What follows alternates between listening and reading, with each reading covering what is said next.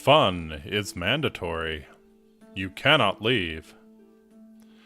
Who would want to leave this glorious socialist paradise? Certainly not me. Certainly not. Couldn't be me. Couldn't be me. That's looking a little loud, actually. Let me turn the mic down a bit. Alright. Sure, sure.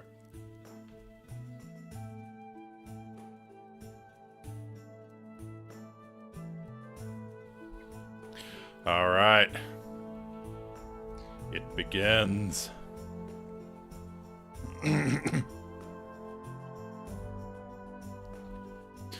Awe, Amaki, my name is Faustus Marius Incitatus, the true consul of Rome, the favored horse of the god Emperor Caligula, first among equals, the best horse in best Korea. Thanks so much for joining me tonight. We are going to be enjoying North Korea's #1 dating simulator, Stay DPRK, my first and only trip to North Korea. This is a terrible idea. Hope everyone's doing well. Yeah. It's very interesting, actually. I think they used so I have the menu music for the game going in my ear. I have it closed in a tab. I think they used a Japanese song, like a J-pop song for the main menu music here. I'm picking out words of Japanese, at least, so that's kind of hilarious if they did for a North Korean dating sim. Anyways, hope everybody had a great day today. I did. I slept in way too late. Didn't get much accomplished before this stream, so gonna be living that real YouTuber lifestyle, you know. Working on stuff through the middle of the night, maybe going to sleep at 6 a.m. or so. Ah, yeah. Hooray for Labor Day weekend. Yes, hey, it is Labor Day weekend. I didn't even plan this. We're gonna honor the workers. Honor the workers by dating 2 beautiful women from the People's Republic. A worker's paradise. It's gonna be a good one. So I think I've hyped it up enough. Let's hop right on in. Whoops. There we go. Now let's hop in. Alright. We got it. My first and only trip to North Korea.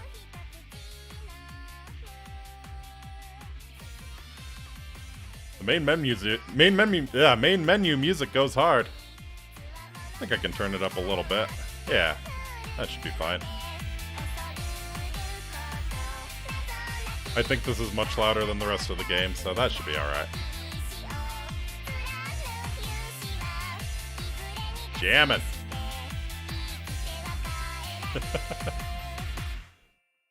Alright. Let's begin, shall we? What is your name? Oh, that's a great question. Well, what indeed is our name? Well, you know, there was some demand for it. There was some demand for it in the West of Loathing stream, so we'll go ahead and share the joy of Senor Manos with North Korea.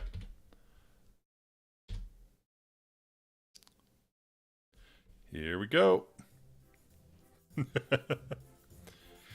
It's taken a long time, but it's finally going to happen.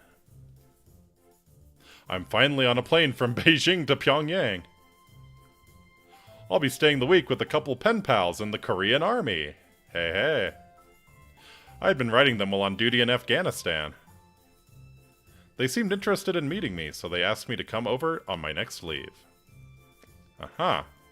It didn't look like it was going to happen, though. I wonder why. I'm not sure why, but the airport wouldn't let me fly directly to Pyongyang. How strange. Something about no direct flights and having to fly to China or Russia first. I only just barely learned Korean in time for this. Then I had to stumble through Chinese to get there. Hate stumbling through the Chinese. But we're about to touch down at Pyongyang Sunan International Airport. Okay. You go, pilot. You get him. Tell him. I think he said we're about to descend. Hooray. Once we get off, I'm waiting for my bags at the claim center. I was a bit late since I had to use the bathroom, so it looks like they've already started unloading. They've stopped the baggage claim carriage. Uh-oh. My bags aren't there. Oh man, this is foobar. Don't tell me they lost my luggage. I better go find customer service before my buddies get here. Turning around, I walk straight into someone. Senor Manos. I love the, I love it. Hey, why are you right behind me? I've run right into what appears to be a member of the Korean military. Full suit and everything. What's more, she's hot, if you go for the chicken uniform thing. Oh, hello. Senor Manos, I presume? Her English is pretty good. A bit broken, but better than most kids I met in Afghanistan. Well, yeah, I would imagine so. How do you know my name? We were expecting your arrival. I finally noticed that she's not alone. Another cute girl in military regalia is next to her. But how? I only told my buddies Zhang and Eunji that I was showing up. That would be us. Wait, I thought... It's not... I just mean... Aren't Zhang and Eunji, well, guys' names? Not always. Like some names in your country, they can be applied to both genders. The taller girl smiles politely. Oh, like Francis and Francis. I think I get it. Wait a second. You didn't think Senor Manos was a girl's name, did you? No, I don't think anybody's mistaken that. Of course you're not. Who would name a girl Senor Manos? But you said it was fine if I stayed with you while I was here? Absolutely. We received special permission to have you stay in our personal barracks. Well, we might have a holdup. It looks like the airline lost my luggage. So I need to check with the service desk about that. No need to worry. We have secured your luggage. That's great. Where is it? It has been sent to our political bureau's security checkpoint. Hooray! I feel safer already. Fine, fine. What? They must make sure you have no illegal contraband on you. Anything that would be a detriment to our country and glorious leader will be confiscated. Well, that doesn't seem to be any way to treat a friend. If you desire our friendship, then do this. You can speak Korean, right? Well, I've been studying a little. I guess I have a handle on it. I've even got this manual to help me out. I reach into my carry-on and pull out my translation guide. Upon seeing it, Eunji slaps it out of my hands. Oh, what the hell did you do that for? You dare bring a translation manual of our mortal enemies into our wonderful country! But it's a Korean translation manual. I'm sorry for Eunji's outburst, but the manual depicts the language of the territory occupied by Western imperialists. Oh no. Not the South Korea. Imperialists? I don't think the British ever invaded Korea. Thought it was all just one big Korea. How clueless can you be, buddy? I'm so glad you understand the situation. Yes. There is only one true Korea. Preach it, sister. Preach it. Regardless, I'd like for you to work with Eunji. She'll help you get better with Korean, and you'll help her with English. She doesn't appear happy at that arrangement. She'll get used to it. I read in my old translation manual that it's polite to bow to new co-workers. I turn to Eunji and bow. Thanks for helping me with Korean. Why are you thank me? I'm only do this help me better English. It's not like I do this for you, stupida. Not like I like you, Baka. Either way, I appreciate it. Why do? I no help you yet. No, Eunji, you were so excited about our friend coming to visit. There's no need to be so rude to him. I hope he good English teacher. It's time we went back to our barracks. You should be thankful. The top advisor on tourism recommended you stay with your guides instead of at a hotel. You did bring a lot of foreign cash, though, as we suggested, yes? Oh, why would I need that? Why would you need that? Why would this glorious workers' republic need foreign cash? I did, though I'm not quite sure I understand why. Couldn't I just use my credit card? It'd be quicker than going to exchange all of these bills for Korean won. Plus, I feel funny having all of these coins on me. Most everything you need has already been paid for in advance. However, the shops you'll visit will want hard currency, and they prefer foreign bills to the won. Okay, so I'll be paying for things in my own currency then. You know, listen! It's simple! No won, dollar only! Yunji is pretty cute when she's grumpy. Her cheeks get all puffed up. I do feel a bit bad for her, though. Ugh. Yunji, would you prefer I just speak Korean? Why do? My English no good for you? Maybe it's a bit easier for now, though. I guess I'll have to speak Korean from here on out. Oh, we should take a picture together before we leave the airport. I get my phone out and take a picture of all of us. What did you just do? I just took your picture, that's all. Well, say goodbye to that camera. No! Get rid of it now! But you look so adorable, see? So stop it! I'm not cute! Get rid of that photo now! I don't understand, it's just a picture. I'm sorry, but let me explain. In Korea, we do not allow photos of our military to be taken without permission. Unless it's at a national event in which it cannot be helped. I must ask you to please delete the photograph. Can I keep it? It was a really good shot. Yunji looks adorable being the only one so pouty. Show the photo to Zhang, who giggles just a little. He has a point. It is a pretty cute photo. Before I can say anything else, Yunji stomps over and swipes my phone. I'll save you the trouble. I guess Zhang forgot we were supposed to confiscate this anyway. That's my brand new phone. No worries, you'll get it back at the end of your stay. I will put in a call to headquarters to get you a suitable replacement. Oh man, get me that brick cell phone. The backpack power cell. Hell yeah. One that will argue with her about this one.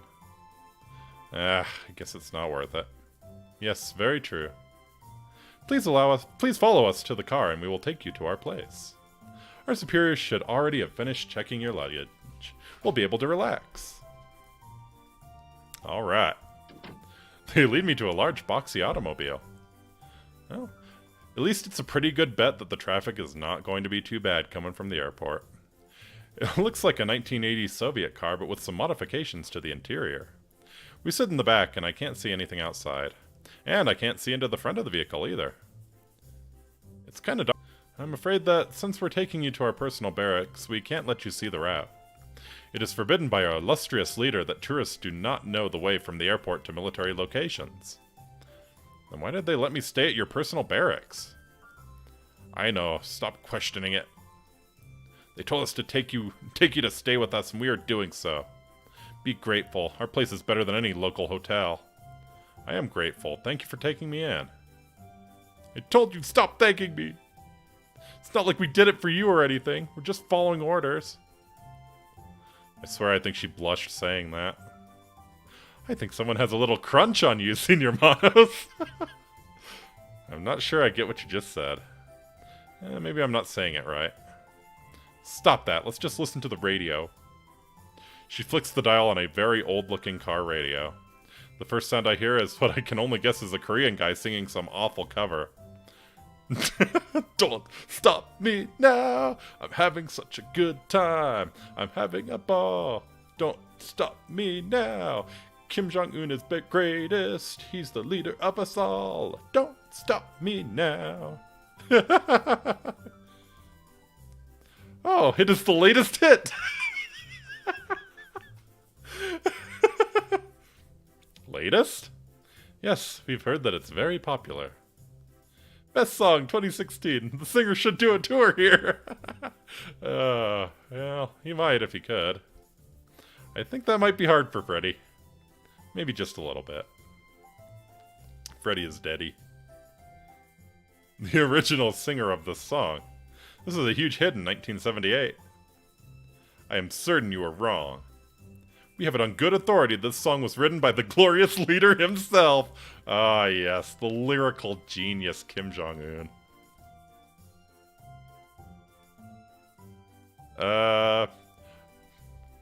Picking a fight with these girls seems like a terrible idea, so we'll gently tell her the song is quite old. I'm sorry, but you weren't given accurate information. If you guys haven't confiscated my MP3 player, I can play you the track and show you on there. When I get my luggage back, that is. Silence falls. Oh good, we're almost there. The car is slowing down and turning into what I assume is their personal barracks. I can only guess, though, since I can't see outside the car. The silence we've had since the radio incident is broken by a sharp noise. It appears Zhang is using more Freddie Mercury for her ringtone. Excuse me, I need to take this call. Oh, baby. I figure maybe I should speak with Unji. So, if I'm staying here, I'm guessing you guys must have extra rooms? Being a military base, I wouldn't think you'd have a lot of extra space. Hell, they were just barely phasing out those Quonset huts when I was going through boot camp. Don't stick me in a broom closet or something, alright?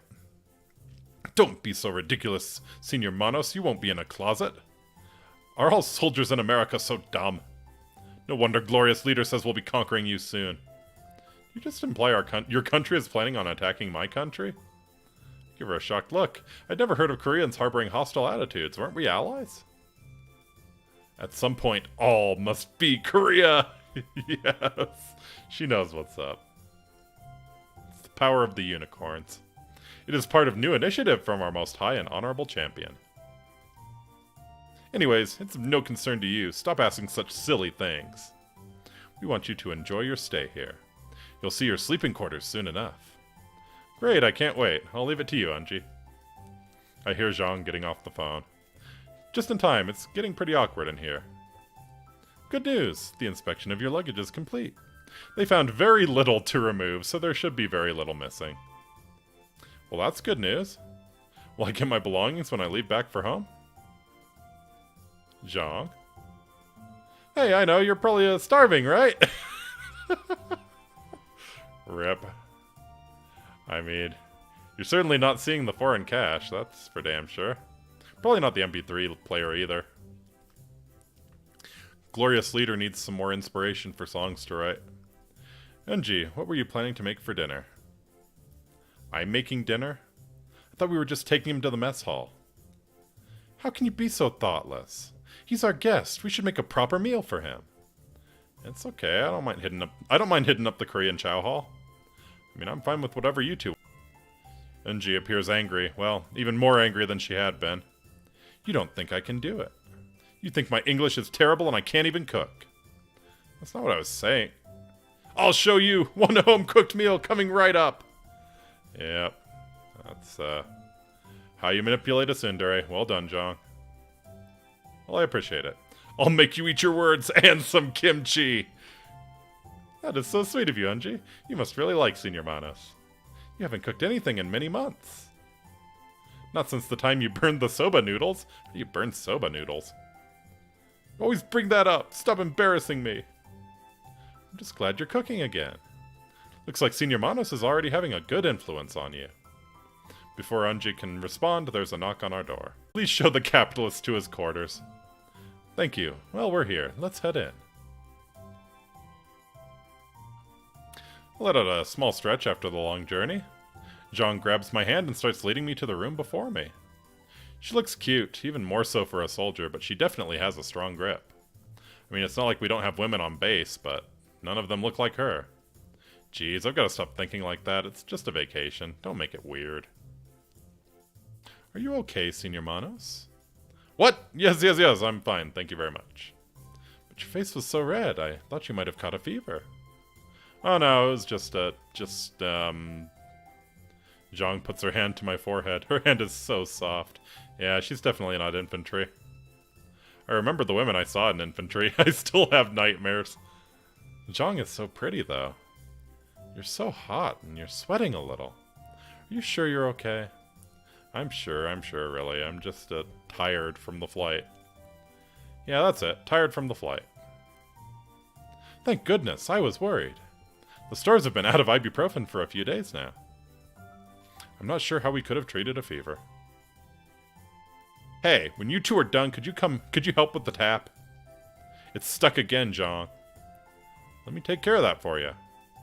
This faucet has definitely seen better days. It looks like some of it has started to rust pretty badly. Hopefully the water is clean and safe to drink. The water in North Korea is the best in the world. I don't know what you're talking about, you filthy capitalist pig dog. Budget cuts always hit the guys at the bottom first, I guess. It takes some effort, but after a few tries, water manages to come out. I could have done it quicker myself. They show me around their private quarters. It's not too bad. A couple of bedrooms, a common room, kitchen, and bath. I need to finish preparing the dinner for tonight. Zhang will show you to your room. Again, Zhang grabs me by the hand and leads me to my room. Lovely. The bedroom has scant amounts of decoration. The bed is my suitcase, unharmed by the search and seizure order. I'll be staying in the other bedroom with Unji. I hope you find the room to your liking. Are you telling me this is normally your room? Yes, but she needed a place to sleep. I don't mind staying in Unji's room for the week. We can think of it like what your American teenage girls say. A sleepover!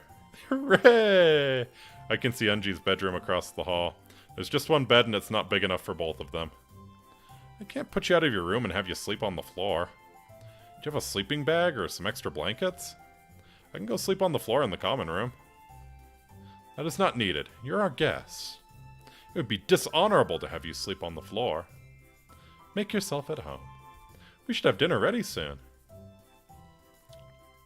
She smiles and walks out the door, leaving me in her room. I open my suitcase. Everything I had neatly folded has been tossed around and crumpled up. Of course, I can't actually blame the Koreans for that. After all, I went through a couple different airports, including one with TSA security back in the States. Hell, the TSA broke my computer last time I tried to fly. That's a little in-joke. TSA broke the dev's computer the last time they tried to fly, and that's the reason Panzer Models was delayed. This is, if you hadn't gathered, the same people who did Panzer Models. Because of course it is. It looked like they took a hammer to my motherboard, damn TSA. Yeah, I'm relieved to see my comfy Tokyo Hotel t-shirt is still in there, though. I slip out of my traveling clothes and toss that on with a pair of jeans. Not too long after, I smell something fairly decent coming from the kitchen. Oh, Unji's actually a decent cook. I decide to head there and see if I can help. Both girls are there. Zhang has changed into more comfortable attire. Apron, apron, apron, please apron. Apron. But Unji is still dressed in her military uniform. Zhang must have heard me walk in, and she turns to greet me. Hey, dinner isn't quite ready yet. That's okay, I thought I might be able to help. I don't need help from Western capitalists who don't know true Korean food. As she says this, she turns to face me and a shocked look crosses her face. What do you think you're doing? You can't wear that in Korea. You'd be shot on sight. Shot? For wearing blue jeans? No, for advertising an attraction of an enemy state. Zhang doesn't seem too pleased either. Wait, you mean the t-shirt? Fool! Of course we mean the t-shirt. Oh, the Tokyo Hotel. Gotcha, gotcha, gotcha. What were you thinking advertising a hotel from Japan here in Korea? But it's not. Are you one of those idiots who thinks all our countries are the same? I mean, he... kind of. Japan falsely accuses our country of misconduct and hinders our foreign relations. Could I please get a word in? It might be best if you change and give us that shirt. We can burn it so that no one would know you had it. I don't want you to be in trouble with our glorious leader in less than a day. It would also reflect poorly on us, so please change. If you'd let me explain. I can't believe our inspectors were so careless. It's nothing to do with Japan. Yeah, they just look confused now. It's not Japanese. It's a t-shirt for a German rock band. They're called Tokyo Hotel. A couple moments of silence follows before Unji speaks. Why are you still wearing that abomination? I just told you it's for a German rock band. That's not really any better. Germany is not a friend of ours either. It really would be best to take it off and give it to us. Yes, take it off right here in front of them. Nice and slow. Ah, that's alright. I'll go change. No! Remove it now and hand it to Zhang! Yeah, Unji knows what's up. We need to delete this so no one knows. I can't just put it back in my suitcase? Of course not. What if one of our superiors came and saw it? All three of us would get in trouble. I'll Go take it off. Give me a minute. No! Take it off here! I need to be sure you don't try and hide it. Is that why, huh? Is Unji blushing? Yeah, she sure is. Jeez. Turn around first, at least. I remove the shirt and hand it to Zhang. I go back and put on a plain white t-shirt instead. When I get back, my t-shirt is nowhere in sight. And the girls are talking with each other. Thank you so much for changing. It would have been really awkward if Unji had to remove the shirt by force. She'd do it too. But it's best not to do anything that could incur the anger of our glorious leader. I suppose, but it still sucks that you burned my shirt. That was a gift from a buddy in Germany. Another military buddy, yes. Is she nice? Well, he seems to be nice. Did you say she? Come to think of it, I never really did check if my German buddy was a guy or girl either. Is Lederhosen a gender-specific gift? As I'm pondering if I've gender-bent every overseas pen pal I've ever had, the lights flicker and go off. Yeah. Well, there goes the lights again. What is it with the lights going out like this at the same time every day? Wait, this happens every day? Is this some sort of planned thing? We do not know, but the power does go off a lot. Usually they're for short periods of time. However, there's one that seems to happen every day at this time. It lasts a while, an hour or more usually. You mean to tell me you have daily power outages? And you can even set your clocks to them? What in the world could be going on to lose power every day at the same time? Glorious Leader has said it is to reserve power, in case the Imperialist forces attempt to invade further inland towards us. So we will have enough power for our bases to withstand the attacks. Yes, power the Tesla coils. I'm not certain that makes any sense. Are you questioning the judgment of the Supreme Commander of Korea? I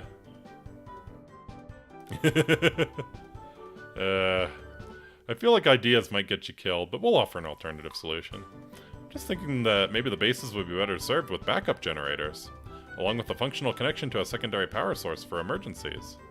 That would give a better solution than cutting power every day. Shows what you know. Glorious Leader earned his doctorate at prestigious Pyongyang Institute of Technological Sciences. He has long since determined your solution as unfeasible. Did he happen to explain why? No, he said not to worry about it. That no one in the world would ever be able to understand the genius in his plan. After all, he does hold a number of degrees in physics and discovered the 9th planet from the sun. But Pluto is not a planet. Never mind. Let's talk about something else. I don't think arguing... I mean, I guess we could all just take a nap. You have group napping in the United States? Not really. Well, not at least after kindergarten. But I just meant it as a way to pass the time, not as a group activity. We are missing some of the ingredients for the kimchi. We could walk to the local mart and see if there's any there to pick up. Unless you prefer under-seasoned kimchi. I do know most Americans are not accustomed to eating spicier foods. They clearly do not teach you about Tex-Mex or Cajun cuisine, do they? Yeah, I never understood that stereotype. Of course not. American cuisine is an abomination. Flavorless, colorless, lifeless, all processed at speedy slop joints. I mean, to an extent, you are correct. Like King Donald's. It's amongst the most inferior cooking in the world. I really don't feel like correcting your myopic view of American food. Let's all just go get the ingredients you need. Yes, let's all get along. We're all friends here. And it is a bit of a walk to the market to get what we need. We're walking? I figured we'd ride in the see no Korea, hear no Korea, speak no Korea mobile again. Why the attitude? You're in the military. You know we can't freely allow foreigners to see direct routes between points. But walking from our barracks to a market gains you no useful information. He does have, what do Westerners call it? Spunk. Yes, I think that's it. But come along, let's go get what Unji needs. She grabs my hand and I clam up again. Do you love the spunk, Chong? I think she might. Can't say I'm unhappy, but I'm not great with girls. It doesn't seem Zhang has a problem with grasping my hand. Maybe she's unaware of what holding hands means? But I'm not surprised since this is the 3rd time she's done it. What is surprising is that I feel my other hand being grabbed. I turn to that side and see that Unji has claimed that hand for herself. Oh man. She notices I've seen her and she blushes. Don't get me wrong or anything. I'm not doing this because I want to. Just want to make sure you don't go running off. We could get in big trouble if you were found walking around without a guide. So I'm just leading you. Don't make anything out of it, okay? It would appear Unji, on the other hand, is fully aware of what holding hands can mean. Thank you for looking out for me. I roll my eyes when she's not looking. Stop saying weird things like that. I told you I'm just making sure you don't get lost. Baka. They both head out the door with me in tow. Political officer on each arm. Truly, the communist dream. About 20 minutes later, we're outside of a small market. What I've noticed is that we aren't really in the city. More like the outskirts. We aren't actually in Pyongyang, are we? No, our barracks is out on the outside of the city proper. We'll be going in to visit the city instead of staying in the city. I thought all visitors were supposed to be in the city. I already told you, the glorious leader made an exception for you. Now let's hurry up and go in. Ooh, taste of Korea. As we walk in, the shopkeeper quickly turns away as he sees me. We start looking around for what Unji needs to finish the kimchi. She had mentioned green onions to me, so I made a beeline for the produce. Look at how well stocked the store is! Yeah, it looks amazing. What a paradise. We should have no problem getting what you need, Unji. Korean stores are always so full of delicious and lovingly grown produce. Something seemed off there. Zhang has been more casual with how she talks. That last line seemed forced. And I think I know why as I find the produce. A cursory glance would only give you the impression of having a well-stocked stand of vegetables. Upon closer inspection, though... Plastic? What are you muttering over there? Half of this food isn't real. I mean, this radish right here, it's too shiny. I really don't think the FDA has a recommended daily allowance of plastic. They do, actually. Isn't there a guideline for microplastics now? They're certainly in most foods, so you would think so.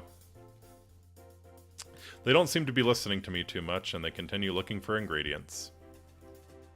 Looking at the wall where the canned goods are gives a similar impression. A closer inspection is all it takes to see what it is. The shelves over there don't even look like there's real food on them. I've seen better artwork in a no-budget visual novel where the developers skimped on paying the artists. Oh no. Oh no. Zhang walks over to me with a worried look. We're almost done. Please, please don't say anything else. This is something that you do not understand, and speaking on it, it's no good. No good? Fine, I'll be a good little soldier. It's nut up or shut up for now, I guess. Zhang smiles at that, though it's tough to tell if it's a smile of relief or nervousness. Unji walks over to us. Hey, I left my wallet back at the house. Did you bring yours, Zhang? No, I thought you had yours. One of us will have to go back and get the money. Wait, it's okay, I brought my wallet. But we never did exchange any of my cash for won. Will he be okay with American dollars? Yeah, I think he'll be okay with American dollars. He might be okay with that. Yes, though I think this shopkeeper prefers euros. He'll still take American money. Give me your wallet and I'll go pay. I hand her my wallet and she walks back to the shopkeeper. She comes back and I check the billfold area. Doesn't appear to be too ravaged. $1.50 can barely buy a soda on base. Fresh produce is basically unheard of. Hell, even that plastic food looks better than some of the stuff I've had on base. Well, with this settled, let's go back to the barracks. Yummy, yummy plastic food. Delicious. 20 minutes later, we're back at their barracks. The power is back on, and Unji gets right to work finishing the kimchi. Zhang has turned on the radio. Thank you for tuning in to One Korea, One Voice. Here is today's top story. Our glorious leader took a well-deserved day off today by playing a round of golf at Pyongyang Old Course No. 1. As expected of the son of our beloved former leader, he shares his father's natural talent for golf. Our glorious leader broke his father's record with a 40 under par 32 for the round. Impressive, man. Very impressive. 40 under. That's truly the greatest athlete on earth. What can't he do? What can't great leader do? Included in his round was a streak of 9 holes in 1, a feat only he has ever done in the world. Guess the glorious leader missed his true calling of dominating the world of professional golfers. Dinner is ready. Zhang turns off the radio as we both walk over to the dining table. Dinner does look good.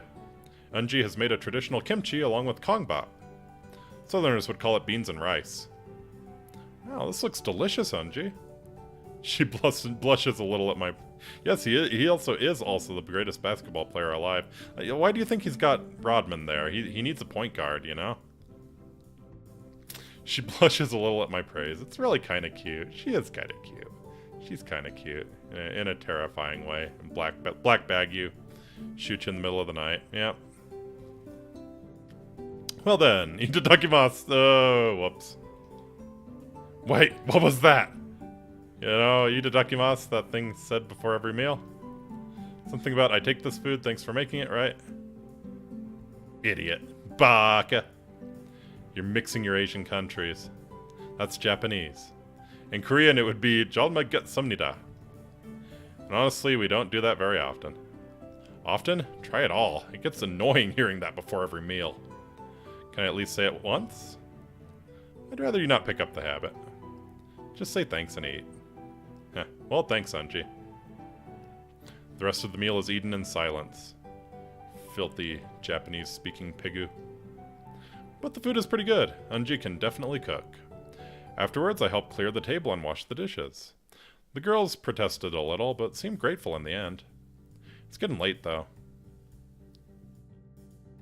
I think it's time to turn in for the night. Tomorrow we'll present you with some places to go, and one of us will escort you there. Just one of you? Why not both? 3 is a crowd. Plus, one of us has to clean up around here some, and maybe go to the store to pick up a sleeping mat. Sorry again about the bedroom.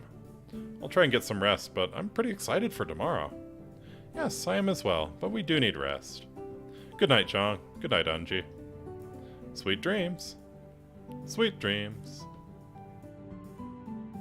They both leave the room, but Unji pops her head back in quickly. Oh yeah, it's Thursday. We have artillery drills tonight. Don't let it scare you. She snickers. Oh yeah, I'll be... Wait, what? Sweet dreamer. Her English really is terrible. And here it comes. Ah, good morning, drill instructor. Hey, wow. Did you actually sleep through the artillery drills? That's impressive. When I was growing up, I actually lived fairly near a military base, and they would have monthly artillery drills. Not in the middle of the night, at least, but yeah, that was always, it would be difficult to sleep through. I don't remember setting an alarm last night. It's not like I needed the reminder that I'm in Korea. After rubbing my eyes for a few minutes, I take a look around. The sun isn't even visible yet, just the pre-dawn glow creeping over the horizon. Looks like the alarm is blaring from a cell phone sitting on my nightstand. It looks like something out of the 80s. I flip it open. It's set to 5:30. 5 goddamn 30! Who sets an alarm this early? Zhang sets an alarm this early. Oh good, you're awake. Can I see you found your new phone? For someone as curvy as Zhang, she sure can be sneaky when moving. She's padded. It's, padded for a stealth movement. Deafens the sounds, you know? Yep. Yes, I sure did. I think everyone on base could hear this thing go off. It's the latest model of innovative technology. I'm sure the great leader designed it himself. Even citizens of Korea aren't able to get such a phone yet. Consider it a welcoming gift from our government to you. She gives a bright smile to me as she says this. Thanks! Unji is making breakfast, so please clean up and come out soon. As she exits the room, I finally take a good long look at my new phone. It's a Motorola DyneTAC model. Oh, baby! What in the... This phone would have been new about 30 years ago. In terms of cellular technology, this thing is ancient. I mean, fossilized dinosaur shit ancient. This sucks. I just bought my phone only a month ago. Wonder where it is. Some North Korean official is probably swiping through all my stuff as we speak. Probably. Elsewhere. Oh no! I'm telling you, this is the newest model. Sleek black casing in the 64 gig memory model. Nice! I don't care how many gigs of RAM it has. This thing goes through a full battery charge in like 2 hours. And you drop the thing half a meter onto a pillow and the screen shatters. At least it can stream movies. Like I'd want to see another rerun of 101 War Memorials to see in Pyongyang. Fair enough. Into the trash it goes. Rip. Yeah, probably something like that. Well, at least this one can take pictures. Low quality, low resolution pictures that can't be enlarged into decent prints. I mean, that's very impressive. For a 30-year-old phone, that's pretty damn impressive. I wonder what contacts are on here and if I can add my own. There only appears to be 2 contacts, Zhang and Eunji. Maybe I can add my cousin to the list for quick texting. How do you even go about password protecting the contacts? I can't even add anyone to this phone. Frustrated, I head towards the bathroom. You will take what you are given and you will like it, you filthy capitalist pig. Well, at least this is something they are up to date with in North Korea. It's pretty ordinary. An ordinary sink, an ordinary shower, and a really, really ordinary toilet. And there's nothing special about this toilet at all. White porcelain, flush handle. Looks like an older 3.5 gallons per flush model. Those are so nice. God. The low flush toilets, fuck them. Seriously. It's one of my greatest frustrations in life. Another reason why North Korea is best Korea is completely inauspicious. No fancy buttons to push or anything that might attack me like a dream drencher water gun. Seriously, I cannot express how plain and ordinary this toilet is. Jeez, this place must be getting to me. I'm pondering the existential properties of the goddamn latrines here. I guess I'll take a quick shower. A few minutes later. After showering, I hear a voice coming from the kitchen. You gonna come out to breakfast anytime soon? Or are you gonna waste this month's entire water ration?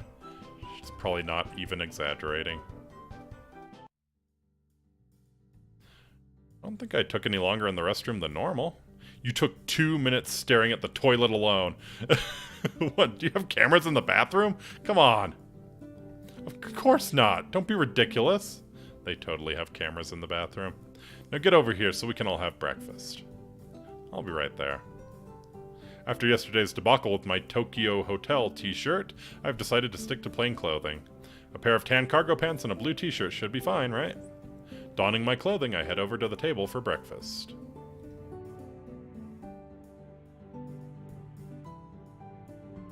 Good morning. I hope you rested well. As well as can be expected for the first night in a new place. I'm used to it though, so it's all good.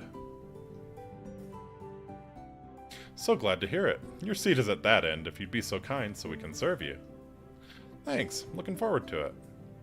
The 2 girls will be sitting on either side of me. Ah, yeah. Eunji brings out a plate of cold noodles, rice gruel, and what appears to be some beef in a sauce. Once everyone is seated, we begin eating. I've never had cold noodles for breakfast before.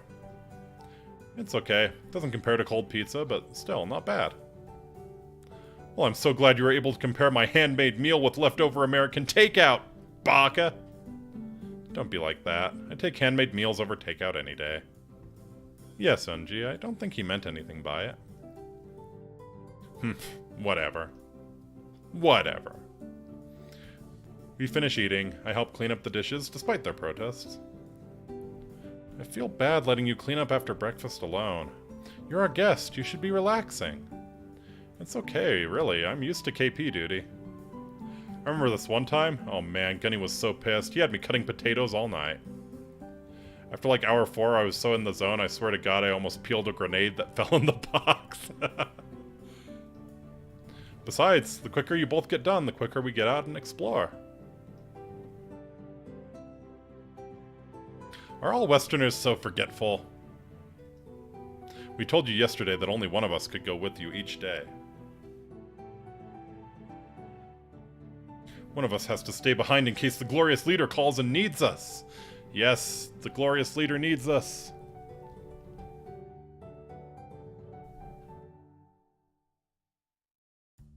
Right. Sorry, I had forgotten. We have a list of potential places you're allowed to visit here. Oh, so glad. So glad I'm allowed to visit some potential places. Each day you can pick an area and one of us will accompany you there. How will you know who gets to go? I don't have to pick between the two of you, do I? Because seriously, I don't want to hurt anyone's feelings here. You don't have to worry about a thing. We each have our own areas that we know more about than the other. So whichever area you select, the one most suited for taking you there will go with you. I guess that makes sense. Great. Can we quit with the tutorial now and pick a date place already? Anji knows what's up. Did you just say date place? Is that not correct? Yeah. Let me look at that map. Certainly. Here you go. Zhang hands me a piece of paper. It's in pretty rough shape. Sorry, my camera's being a little weird. Gonna readjust it. Hope nothing breaks.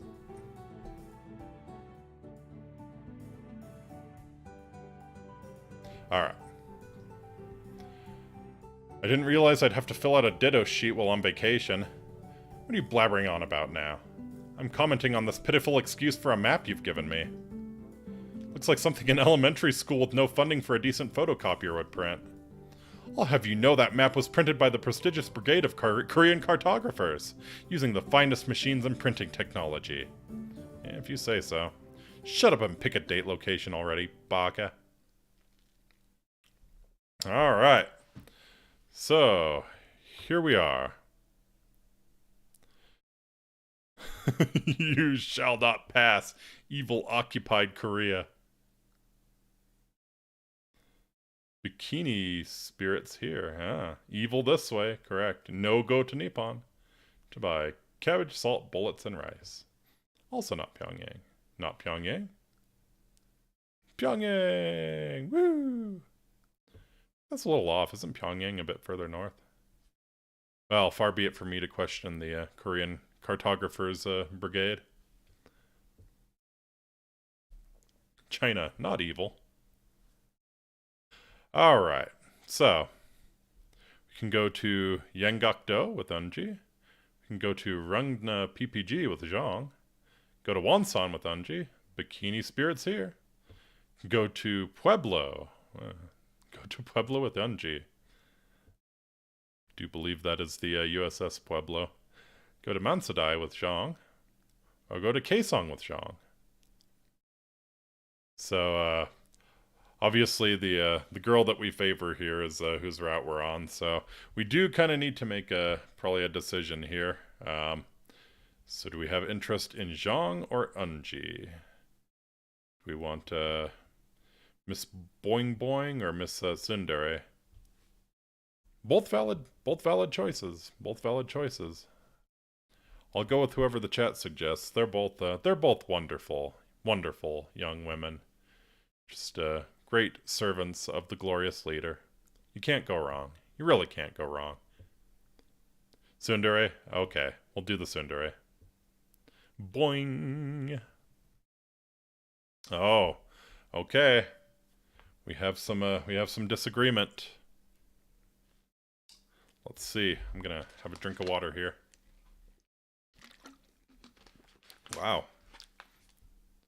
Really kind of flipped out. It's just a water bottle, buddy. Alright. I'll flip a coin then. Alright, we'll say heads Zhang, tails Unji. Unji it is. Alright. We can actually go to, I think if you do a 2-to-1 split, I think it's been a long time since I played this. I think you can do a 2-to-1 split and still be on a route. So it doesn't really matter that much, but alright, so we will be favoring Unji, but we can go somewhere with Zhang if we want to. So our choices are the USSS Pueblo, Wonsan, or Yanggakdo, I think, with Unji. How about the USS Pueblo? Hidden amongst all of the Korean-named places stands a very, very odd name for a place in East Asia. I've got to see what's behind this. I'm curious as to how a place called Pueblo ended up on a map of Korea. Care to explain? I can do better than that. I can show you. Get dressed and we'll go there. I never actually said I wanted to go there. Too late. No backtakes. We're going and that's final. That's take backs and I can't take anything back as I didn't ask in the first place. You may as well give up. Going to Pueblo is one of Yeonji's favorite tour destinations. If you don't go willingly, she'll just drag you there anyway. Can you give me the gist of what's there at least? It may be better to just go and just let you see for yourself. I don't want to spoil Eunji's fun. Eunji has fun outside of picking on me and tormenting her comrades?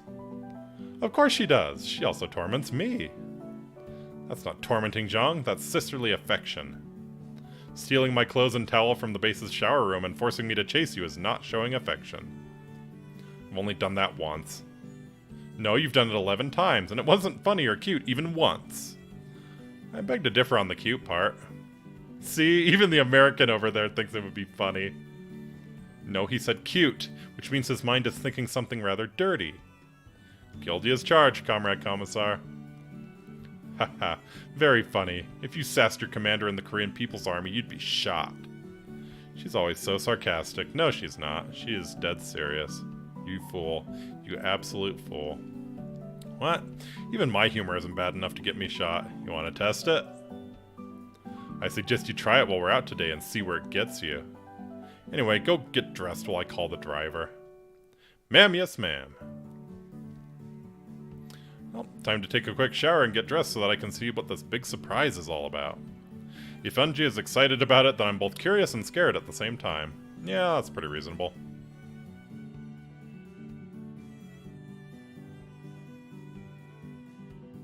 Showered and clothed? Check. Wallet? Check. Cell phone? Damn it. I'm as ready as I'll ever be then. Do all Americans take so long to get ready? What are you talking about? I was gone all of 10 minutes, tops, including shower.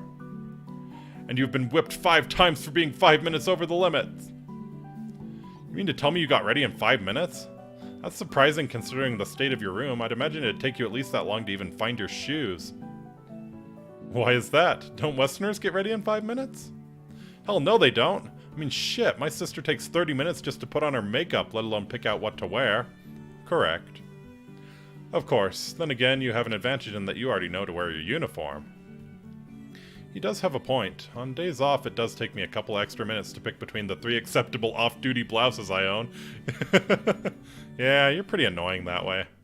But still, 5 minutes? That doesn't seem... Stop wasting time! The driver's waiting! And with that, Eunji grasps my hand with full force and drags me out the front door. What is it with these girls dragging me by the hand? I guess it beats her barking orders at me. Stop dragging your toes. 1, 2, 1, 2. It's like she can read my mind. Scary, I tell you. Once outside, I can see the car waiting. The driver is watching our approach, and I'm pretty sure he's snickering at Eunji dragging me around like an overstuffed rucksack. I can walk on my own, you know. Perhaps, but you don't seem capable of doing it in a timely manner. Sometimes it's just not worth arguing with Eunji. I give her the raised eyebrows salute before hopping into the familiar back seat of the car. To Pueblo, driver. Oh, nobody wants to go to Pueblo.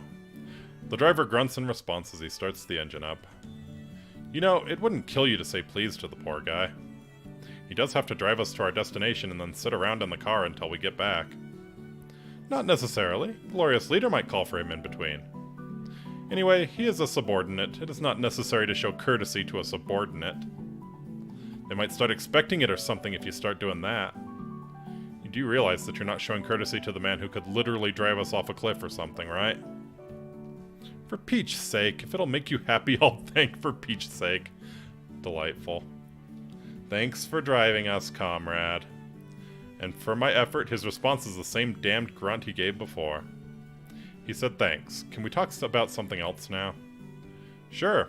How about telling me what Pueblo is, because I'm pretty sure it's not anything like the city in Colorado. Pueblo is part of a museum in Pyongyang, a museum of the greatest importance to our national pride and history. Sounds interesting, but why in the world would it be called Pueblo? That's a Spanish name and the name of an Indian tribe in the US. Call me crazy, but I don't think your relatively sparse international ties include Spain or Indians.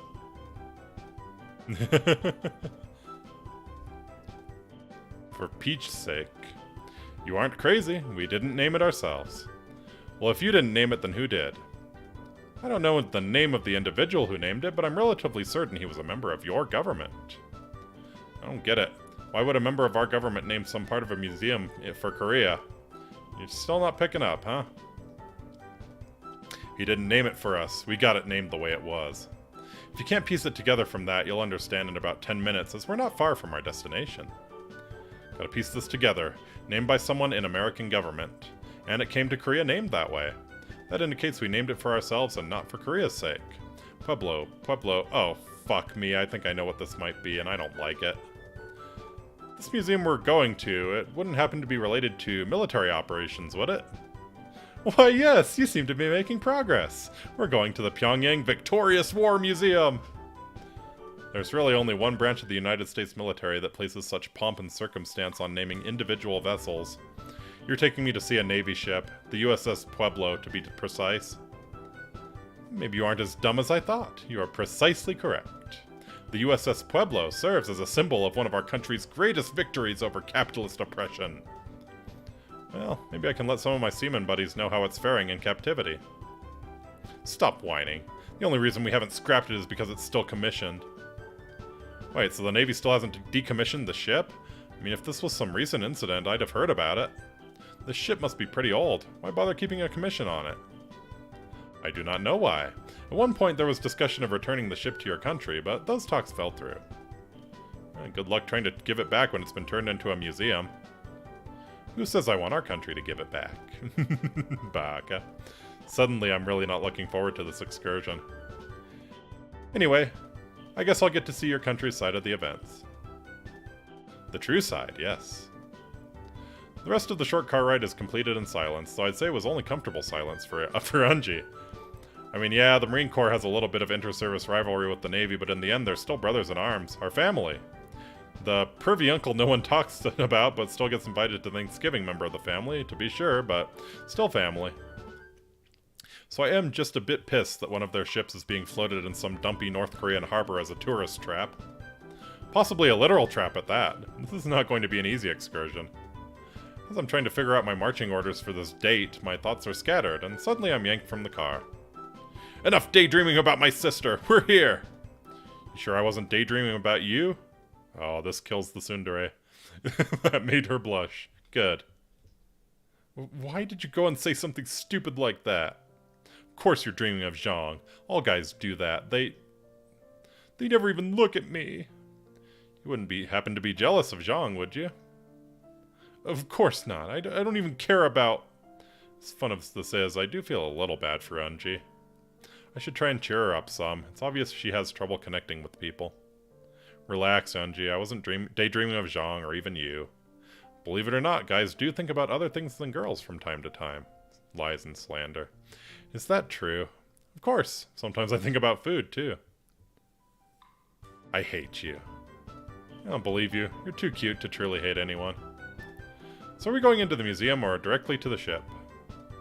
I promised you the Pueblo, so we'll go there first. Hey, there she is!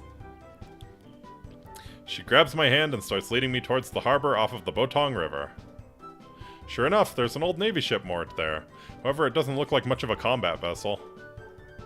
Even a Marine like myself can tell the ship lacks any modern equipment, and seems to only be armed with 2 Ma-Deuces, or Browning 50 caliber machine guns in polite company. Impressive feat, capturing a Navy ship. I suppose capturing a combat ship from the second best Navy in the world is sort of an accomplishment. Hate to rain on your poop deck, but that's not a combat ship. And just how would you know, Mr. Army Ranger boy? First, I'm not a ranger and I'm not even in the army. Secondly, look at some of the decks. They're too low. Get into close combat and the ship could be boarded easily, and the weaponry appears defensive at best. Well then, if not for combat, what was this ship used for? Can't say for certain, but giving a guess I'd say it started out as a supply or cargo ship. The low decks would serve well for tossing stuff on and off. That's ridiculous. Why would a supply ship be stationed anywhere near Korean waters? I don't know. When was it captured? January of 1968. Now it makes sense. That's close to the Vietnam War era. A ship like this would be adequate for reconnaissance missions. So it was meant to be a spy ship after all? Damn, I'd hoped that was just a rumor. Afraid not. It was caught in the Pacific around Japan or Korea in 1968. It was likely attempting to gain info from radio frequencies. It wasn't Japan. The American ship clearly violated Korean waters. You'll see when we get to the gallery. Before long, we're taken on board the Pueblo. While entering, I have to admit that they've kept the boat in pretty decent shape. They didn't repair any of the damage from the gunfire, but the outside is clean and the decks appear okay. I guess it could have been worse. Seems you've kept the ship in decent shape. The ship in decent shape. Ship in shape. Ship. Of course we did. It wouldn't be much of a museum if it was in bad condition. As she drones on a bit about how the utmost care was taken by the Korean Navy to keep the ship in tip-top shape, I head over to starboard side, which faces the water. Looking over gives a stark contrast to the clean facade one gets entering the ship. The starboard side is rusting over and shows no signs of repair in ages. Not even a coat of paint to try and hide the contempt the Koreans feel for the vessel. Bastards. Hey Unji, your Navy does know there are two sides to a ship, right? Of course they do. Even I know that. Port and starboard. What about it? Your port side looks fine, but it doesn't look like you've touched the starboard side since you acquired the ship. No one ever looks there anyway. Leave it to you to be the one person to walk over and check the side no one cares about. Come on now, you said this was a symbol of one of your country's greatest victories. Couldn't you put a little effort into preserving it if it's so damned important? Nope, can't be bothered. Front looks good, inside is fine, who cares about the backside? You've just offended ass-men everywhere. Well, I mean, if we're with Unji, that's probably what we're going for. Whatever. You coming to check the inside or what? There's art and photos as well as some of the materials the crew had left behind. Since most of the captured material has been declassified now, the Workers' Party had placed the original documents back in the code room. Great. It would be kind of cool to see what the crew was trying to learn. Unji wastes no time in grabbing my hand and dragging me into the inner portions of the ship. On the walls hang mostly paintings and a couple pictures, each depicting a part of Korea's narrative of the events of 1968. Even just a cursory glance shows that their version of the story is dubious at best. Actually, that's probably doing the word dubious a disservice, since dubious implies a very small chance that there's truth being told. Most of what I see is a load of bullshit. Hey Unji, do you really think the American ship situated itself right there just offshore of the mainland like this painting depicts? Of course! You brazen Americans think you can steal right in front of people. Well, our Navy showed you how we feel about spies in true Korea. Yeah, I'm sorry. We may be brazen, but we aren't idiots. And why is the captain of the crew wearing just his silkies and a wife beater while holding a half-empty bottle of Grand-style whiskey? Well, maybe that part isn't too off the mark if Gunny is any example. Oh no, not Gunny. But seriously, this painting over here depicts the crew playing shuffleboard. And if this ship was actually invading your coastline, wouldn't they have burned all the documents if they thought there was a chance of being captured? How should I know? If this is your country's idea of the world's second best navy, you aren't holding much of a standard for the rest of the world. Was Russia's navy a bunch of vodka-drinking bears and rowboats? She doesn't say anything as we walk over to where the very few photos are. In one is what looks like a bunch of Korean guys having fun playing poker. In another is what appears to be the command crew of the Pueblo in a group shot. Hey, Unji, this photo here appears to be a bunch of Koreans playing card games. What does that have to do with anything? The ones in the middle are the Americans that were on the ship when we captured it. This photo shows them having a good time with our countrymen, and how well they were treated in captivity as negotiations ensued. Yeah, not seeing it. I don't see any Americans in this picture at all. I mean, yeah, we are a pretty big melting pot of different ethnicities, but there's no way we had that many Asian crew members back then. Hell, I don't even see any black guys in this photo. I mean, not to be silly, but there's no way these are the actual crew members. Clearly you aren't looking hard enough. Those 6 in the middle are absolutely American. I don't think we're going to agree on this. There's nothing to agree to. Facts are facts, and that picture says 100 words. We really need to work on your slang. Dropping the subject of why Korea thought it could pass off their Navy crew as ours, I turned to the group photo.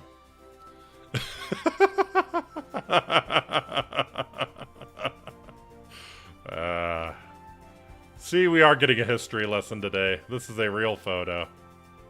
This is a 100% real photo of the crew of the USS Pueblo in North Korean captivity. A few of them are sitting as a group, like part of an interview or something.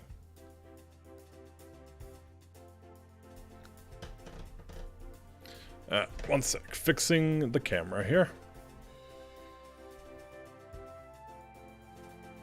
These guys actually look like an American crew, so this must be a propaganda photo. Looking closer, I noticed something about the crew members. Something that they're doing that changes my opinion on at least these sailors. Those glorious bastards. Way to go, boys. This Marine salutes you, absolute madmen. What are you rambling on about now? Look at the sailors in this photo.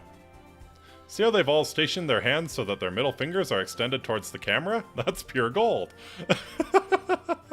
Oh, you mean the Hawaiian good luck sign? Yes. The sailors said they were treated so well they wanted to extend well wishes to our Navy members. After all, they knew what they did was wrong, but it wasn't their fault. Orders are orders, right?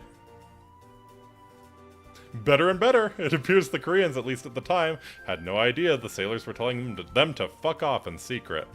And even if they found out, they're still telling new generations of military members the Americans lie to prevent embarrassment. I'm tempted to crush this misconception, but then playing along with it might be entertaining as well. Oh no, we gotta play along. Not even a choice. You play along, you keep the scam going as long as you can. I'd say I'd end up going to hell if I were to play along with this government-sponsored fallacy. However, I figure North Korea is probably close to the first stage of hell anyway, so why miss it by inches? It's been a long time since that hand gesture was used by Americans, but back during the 60s and 70s, it was really popular. Maybe I misjudged you Americans. I mean, it couldn't have been pleasant for the sailors to be stuck in a foreign land for months on end. But they made the best of it and even offered good wishes to their hosts. Indeed. Hosts, right.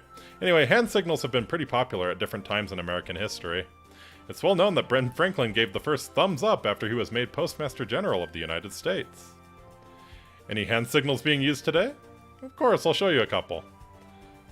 I split my fingers so that my pointer finger and middle finger are apart, like in a V shape. That's pretty dexterous of you to do that. What does it mean? We kind of stole this one from the Brits and gave it our own meaning. If you show it to someone, it means you wish them well. It's kind of a peace sign. It was popular with a lot of bands in the 60s. Got any more? Nah, the Hawaiian good luck sign is probably all you'll ever need if you visit me back home. Great, let's go see the artifacts and documents then. NG nods and then leads the way to the code room. Fantastic. We enter into the code room of the Pueblo. In doing so, it's like I've stepped back into the 1950s. There's a broken blacklight on the floor and several accompanying posters of the Doors on the wall. Oh, baby. There are some pinup girl posters as well, but it looks like someone took a marker and drew clothing over the naughty bits. I somehow doubt it was one of the original sailors who did that. Indeed. I think I see an old lava lamp on one of the tables as well. Either those Navy guys really were in their own little world, or this is Korea's anti-American Navy propaganda at work. I'm not sure which it is, though. This was the main room where the sailors would attempt to capture Korean government secrets. They attempted to destroy the evidence before they were boarded, but only succeeded partway. What was seized by our sailors was taken and immediately put into a vault, and has only just been released to place back in here for viewing. It's over on the counter there. Great, guess I'll take a look and see what our boys were trying to find out back in '68. I head over to where Unji pointed and start rifling through a small pile of documents and binders. There really doesn't appear to be anything too incriminating upon first glance. Mostly coordinates of where the ship was at, what time and date, various data on sea and wind conditions. There's a small amount of data on the original leader included, but nothing that likely wasn't already public knowledge. Okay, maybe that scroll about him having a pathetically small Johnson wasn't public knowledge. You know.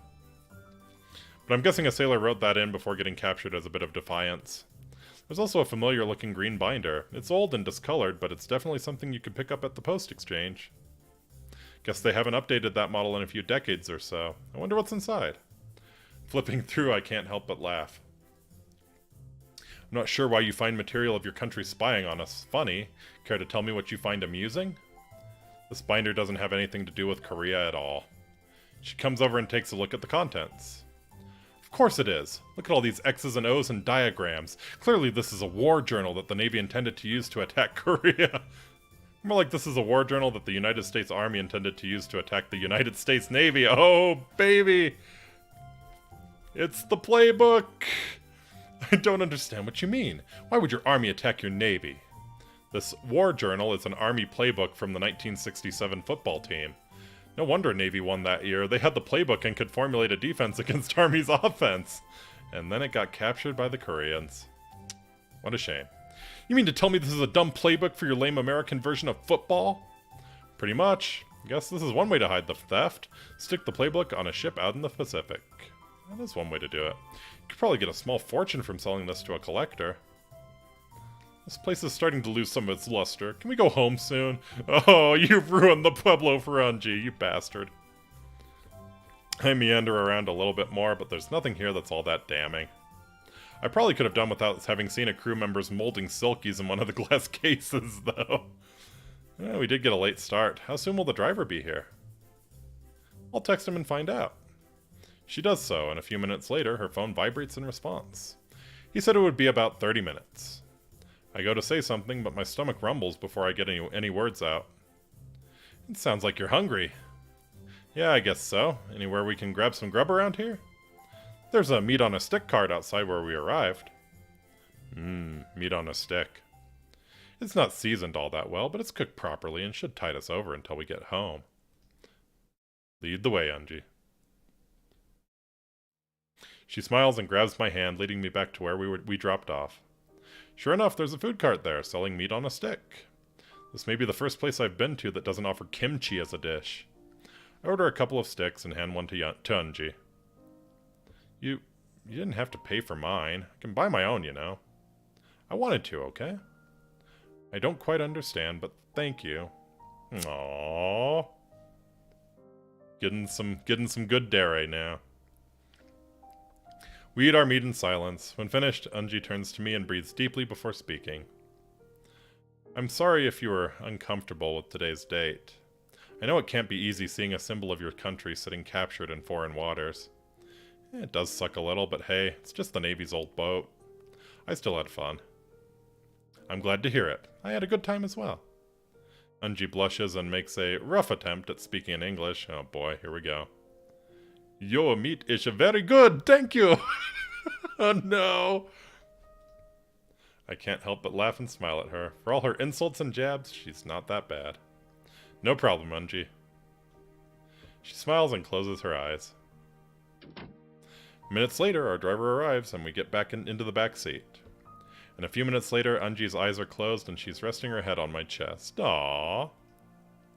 I think these girls have narcolepsy or something. Or maybe I'm just comfortable to them? Beats me. Guess I'll nap until we get home too.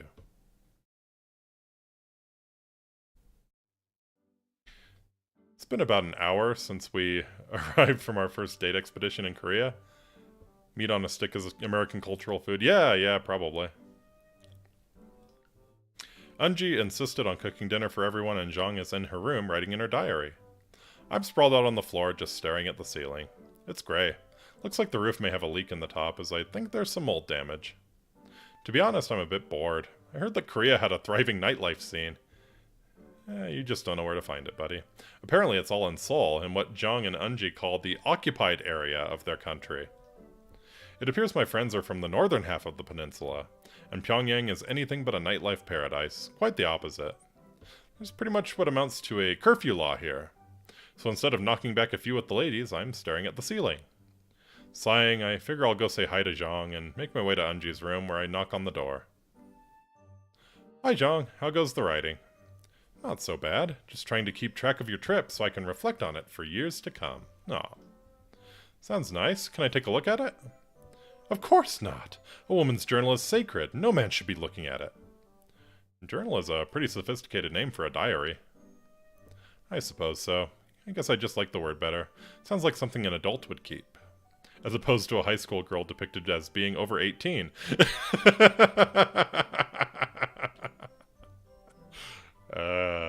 Indeed.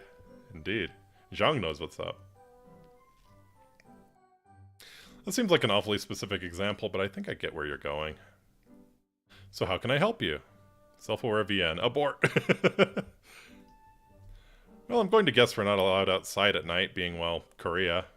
So I was wondering what you and Unji do for fun during those times. We read, or listen to the radio, fix each other's hair. I guess I could let you mess with my hair, but I doubt you want me anywhere near yours. Why not? The only hairstyling experience I have is from the barracks. And by that I mean giving Sunday night high and tight cuts before Monday morning formation. So, got anything else in mind? We do have a couple board games. Most are for 2 players, though. I think we do have one our parents had when we were growing up. We could all play it together. It's been a while since I played a board game. Guess it could be fun. You don't sound too enthusiastic at the prospect. It'll be fine, unless you're really feeling a buzz cut. Doesn't just brush your hair while chilling. I'd rather not look like a boy. Like anyone could mistake you for a boy. It's not like you're, It appears Unji has snuck in on us while we were talking. Omae wa mo shinderu. You better not finish that word. European pop stars! But we only have one game that's made for more than 2 players. I know. Looks like it's time to break it out. First time in ages. I'm so excited. Well, the 2 of you seem pretty high on the idea. Hey, what are we playing? You never said. We'll tell you later. Let's go eat quickly so we can play. Unji ushers us out to go eat dinner. Mostly light fare tonight. Steamed rice with some vegetables along with the usual kimchi. Seems I get kimchi with every meal. I may end up hating cabbage after this trip. Yeah, I mean, if you didn't already hate cabbage. We eat in comfortable silence, and when we're finished, I help Unji clean up while Zhang goes to fetch the game. While drying, I can hear Zhang humming from the other room as she sets up the game. She sounds pretty happy. It makes me smile. I've got the board set up for whenever you're both done in there. Dibs on the original leader token! You can't call dibs when we aren't all sitting in the room.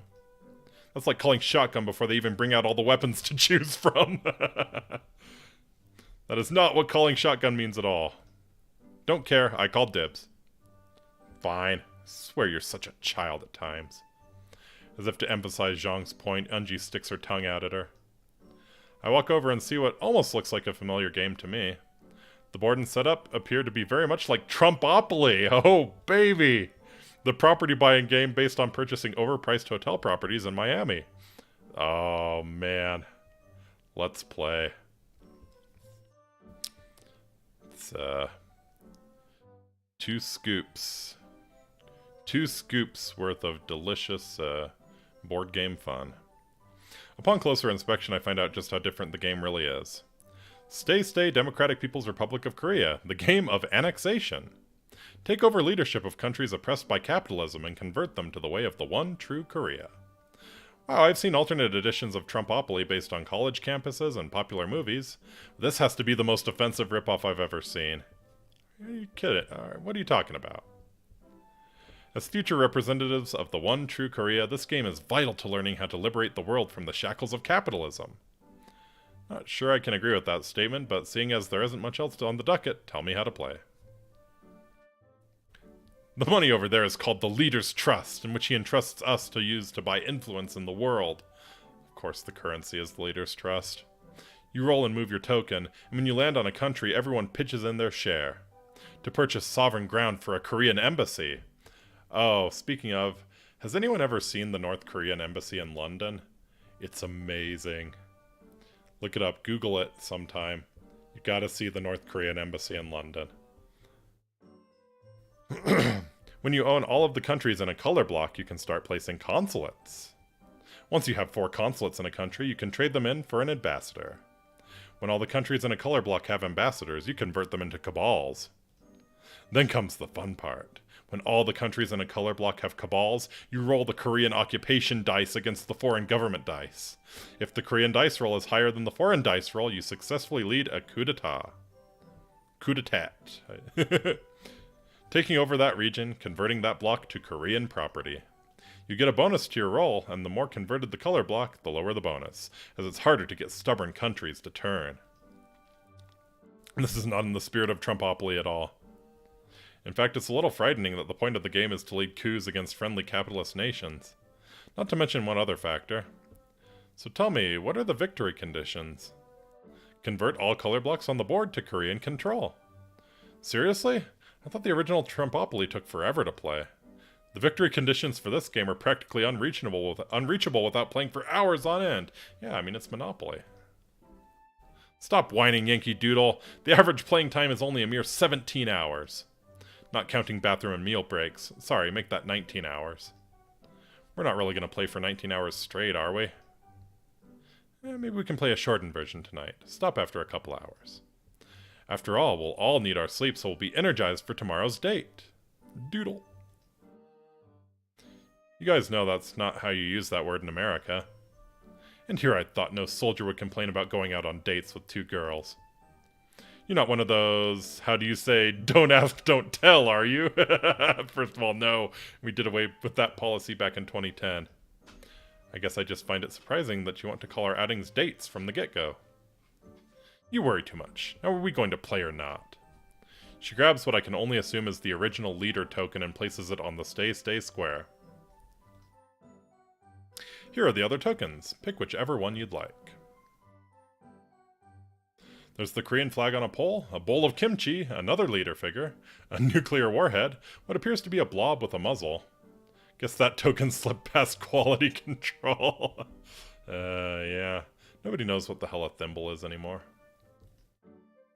Guess I'll take the bowl of kimchi. Great! I'll take the unified thought bubble of the Workers' Party. Ah, that's what it is. You mean that blob is actually supposed to look like that? Please kindly refrain from insulting a token of the Workers' Party. Sorry, my bad. We roll off to see who goes first, and Unji gets the honor. She does so and moves her token. Uruguay. Okay, everyone. Chip in your share so we can secure the embassy space. It's to date Kim Sum? Correct, yeah. You gotta get all of the other endings first. Come again? We all have to pay? We explained this earlier. The money is communal from the leader. We all have to pool in equally to get what we want in all of the countries. That means at the end of the game we'd all have the same amount of money. Of course we will. Don't be silly. We are all equals in the eyes of the leader. Now fork over some cash, Yankee Doodle. Would you mind not calling me that? You are American, right, Yankee Doodle Dandy? I don't think they even sing that in elementary school anymore. Anyway, it's my turn, and I stop at Rhodesia. Everyone kick in. Well, we know when the game is from. Did the makers of the game not know that Rhodesia isn't a country anymore? Probably was a country when they made the game, buddy. How old is this game anyway? A minor detail. Besides, there aren't many other nations nearby worth annexing. It's your turn, by the way. Okay, I'm rolling Common Workers Chest. Oh, you get to pick a card from the red pile. Okay then, the card reads, the leader needs everyone in Sweden. Yep. Get that sweet, sweet consulate. Move all tokens to Sweden and pay double for anything purchased as compensation for leader's visit with the Swedish bikini team. Yes! I don't think there really ever was a Swedish bikini team. It was just a beer commercial gag. I've heard that rumor as well. As if women would objectify themselves in small amounts of clothing for the pleasure of men. You're one to talk. Those skirts don't leave much to the imagination. She hops up faster than a lance corporal trying to avoid duty. Stop looking! Purple suits you really well, Angie. They're not purple, they're lavender. Why am I explaining this? Good question. It's your turn. Purple panties, huh? We can continue on playing like this for hours. Opportunity card. Go directly to Yodok for getting intoxicated and failing to secure an embassy in Greenland. Again? I swear they put 10 of those cards in this set. And hours. How could you fail that roll to take over the Norway-Sweden-Finland block? Those pesky Finns. It's their fault with their Spokiophones and Santa Claus's backing. And hours. Zhang. Zhang! Zhang, wake up! No need to shout in my ear, sister. After what seems like an eternity, we finally decide to finish up. Oh god, can we please stop? It's 1 a.m. We still don't have enough to buy embassies in the Mexico, Canada, USA block. The leader in this game sure doesn't mind taking back his seed money for his own purposes. At least it's realistic. Like, I'll give him that. That pay for leader's memoirs card is brutal. I think we can stop now. Besides, it looks like Unji is out cold. Unji is on the floor, curled into a ball, snoring away. I try to nudge her awake to no avail. She's down for the count. Think you can carry her to bed? I'll put away the game. Sure thing. Good night, Jean. Pleasant dreams. I kneel down and gently get my arms under Unji, lifting her off the floor. She's pretty light. Well, it's not exactly like she's carrying around much. I walk her to her room and put her on her bed and pull the blanket over her as she mumbles something in her sleep. Death, America, pig, dog. Love you North Koreans too. One Korea idiot. I can't help but smile as I head back to my room and lay down for the night. Maybe we can do something other than attempt subterfuge on foreign governments via a bad knockoff on a board game tomorrow. Knockoff of a board game. In my shock at the loud alarm, I have jumped out of bed. Okay, more like I fell out of bed. I have to mess with my phone a bit to get the alarm music to turn off, and the bright light coming from the screen is blinding at this hour. I don't even know what time it is. It looks like my clock is out. It's pretty dark inside, too, actually. Trying to turn the lamp on does nothing either. Checking my phone again, I see that it's 4:47 a.m. God, you set the alarm even earlier! Must be another one of those infamous power outages. I sit back down on the bed and consider taking a shower to pass the time. God, there is nothing worse than... well, I won't say nothing worse, but waking up to your phone alarm when it's still dark outside, like 4:47 in the morning. And just that blinding screen in your face as you try to turn off the alarm. You fumble with it half asleep. Ugh. It's terrible. I definitely can make out the water running in the background. Guess someone beat me to it. Kicking back on the bed, I let my eyelids rest a bit and I gather my thoughts about the coming day. It's certainly been something of an experience since I've arrived in Korea. I can't complain too much about the company, as the girls are both cute and fun in their own way. But their devotion to this glorious leader borders on creepy. Something is off about this country. Dangerously off. Really? You're just now picking up on that? At least I made raid on the D-Lab and got free Korean lessons. Well, as free as 2 years getting the shit chewed out of me in Monterey Bay can be. I just never thought I'd be in the country, and on vacation at that. Either way, I need to stay focused and watch what I say. People here already give me death glares whenever I'm out.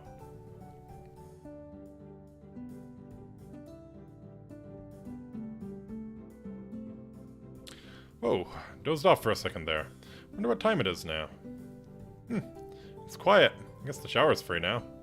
I strip down to my silkies, grab a towel from my travel bag, and tiptoe over to the bathroom. If someone is still asleep, I'd hate to wake them up. Especially if it's Unji. I can almost feel her fist in my gut just thinking about it. Once I step inside the bathroom, I can smell the sweet scent of shampoo and feel the warm, humid air wash over me. Uh-oh. I take a few seconds to feel around for a light switch. Click! No effect. Guess the power's still out. I drop my silkies and toss my towel over my shoulder. Taking one more shot at it, I rock the light switch a few more times. Click, click. Phew! The low hum of power courses through the old wiring in the room as I'm blinded by the whole room lighting up. Ah! I panic at the sound of someone shouting and flail my arms before my hand lands on something soft. What? After a few moments, I regain my vision. Oh, shit. Hello, darkness, my old friend. Booba! I would say good morning, but it seems you've already had one. What? She gestures down towards the silkies around my ankles and my hand on her chest. Oh shit! I yank them back up around my waist. Shh, Unji is asleep. Let's just pretend this didn't happen. How long did you take in the shower? It was dark out when you started. Unless Unji took a shower and went back to sleep. It was an accident. Mistake. It'll only be a few more minutes. You can use the shower when I'm done. Oh god, this is awkward. Sorry, I'll knock next time. It's okay, just let's keep this between you and me, for now. Sure thing.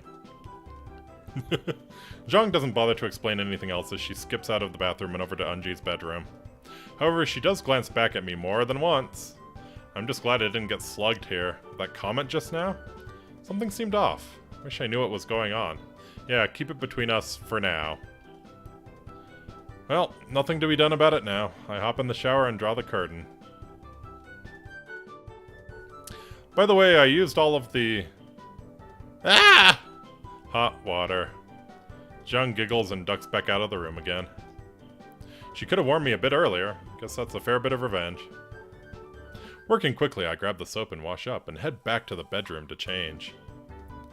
After pulling on my shirt, I notice my walkie-talkie with a keypad flashing. Looks like I have a text message from Zhang. Zhang, breakfast is ready, Romeo. Oh no. Guess I'll text back. I'll be right over. God, I hate hitting the number keys over and over again to get a letter. I was really good at it back in the day. All the kids in school were able to text without looking at their keypad. Send text messages while your phone's in your pocket. I could sort of do it. I wasn't great at it, but... See, that was back when if you had a cell phone at school, it would get banned. Like, it would get taken from you and held until the end of the semester. So you had to make sure the teachers didn't see them. As you can tell, I truly am from an ancient era. How did they ever survive texting in the 90s? My fingers are already cramping. Well, I wouldn't give for autocorrect. Bzzz. Well, that response was fast. How could people ever use Morse code? Seriously. And you're going to teach Unji proper English? Maybe I'd best just get to breakfast. I hear the girls giggling in the other room anyway. Nice to see you two getting your ha-has in at my expense. I thought all Americans were proficient in cutting-edge technology. Yet you can't even work texting functions on a modern cell phone. The phone you gave me, as well as the ones you have, are not on the cutting edge. They're dinosaurs from the 90s. Only old people use these models anymore. I'm guessing you never even got to see the phone that was confiscated from me, did you? Not really, no. But I'm certain it wasn't anything close to what you're using now. If only she knew how right she was, while still being incorrect. You are technically correct, Unji. The best kind of correct. That reminds me, I have to charge my phone for the day. I'll be right back. Anyway, I'm not used to the type of phone you gave me, so don't take that as an indication of my English skills. Unji whips out her phone and taps on the keys like lightning. Yeah, you go, girl! Bzzz. Unji, if you say so. Unji sticks her tongue out at me. Thanks for the support. Zhang pokes her head back in. I'm sorry, did I interrupt a lover's quarrel? Like I'd ever with... Oh, be a bit more cheerful, sister. Zhang smiles brightly. Why aren't you a basket of sunshine today? Get good news? It hit me by surprise, one could say. I avert my eyes as she says this, but I catch her blush as she says this. Let's just eat. I made eggs and toast. Boiled eggs and toast? That sounds pleasantly different.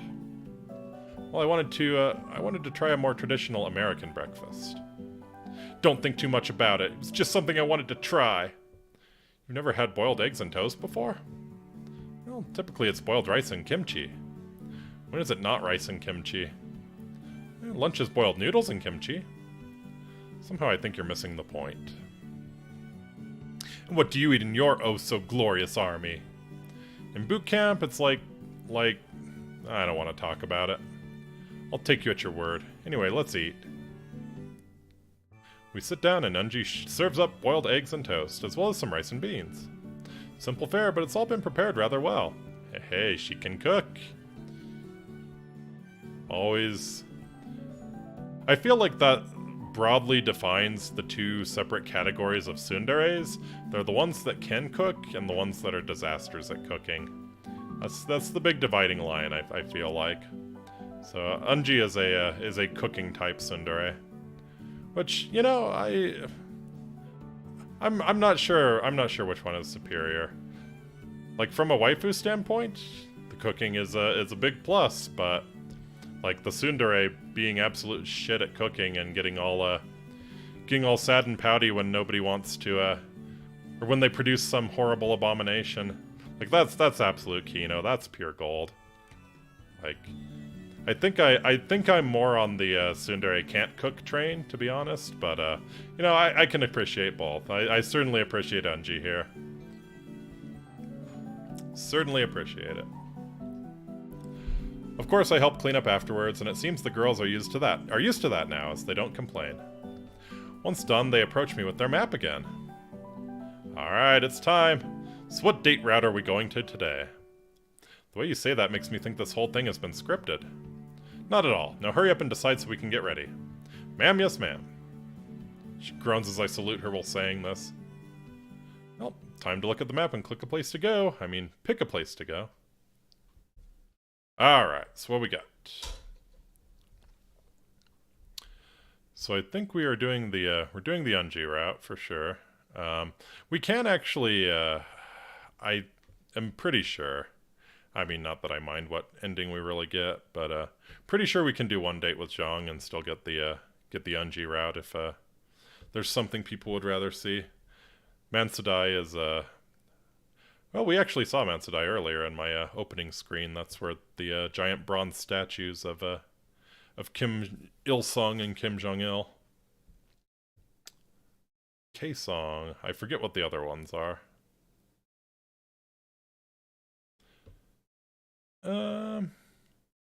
Wonsan, Bikini Spirits here. Always a strong choice. I don't know. Ignoring Romeo event, stay loyal. Okay. How about we have the beach episode with Unji then? Looking over the map, a coastal area on the east side of the peninsula has been circled in red ink. Also in the code, it looks like someone added bikini sprites here. Oh, sprites, not spirits. Nice. Who am I to argue with the unseen hand of fate beckoning me along? Looks like this may be a bit of a haul, but Wonsan looks like it'd be a cool place to go. There's usually lots to do at the beach, right? I swear if I ever find out who wrote that comment about the bikini in the code, he's going to be in the gulag for a month! Oh, the self-references are strong. Well, I'm not taking you there. Just forget it and pick somewhere else.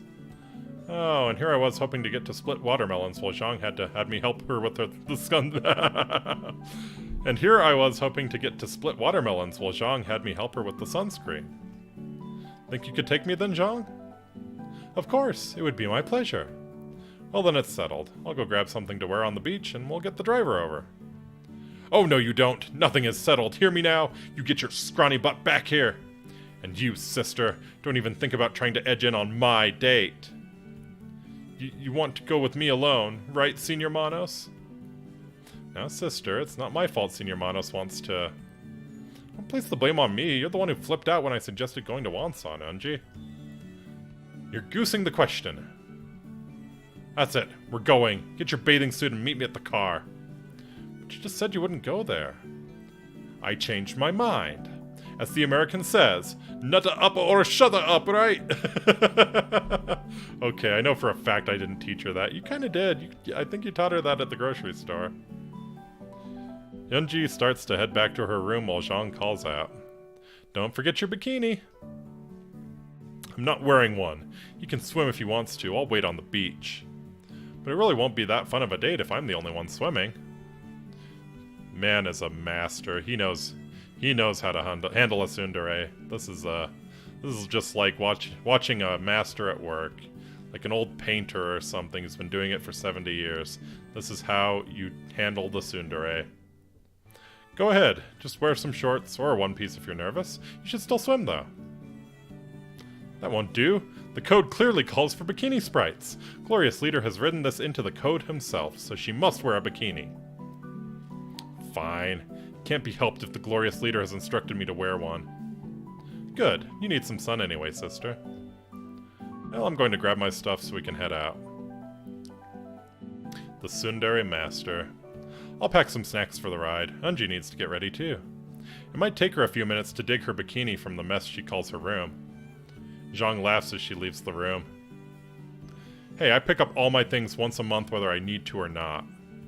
How in the world does your room get so messy when this country barely allows any consumer goods over the border? Great question. All Koreans have access to bountiful supplies of modern... You and I both know that's not true. What happened to everyone is equal? Everyone here is equal. Some are just more equal than others. Anyway, it's a fairly lengthy drive to Wonsan, so we need to hurry. Don't forget your bikini! She's probably stewing over that one. She's so adorable when she's annoyed. That is the appeal of the tsundere. Guess I'd best go get my swimming trunks and get moving. I really hate the fact that my new phone was confiscated. There's no way I'll be able to get anything better than some 1970s KGB spy photo level pictures with this dinosaur of a phone. I'm amazed it has a camera built in the first place. Animal Farm AF. Yep. Unji's ready to squeeze that capitalist hog to death. Absolutely. Well, nothing I can do now. Off I go. Why must you take so long getting ready? It's gone all of 5 minutes. How's that taking a long time? Do you know what could happen in those extra 2 minutes you took staring at yourself in the mirror? I'm certain a lot of things could happen, but I'm not sure why that matters. It matters because we could have already been in the car and gone 2 minutes ago. True. We also could have been in the car these past 2 minutes you took lecturing me on supposedly taking too long to get ready. There's that annoying attention to facts again. Let's just get going already, stupid. Baka. Before I can reply, Unji has already grabbed my hand and is dragging me out the front door. And just like that, we're already in the car and on the road. I can't tell if you drag me by the hand because you love me or hate me. Yes. Oh, please. I heard your heart beat faster the instant I grabbed it. So quit complaining like you don't enjoy it. Who said I was complaining? Unji gets close up to my face while she frowns. You sure sounded like you were complaining with that nonsense question. Suddenly, the car strikes a pothole and Unji falls into me. And in perfectly awkward fashion, her lips smack on mine. Aww. Ah. Blah! You did that on purpose, didn't you? No, that impromptu makeout section was all due to the terrible conditions of your country's roads. Yeah. A likely excuse. You just wanted to steal my first kiss, didn't you? No way they don't bash yeah, that's... I do kind of hate that trope for that reason. Like, yeah, no way they don't bash their teeth or bite their tongue or something. Just horrible. Swap some blood.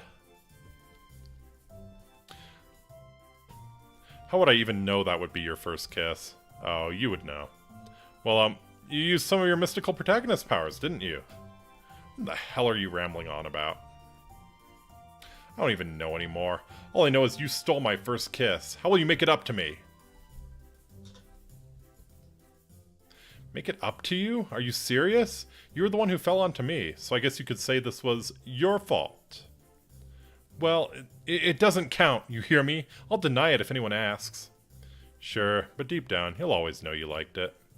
Yep, it's true. I tell you, this man just is a masterful tsundere handler.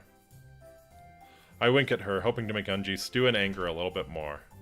It's like playing a Beethoven violin sonata or something. Just the way he handles the tsundere. A work of art. Mwah. Chef's kiss. I'm going to kill you and feed you to the kumiho! Kumiho? What's a kumiho? A kumiho? It's a sinister fox that can turn into a beautiful woman and eats the hearts of men, especially protagonists! Kitsune. Yeah, that's right. The Koreans have kitsune legends as well. Chinese, too. It's all in the same branch. So a beautiful woman who kills men. Guess you have some competition. Ugh, just shut up and scoot over some. I want to take a nap. It's going to be a long ride. Say please. Please? Oh. This isn't even Beethoven level. This is Bach here. This is a prelude and fugue, perfectly crafted. Just the secrets of the universe being played out like music. This man, the way he handles his tsundere. I scoot over to the side of the seat before I can say anything. Unji has already plopped her head in my lap. Oh hey, Senor Manos. Mind if I use your lap for a pillow? Oh no, of course. Go right ahead. Thanks for asking. Oh, hush already. You stole my first kiss from me. You owe me this much. Do I now? Are you sure this is enough? It's fine. I pat her head softly and she smiles. Do you like that? I don't hate it or anything. Baka. After a few minutes, Unji dozes off in my lap. What am I going to do with you, Unji? Oh, I think I know what you're going to do with her. I keep stroking her hair and I feel my own eyes getting heavy as the car rolls softly along the surprisingly well-paved road. It's almost like the driver was aiming for the pothole or something. Wake up, sleepy pants! Sleepy pants! We're in Wonsan. Time to go on our date. She seems pretty happy. That's unusual. Great. What should we do first? It's pretty hot out already. How about we go to the beach first? We can see the rest of the town after. Maybe visit a shrine or look at some shops. That sounds like a plan. Let's hit the beach. Unji giggles. Wait, giggles? Is that right? That totally doesn't match her personality. I need to have a serious talk with whomever is in charge here. Are you coming with me or are you planning on staying in the car the whole time? And miss out on some ham-fisted beach episode? No way! Well, let's get changed then. Understood. Lead the way. I feel like if a truly loving God really did exist, we would have both of the girls for this beach episode, but Unji is not bad. I don't even need to offer out my hand, as she's already grabbed it and is taking me over to a small hut just off the shoreline. Maybe calling it a hut is a bit much. It's more like an outhouse. Worse, there's only one, so we'll be going one at a time. Whistle, whistle, whistle. Wait, why are we both just standing outside of it? Well, what are you waiting for? I was waiting on you. Ladies first and all that. Would you mind going first? Wait a minute. After all that bravado about the glorious leader and dragging me to a beach, you're scared to go put it on first? Look, I'm nervous, okay? I've never worn a bikini in front of a man before. I've only worn it in front of Zhang. I don't like wearing it in front of her either. I can understand maybe being shy around a guy, but why your own sister? Because she always gets all the attention. I think someone may be just a little jealous. Worse than that, she always tells me that they haven't grown at all. I keep trying to tell her there's more to a woman than breast size, but she just laughs. No, it's true. Keep up the faith, Yunji. Keep up the faith. The guys are always staring at her. Sometimes I wish they'd stare at me. Not that I'd like that or anything.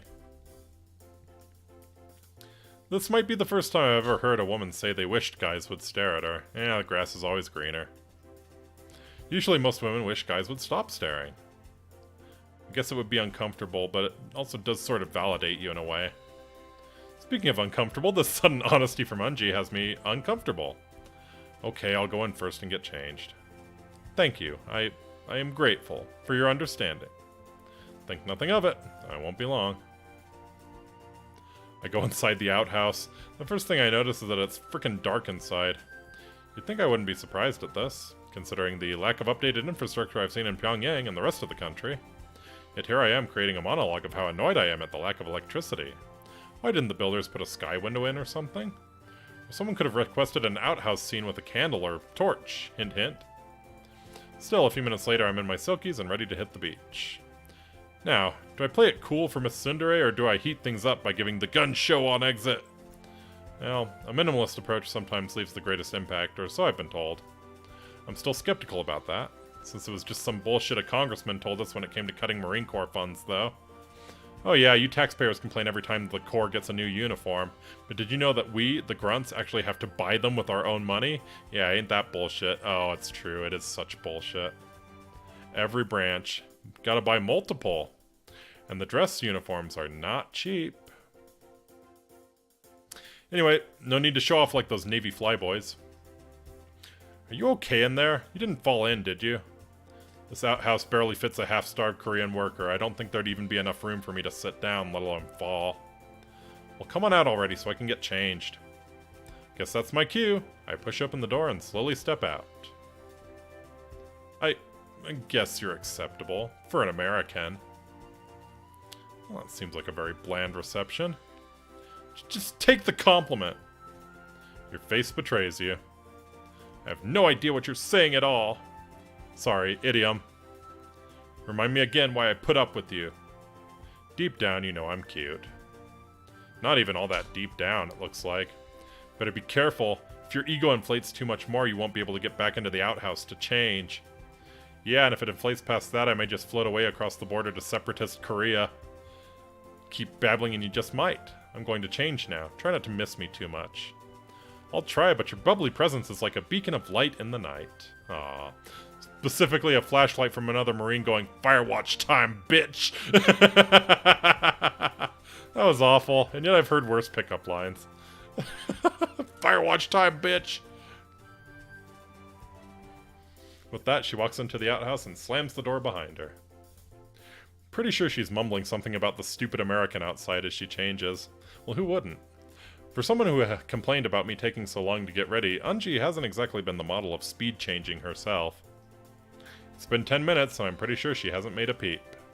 Oh, you can do it. You can do it, girl. Yeah, and I'm the one taking too long. You okay in there, Unji? It's been 10 minutes. I'm fine. Just taking my time, okay? Taking your time? Have you even changed into your swimsuit yet? Yes. Are you coming down with a sudden case of shyness? I already told you, I've never worn a swimsuit in front of a man before, so I'm a little nervous, okay? Would it help if I closed my eyes before you walk out? A little. Okay, I have my eyes closed. Come out and tell me to open them when you're ready. What if I'm never ready? Then you'll have to lead me around Pyongyang describing everything around in a text box, like some sort of low-budget visual novel. Hey, hey. Okay, I'm coming out. Yeah, we don't want that. We sure don't want that. I hear the door open slowly and her muffled footsteps coming out from the outhouse. I think I'm okay. You can open them now. Hey, not bad, not bad. Let's see, can I forget how you hide the, is it M?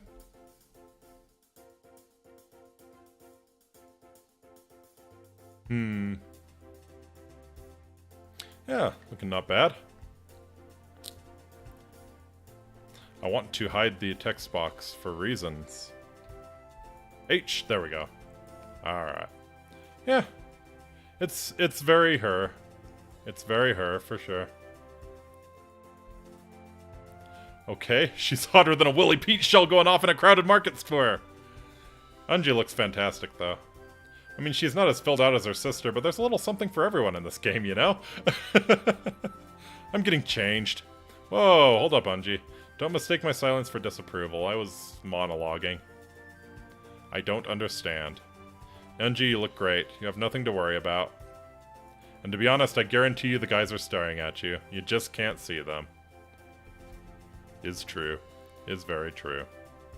He knows. Again, I don't understand. Could you just speak plainly? Sorry, I just mean that you don't have anything to worry about. Thank you. I feel a lot better. I was worried I wasn't attractive. You are, though. Maybe you need to lighten up on the tsundere routine. Now let's hit the beach. We head on over to the beach. I must admit, the ocean is exceptionally clean and blue here. Hope it stays that way. They could probably actually make money off tourism with this ocean. Well, if they ever got the whole build nukes and piss off the entire world thing. I spread out the towels and put up the umbrella. And then I notice we're forgetting something. Yeah, North Korea actually has like some fantastic natural spots. There's great skiing in North Korea, it's just nobody can get to it. Well, not nobody, but it's a pain. Spread out the towels and put up the umbrella. It's then I notice we're forgetting something. Hey Unji, did you bring any sunblock? No, I'm afraid we don't have any. Do we need it? Sunburns are no joking matter. Do you want to know how much of a tan I got after a 9-month deployment in the baking Afghan sun? If you're so worried, they may have some at that store over there. Better lead the way. They might freak out if I go alone, if I'm not shot first. Well, I can't have you shot after being so nice to me about my swimsuit. Aww. Again, my hand is grabbed and I'm led to the store. Well, what's being passed is a store. I'm pretty sure the store is state-run. It's small, sparse, and the cashier is wearing an army uniform. Oh, and he has a rifle slung over his shoulder, because, you know, what if you have to engage invading naval infantry in between shifts? It never hurts to be prepared. They would hit Wonsan first. I suppose that's one way to discourage shoplifting. This shop was set up specifically to service foreign tourists, but we can't be too careful with foreigners, so it needs protection. Maybe if you all didn't confiscate t-shirts you deemed as anti-Korean propaganda, you wouldn't need to run state-run shops like this. I am not having another discussion about us taking your t-shirt. Though I have to admit, if you wanted to get foreigners spending money in your shops, confiscating half of their stuff is one way to do it. I'm going to let that one slide, but only because you complimented my swimsuit. Let's just find the sunblock and go. There's not a lot in this store, which means the selection leaves a lot to be desired, just like everything else in this country. Oh, except for Zhang and Unji, of course. There's only one bottle of sunblock, and it appears to be past its sell-by date. And it's only SPF 2.5 to boot! Wow. You might as well just splash some ocean water on at that point. Well, beggars can't be choosers. Literally. There's no choice here. I pick it up and pay the nice, heavily armed cashier, and we're on our way back. Just a warning, this bottle won't survive the day. We're going to have to reapply this early and often. How early and often do you think? I'd say by about the time we're done applying the first coat, it'll be past time for a new coat. Whatever. I'm going to lay down and relax. Would you like me to apply the sunblock to your back? Oh ho ho ho! Is this some sort of excuse to get your hands on me? Typically it would, but now I'm just looking out for you. Oh, he feels sorry for you, Unji. I suppose afterwards you'll want me to rub it on you? Well, yeah, I don't want to sunburn either. We should have gone indoor skiing. Maybe next trip. You'll be lucky if you even get another date. Unji turns around and lets me apply the sunblock to her back. In turn, she does the same to me. Afterwards, we finish slathering up and lay down under the umbrella on our towels. Is it okay if we nap for a bit, then take a quick dip in the ocean? That sounds like fun, sure. And with that, she smiles and closes her eyes. Guess I'll do the same. Mysterious voice. Senor Manos-kun! Senor Manos-kun! You are in danger! This is some sort of dream? Pretty much. Did I get the ominous voice thing right?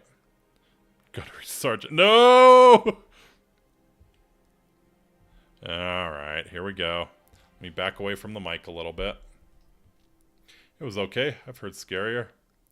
Is this better, maggot? Ah, Gunny, what the hell are you doing here? Do not give me that shit, maggot! You are in danger, you limp dick fuck nugget! God damn it, Gunny, get out of my dreams.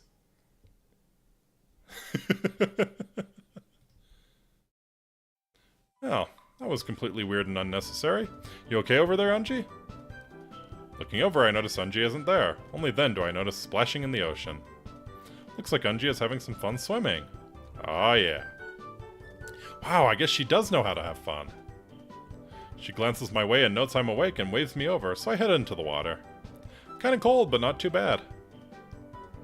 Glad to see you're awake. I was afraid you wouldn't get a chance to go swimming. How long was I out? About an hour or so. Unfortunately, the driver came and woke me up. We have to head back soon. Glorious Leader has put the whole country on high alert. Oh boy. We are in danger. If we don't get home before a certain time, we'll have to spend the night either at a hotel, or we'll have to camp out somewhere. Sounds terrible. Sounds serious. What happened? Seems there's been a national emergency yet again. It appears the Glorious Leader has run out of imported French wines, and therefore we're under alert until the next shipment can come. Oh no! How will the heroic people of North Korea survive? That doesn't seem to warrant martial law. Reports are incomplete, but Glorious Leader wouldn't institute such a drastic action unless it was justified. Ahem. I guess I'll bury that gift deep in my big bag at the house. Huh? Nothing important. Carry on. Well, either way, let's not let that ruin our fun. We should swim a little before changing and heading home. And with that, we splash around, have a couple swimming races, and generally have a good time. Or try to, anyway. My tension at being in this country grows by the minute.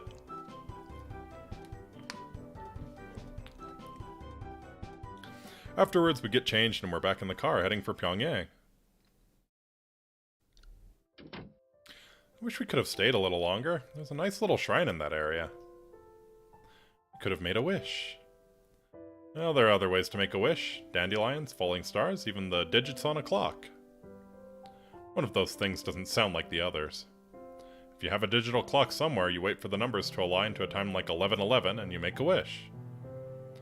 I'll give it a try sometime, but would you mind letting me use your lap for a pillow again? Aw, I could use another nap. No worries. Aww.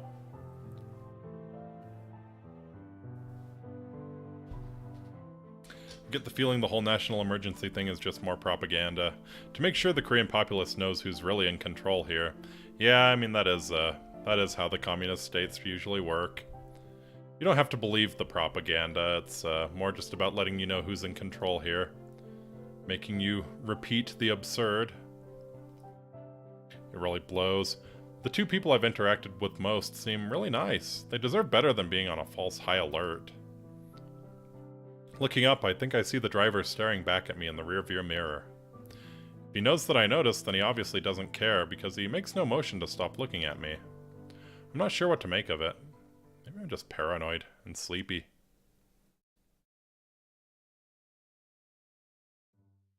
Third night here, second after having been out all day with one of my chaperones. Or hostesses. Girlfriends? Maybe. They sure seem intent on keeping me to themselves. Are they hoping to keep me here in Korea, or are they hoping I'll sneak them out? Neither seems very likely. Maybe I'm just overthinking this. Perhaps grabbing hands, calling outings dates, and falling asleep on foreign men is custom here. Yeah, I'm not overthinking things. Speaking of thoughts, I think mine are about to be interrupted. Zhang! Is our living room floor more comfortable than my bed? Loaded question, but I assume you meant it as an innocent one. Well, maybe not. Anyway, I came in to see if you were busy this evening. Seeing as the Pyongyang nightlife involves explaining to soldiers what I'm doing out on the street at night, without getting killed or arrested, I'd say my agenda is pretty clear. It's not always like this. I'm sure at some point we can go somewhere in the evening. I hope so. Anyway, did you have something in mind for this evening? Yes, I was hoping you would help Eunji with her English tonight. She really needs as much help as possible, and for some reason she doesn't do well learning under my guidance. I think maybe having a cute American man might help her. Not sure what being cute has to do with it, but I'm glad I'm not the ugly American. Well, Eunji has taken a liking to you. She's just never been good with her feelings. Color me 50 shades of not surprised.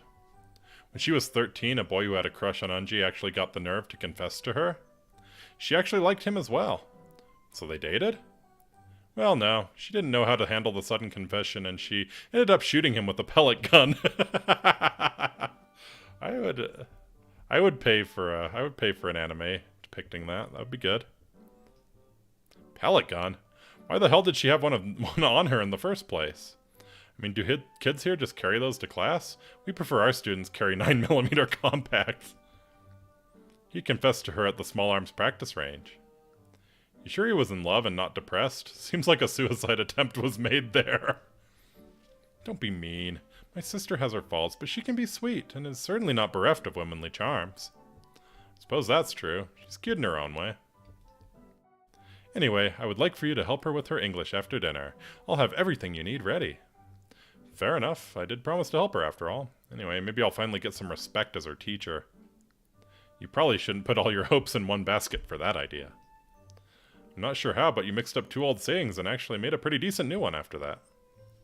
Beginner's luck? Probably. Still, it was kind of cute. Easy there. You're supposed to be flirting with Eunji tonight. Aha!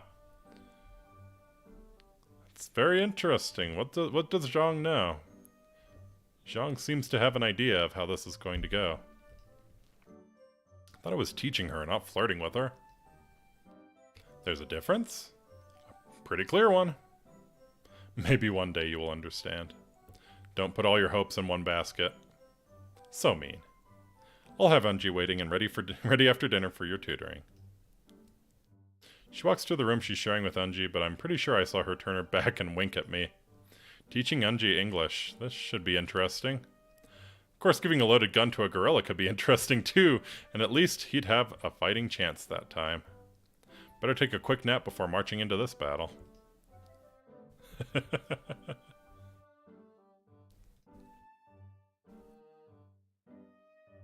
Thanks for the meal, Unji. Again, you've outdone yourself. Best meal I've had in Korea yet. Well, of course. I've been trained in the culinary arts, so it's the least I can do. Think nothing of it. Oh, look at you getting all bashful with the Americans' praise. Oh, I think this is the first time we've seen her casual clothes. Cute. Very cute. Unji's cheeks glow red. It's pretty cute. I may have to praise her more if that's the reaction it gets. I am not. He just took me by surprise with his compliments, that's all. You are such a terrible liar. Can I ask you for a favor, Senior Manos? She winks, obviously. Of course, you've been such a gracious hostess. What can I do? Can you clean up the table and wash the dishes tonight while I prepare Unji for your event this evening? I'd hardly call what we're doing an event, but sure, I'd be glad to clean up. What's going on? What do you think you're preparing me for? You're going to spend some one-on-one time alone in your bedroom with our guest. What? I'm not ready for that sort of thing. That's way too sudden, and you're setting it up, John? Here's the part of the misunderstanding where you say, but if it's sex with Senior Manos, I wouldn't mind. Right. If it's sex with Senior Manos, I would... Hey, stop tricking me! Now's about the perfect time for you to fulfill yet another tsundere trope. Who's running this operation here? I think Zhang is. Anyway, dirty as your minds might be, that's not even close to what we're doing. You are thinking of something perverted right now, aren't you? I'm under assault from both sides now. Admit it, pervert, baka, hentai. If I don't admit it, you must acquit. Okay, no way am I spending any time alone in my bedroom with this creep. It will be fine, Unji. I think you've had more martial arts training than him anyway. How do you know I didn't have a part-time job as a dojo floor sweeper? Where the Sifu adopted me as his only child and taught me the ways of Taekwondo Leap. Because you live in America, home of slackers who bum on the beach when not sleeping. Everyone knows Americans are fat, lazy bums. Fortunately, I am not. Anyway, I'm going to help you learn English tonight. Him? Teach me English? But... No buts about it. I'll meet you in your room in 5 minutes. Sister, you must learn English to advance in the People's Army, and our guest is going to help you. I'd rather have the sex. At least it'll be over in 2 minutes. English takes forever.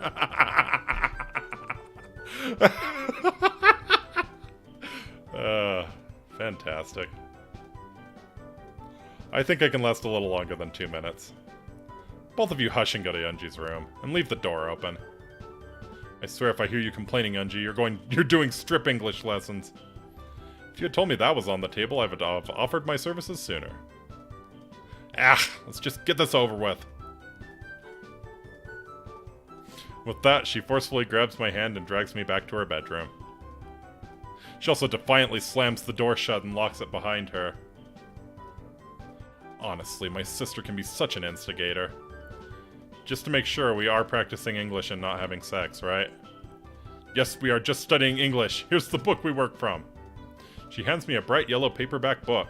On the front, the title reads, How to Sound Like a Dumb American. Well, that's a good sign. Let's check the copyright date. 1987. Great. It's only 3 decades out of date, so I guess that's progress. I sit next to her on the bed and flip open to the bookmark page. How about reading this sentence for a start? Hello, everybody! We should go to the discotheque to dance together. That image is almost as awkward as Unji's pronunciation. I'm not even certain where to begin. I'd like to blame it on the book, but your pronunciation is atrocious.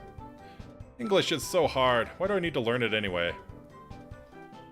I'm not sure. Zhang said you needed it to advance in your military. I don't want to advance to that position. What position is that? That information is classified. I'm not able to share it with you. Great, well, don't worry about my paranoia and concentrate on making an S sound that sounds like a snake. S instead of sh. Evil bastard Ronald Reagan destroyed wimpy Walter Mondale in the erection. Uh-oh. Look closer at that last word. That's not an R, but an L. You mean an erection? Yes. I mean, no, but yes.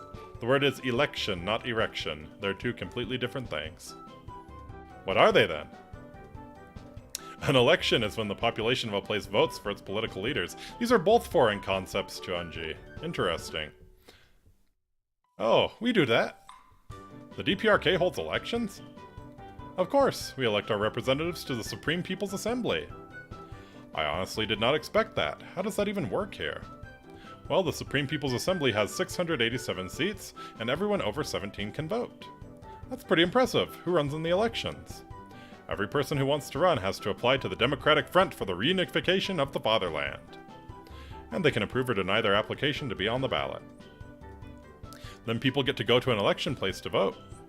For the one candidate the Democratic Front has selected to run for office that year. If you don't want to vote for them, you can go to a special booth with windows where you can cross out their name. With windows. Somehow that's about how I expected it to work. What party is in power now? The Workers' Party has 607 seats, and they're in an alliance with the Social Democrats, who hold 50 seats.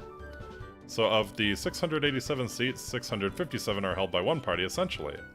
Well, at least you probably don't have so many political ads on TV. Anyway, you never answered my question. What is an erection? He'll show you one, maybe. Why don't you ask your sister or something? You said you would teach me English! Tell me! I really don't think I should. Tell me now! It's like something people have sometimes. You can't get one. Why not? It just doesn't work that way. Let's just focus on speaking English for now. No! I want erection too! 2? Are you being a bad influence, Senor Manos? No, you can't have one! Wait, Zhang, were you spying on us? Absolutely. You two are a riot. If you have enough time to listen in on us, you have enough time to help me train her in English. You'd like that, wouldn't you? Considering Unji needs all the help she can get, yes, I would. No, really, it's okay. Let's just stop and go to bed. Nope, not going there. Read the next sentence. Der ist only one true Korea. We must crunch the occupiers. I don't think any American would say such a thing. Our leader is what the cooler than the Senior Manos. It's way cooler than the Senior Manos. Indeed. Worse and worse. I'm not even sure how to begin correcting you. That's what our last teacher said. He didn't last long. I think you really need a speech therapist as well as intensive training in remedial English before tackling this book of absurdities. Remedial? This book is the remedial English book for Korea. The normal English book is much harder. Maybe instead of a book with complete sentences, you should have started with phonics or something more basic. You don't happen to have any of those learning letter leaders around, would you? I do not know what those are. They're these cute people made out of letters, and they usually have things that start with their letter. Like Mr. A would have an apple and an alligator, or Miss J would have juice and jam. I think we had something like that. They were what you call flashing cards. Let me look in my closet. Unji goes to her closet, kneels down, and starts rummaging through. She also starts tossing things out behind her into the room, which is when I finally realize it's a huge mess. She has things scattered all over the place. Various plans and charts are covered by food wrappers. Her pellet guns are haphazardly thrown about the room as well. And her clothes? Her uniform is on a chair, socks hang all over the place, and I think that's a pair of her panties hanging from the lampshade. Oh no! I nudge Zhang and point in that direction. I'm pretty certain that's a fire hazard over there. Sweet Unji, you're such a slob. I just cleaned this room. Now it looks like an American HVA rocket hit it, and you've got your dirty underwear hanging from a lamp. And like a scared cat, Unji yelps and beelines it for the lamp, snatching her underwear. Zhang, why are you pointing out my unmentionables to him? Oh no. Actually, he pointed them out to me. How could you? How could I what? How could you just casually point out your panties? It just rolls off your tongue, doesn't it? Aren't you embarrassed to say that word? Or to see a pair of them out in the open? Have you no shame? Just about everyone wears underwear or panties. I think the British call them pants, which causes confusion with us Americans. But it's a dirty word. No, it isn't. Sure, some people feel uncomfortable saying it, but it's not a curse word or anything. I told you so, sister. I don't believe you both. Neither of you have any shame at all. Because of our ability to say the word panties? Okay, stop that. Stop what? Saying panties? Yes, cut that out. Or what? Panties, panties, panties, panties, panties, panties, panties. Pink panties, purple panties. Striped across your butt panties. We all love panties. And Junk says, I'm a child. Actually, children love saying words they think are dirty, even if they aren't. You should really try it out. Never. And there's nothing you can do to make me. Tell you what, if you can say panties in English clearly just once, we'll stop the lesson for the night. Oh, man. This isn't even a prelude. This isn't even a prelude and fugue anymore. This is a Brandenburg concerto. This is a work of art, my friend. I don't think so. Where's the book? It's gone. Well, you were arguing. A snipe came and took it. Snipe hunt! Oh no, I'm not falling for that again. Zhang hid it somewhere. Yes, and you can have it back if you say panties in English clearly. You're supposed to be the sweet one! Only to Senior Manos. I still get to be your teasing older sister to you. This is so not fair. A wise man once said, life is not fair. There are no wise men, but indulge me. Who said it? Some wise guy, who knows. The point is, life is not fair, and if you want the lesson to end and your book back, you just have to say panties in English once clearly.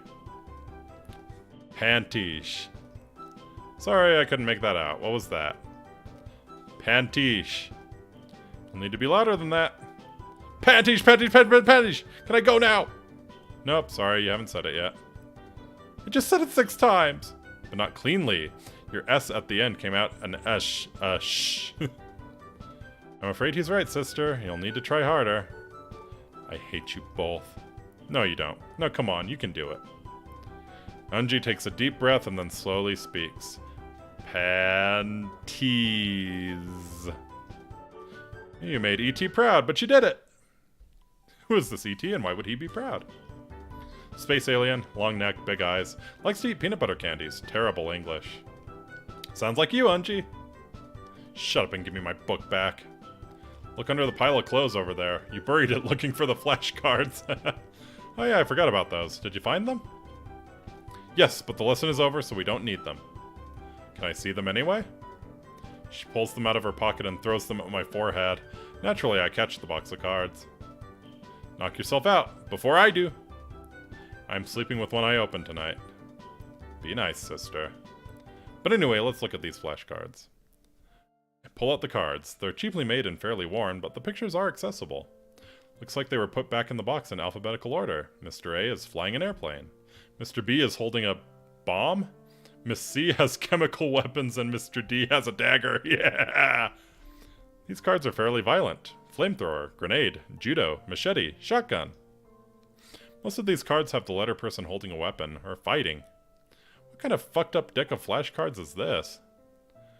Call me crazy, but I don't think the International Parenthood Association approved the printing of these. Is that the United States after a nuking on the U card? Oopsie, forgot about that one. No wonder we were told not to show these to outsiders. Yes, it's been so long I'd forgotten as well. You guys really like to indoctrinate your kids to hate us really young, don't you? It's honestly not like that. Not anymore, really. The printing company mysteriously went out of business after issuing these. No one has stepped in to print new ones, so we use what we have. Oh, okay. Silence ensues, and not comfortably. It takes a good 10 minutes before I break it. I think I'm gonna hit the sack. Yes, it is pretty late. I shall hit my sack as well. Let's work on your idioms sometime. Think of where you want to go tomorrow. I'll see you in the morning. Sleep well. I hear them bickering softly as I leave, but I'm too exhausted to strain myself to listen. Tonight was really, really weird. Scary weird. The girls seem nice, but from the past few days I get a real sense that I'm not really welcome in this country. I really need to stay on my toes and get through this trip, or just get home. And just get home. I'm really getting sick of that alarm. Seriously, this music violates the Geneva Convention in some way, I'm sure of it. It's been a bit since I've done my morning exercises. Maybe I'd better do those and make sure I don't get rusty over here. I can't go outside and run, at least not without one of the ladies, and I don't want to wake them up, as I don't think I hear them moving yet. Guess I'll do some push-ups and sit-ups and stuff for a while. Phew! Not too bad for taking a few days off. I I think sometime during my workout I heard the girls get up and start doing their routines as well. I should probably take this time to get a shower, before Zhang gets in there. Not that the view wasn't pleasant yesterday, but I get the feeling too many unplanned encounters of the disrobed variety might get me in some hot water. And not the literal sense of a shower. Another good reason to work up an early morning sweat is the shower. I'll be the first to admit that bases aren't exactly perfect when it comes to getting hot water through the pipes to the showers. But at least it eventually gets there. Not here. I could crank the hot faucet all the way to Starcash coffee levels and still get hit by some Arctic level water. The first time I tried to shower here, I waited and waited and then finally just forced myself into the glacier falls. I'm glad none of the girls have wandered in on me, at least. Explaining shrinkage is the last thing I want to do here in Korea. Okay, second to last thing, next to dying by glorious leader's decree. Yep. Alright, that's as clean as I'm gonna get. Time to toss on my silkies and see what we're doing today. Hope Unji cooked up something good. I'm a tad hungry here. Damn it. I also feel really guilty complaining about being hungry in a land that appears to be in a state of perpetual starvation. I mean, they feed the military, at least. If this leader is so glorious, then how come he's got a land of scared, hungry people following him? I think I'm in between that area of still having a lot to learn and possibly knowing too much. And neither seems to be a safe state of mind for this country. Anyway, someone's moving about the kitchen area. Time to go look. Good morning, Senior Manos. I hope you are well today. Yeah, I'm feeling pretty good at the moment. Exercised some, got cleaned up. Thought I'd see what was cooking in here. I'm starting to like this whole kimchi thing. That's a little white lie. I'm getting sick of kimchi with every meal. Nice to see you are finally admitting it. Of course I already knew, but it's still a pleasure to hear it from your own voice. Was it that obvious? You ate 3 bowls last night. I'd say it was. Well, Gunny says I'm a growing boy, then he makes me run. Guess it's the girth. That's what they say about Americans. What? Oh, never mind. Just talking to myself. Well, anyway, what's Unji got cooking for us? Speaking of which, where is she? I believe she was looking for something in her room, but was having a hard time finding it. Maybe you should go help her out. You sure that's a good idea? She might not want me snooping around in her room. That's not snooping if she's there. Go ahead and help her. I'll get the table set. The quicker you help her find what she's looking for, the quicker we get to eat. Well, okay, I guess. I go back to the hall where the rooms are, though it's not that long of a walk. How to go about this? Zhang mentioned you needed assistance. Need some help there, Unji? Cup check! Kick! No, maybe not that last one. Nothing to check anyways. As I get to the door, I close my eyes and sigh. Dealing with Unji can be mentally taxing. I slowly step in and open my eyes and instantly choke on the words I had so carefully prepared in my head. Knock, you dumb motherfucker. Oh, damn. Oh, damn indeed. Yellow today, huh? Even Michelangelo couldn't have sculpted such a beautiful... Oh, wait, it's Unji. Oh, God, no, it's Unji in a compromising situation. She'll kill me. Wait, I don't think she's noticed me yet. Which is good because I don't think I'd live to enjoy replaying this scene in my head if she knew I was here. Better back out slowly. Good, good. I'm almost to the door. I may just live to tell my grandchildren about this day. Yeah, glad to see you and Senior Manos are finally getting along, Unji. Oh no! Zhang, you bitch! Zhang, are you kidding me? Oh god, here goes any chance of having children. I'm not sure who to kill first, the perverted peeping Tim or the loudmouthed older sister.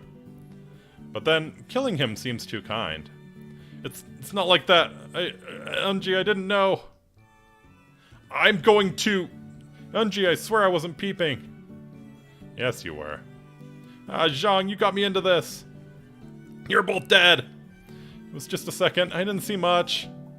He was totally staring. Like for minutes. I'm getting attacked from both sides here. Well, let's all calm down and act rational here. Just admit you were comparing her ass to Renaissance sculptures already. How the hell did you know that? I'll kill you! Rip.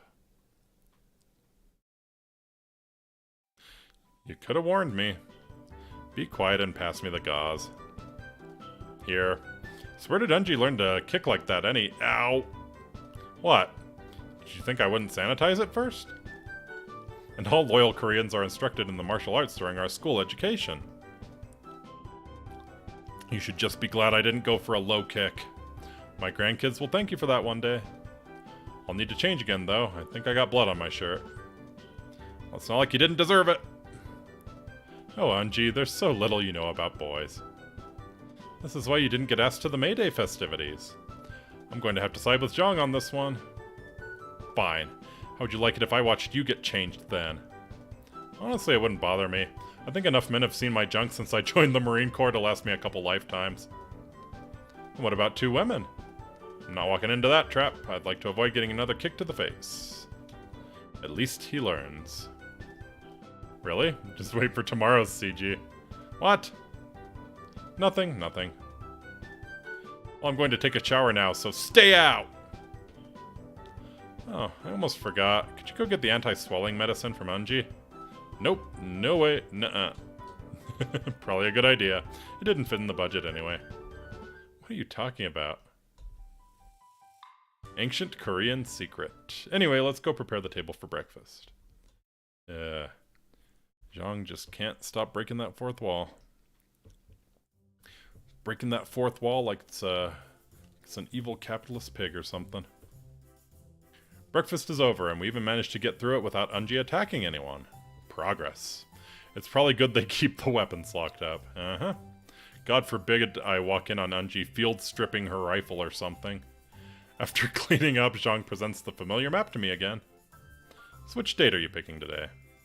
Wait, why is Anji's bedroom written on here and then crossed off? Sister's idea of a joke was to list my bedroom as a date route after the incident this morning. Great 4th wall of North Korean visual novel. Yes. The greatest of walls. Made by great glorious leader himself. Brick by brick. However, as this is not an eroge, I crossed it out. Are you saying if this was an eroge, you wouldn't have crossed it out? Just pick a date already. Can do. Alright.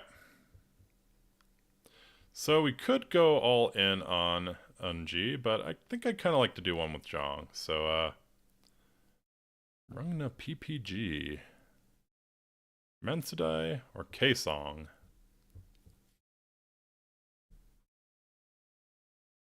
Where's Anji's bedroom? Oh. They could have at least, they could have at least added, Anji's bedroom in here. Let's see. Rungna PPG. Like, I know what Mansudai is, so... How about K-Song? I'm a tad curious as I look at the map. Something about there being a wall built by our president along the border with the occupied territory, according to Anji. Looks like it's directing me to a place called K-Song, which appears to be pretty close to where I thought I was going in the first place. How about we head over to K-Song? Anything interesting there? I'm assuming there is, since it's on the map. K-Song should be a suitable destination for an outing. It does take a bit of time to get there, however. We should prepare ourselves immediately. Can do. What sort of place are we visiting? K-Song is boring. It's mostly history and some industry. If you like temples and academies, then you'll be quite happy there. Well, sure, temples and academies can be pretty fun things to see. It's good to know where your culture comes from. I have no need of any history before our beloved original leader finally led us out of the Dark Ages and overthrew our oppressors. Which is why you'll never get anywhere in the tourism brigade. Your lack of respect for our entire history prevents you from ever getting promoted beyond Hagap Pyeongsa. Well, excuse me if I don't find where some long-dead ancestor kept his chamber pot very interesting or noteworthy. Man, this background track is kind of loud. Please tell me where we're going doesn't require me to dig my own latrine. Make certain you cover it back up with a mound of dirt when you're finished. That was a joke, right? Anji, she was just teasing me, right? I honestly don't know.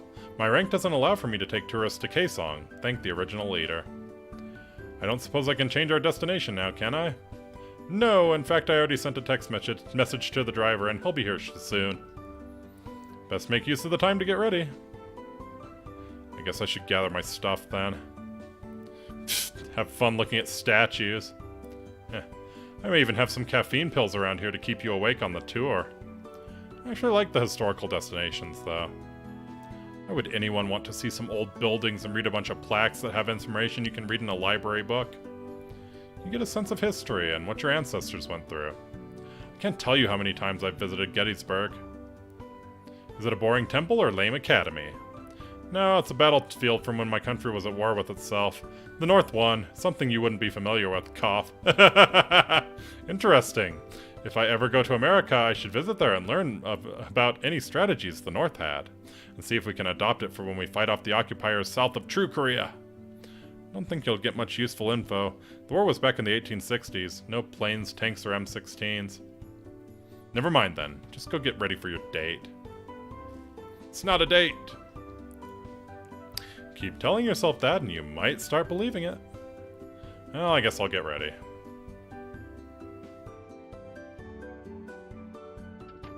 And we're in the car on our way to Kaesong. A won for your thoughts. I don't think that's much of an exchange rate, as I believe the won is worth less than a penny. I haven't checked the rate lately, but I thought it was an English expression. Close enough, I suppose. Wasn't really think of anything in particular. May I ask you something? Ask me no questions, I'll tell you no lies. Alright, I think we can get the audio back up here. You'd best not lie to me. I'll have you know I rank top in my class at information extraction. Calm down, Guantanamo girl, it's just an expression. I certainly hope so. I do not do well with liars. Your question? Why did you agree to come to Korea? I know we had some nice conversation in our letters, but we had no real hope of you visiting. Well, I figured it might be fun to see a new country. I've spent the better part of my past few years between a couple deserts. Thought maybe Korea would be a nice change. Was there any other reason? Considering I thought you and Unji were guys, I figured we'd go out drinking. Maybe play wingman for each other as we tried to score girls.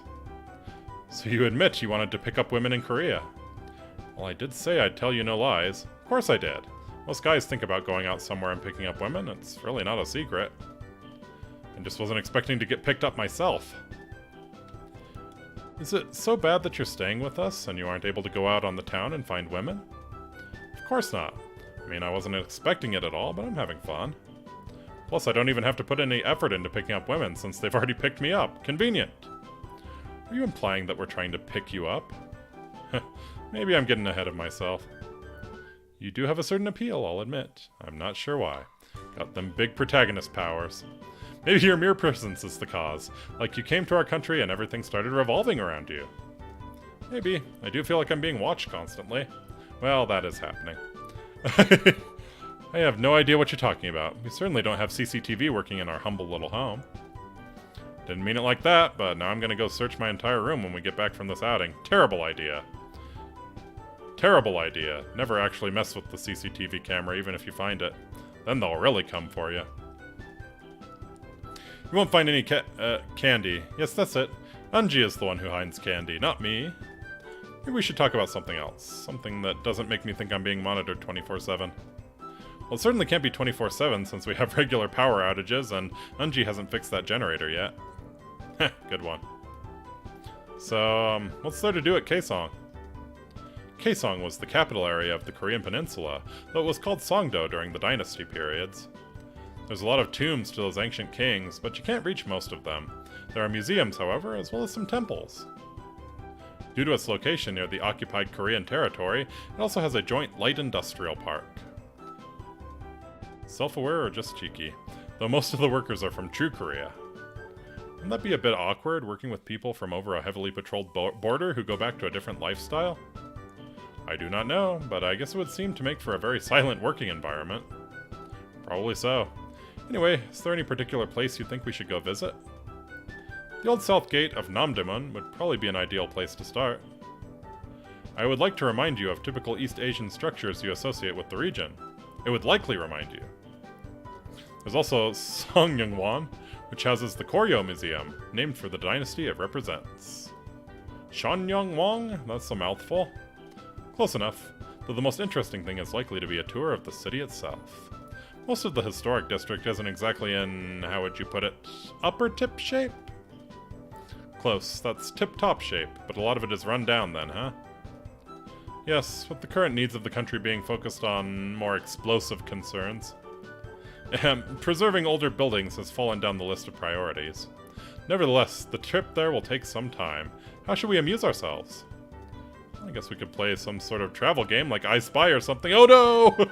You fool! Are you admitting to being a spy? I should have you taken to the military police at once. What? No, I'm not a spy. The game is called I Spy. You pick an object and say, I spy with my little eye something. And then you give a hint, usually a color. Are you making fun of my eyes now? My eyes are hardly little. They certainly are not. I can see how you and Unji are related. Look, it's just an expression in the game is all. There's nothing malicious about it. Maybe not. Okay, I'll go first. I spy with my little eyes something black. The car? No, not the car. The fragments of pavement you pass off as a road? No, and it'll be fixed in the future. Something black. Something black. The driver's hair? Hey, Zhang, was I right? Oh.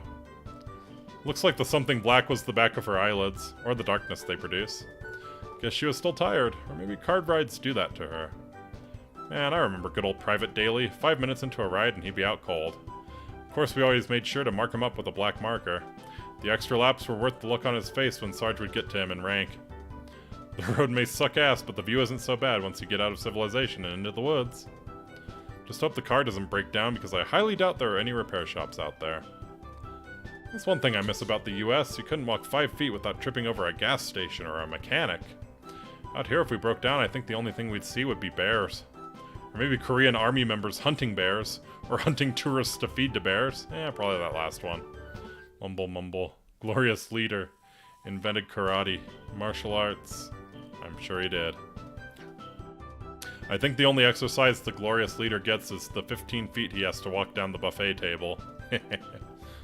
Mumble mumble. Glorious leader prefers family-style meals. Please stop reading my thought boxes, or I'll be forced to think of things you might not want to see. I already know. Your favorite things. Yes, they're real. I'll let you use my lap as a pillow while you go back to sleep and stop reading my thoughts. Deal. Zhang, you scary. Zhang puts her head in my lap and I gently stroke her hair. It's really silky. I have to admit, it's nice to be the one being pursued instead of chasing the girls for once. With Zhang asleep, there's not much else to do. I'm not tired, so I don't really want to go to sleep, but I don't want to wake up Zhang by playing the radio. And the scenery out the window is pretty, but also not all that varied. That leaves one option. How long have you been the driver for the two ladies? Sorry, just trying to make conversation. Zhang's asleep and you're the only other person in the car. I see. The strong silent type. I can respect that. Well, this has been a good conversation. I'll be here if you need me. That didn't exactly pass much time. I suppose I could sleep, but that seems to be such a cheap way of passing time. Like an easy out for a lazy visual novel writer. Screw it, this scene is long enough, I'm going to sleep.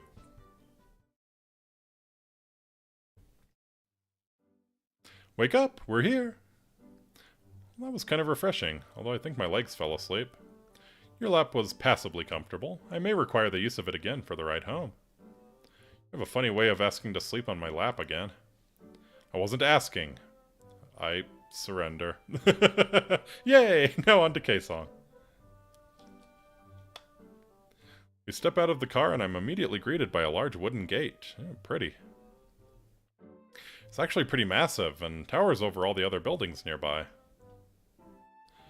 I had the driver take us to the Kaesong Namdaemun, which is the south gate to the old walled city of Kaesong and the only citadel gate to have survived to the present day.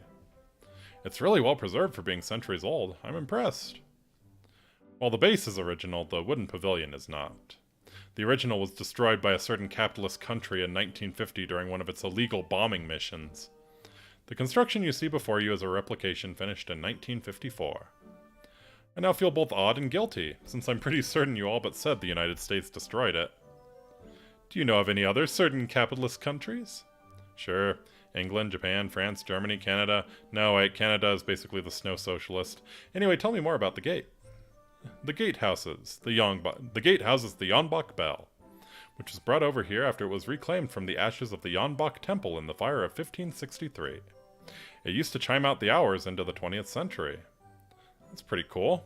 Does anybody ring it now? Like, maybe you make a wish and ring it to have it come true?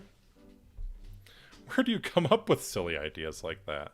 I think I read about it in a visual novel somewhere. A really familiar visual novel. Anyway, I thought you might enjoy seeing that first. What would you like to see next? Any suggestions? Well, there's Onwasa Buddhist Temple, as well as the Koryo Museum. Would either of those be okay for you? Yeah, about the temple. This might seem like the biggest cliche ever, but let's go to the Onwasa Temple. I don't understand. Why would that be a cliche? Asia, Buddhist temple, cute girl. This is something out of literally every anime. I'm afraid I left my Josanot at home. Ah. It's kind of like the kimonos worn by those filthy enemy occupiers on an island nation east of here. Seriously, that occupation was ages ago. Take a page from the German playbook and let it go already. Oh, nobody is ever really over it. Just you wait. Just you wait, buddy. Yeah, you're not gonna make the Koreans stop hating the Japanese. North or south. I'm glad my last name isn't Kowalski then. You know, you never told me your last name. Oh, really? Well, you'll think it's silly. No, I won't. Come on, tell me. Lemor. I got it from my dad. He was a tanker in the army, but, well, he got killed in this weird tanking accident. Something about his squad leader finding him butt naked and crushed by a Sherman. Oh no! So I guess the Sherman ending is canon for Panzer Medals. What was he doing naked with a tank? Beats me. The Corps can do weird things to a man. Anyway, let's keep going. Follow me then. And here we are at Onwasa Temple. You didn't tell me we had to climb half a mountain to get here. And you seriously didn't have to force march us there, either. It's like the Crucible all over again. Don't you feel your soul cleansed by the rapid journey here, though? What I feel is that I need a shower after sweating my way up Mount Songgak. What was with the airstrip and sheds? Could we have flown up here? The evil Nipponese used this mountain as a staging ground to invade China during their illegal occupation of our country during the Second International War. The airstrips and sheds still remain there today. I get it, you hate the Japanese. No need to flavor text it every time. Though if you hate them so much, couldn't you even knock the shed down? I mean, it's probably one of the most sturdily constructed buildings in the country. I know, but a little semtex and it'll fall. I'm sorry, it's just a harsh part of our country's history. Tell me a bit about the temple, then. Yeah, you kind of are being insensitive here. It's a very harsh part of Korea's history, for sure. I will. Allow me to collect myself. I'll be just a few minutes. Man, she really hates the Japanese. Hope I didn't upset her too much. I get that Korea and Japan have a rather strained history together. But I do have some very good Japanese friends, and I don't like them being trashed on. Well, and my room at Camp Pendleton is full of Japanese stuff, too. Weeb. Anyway, the view up here isn't so bad. Mount Songgak is actually a small volcanic mountain on an island outside Kaesong proper. Aha! The temple itself appears partly damaged, but other than that, it's no worse for wear.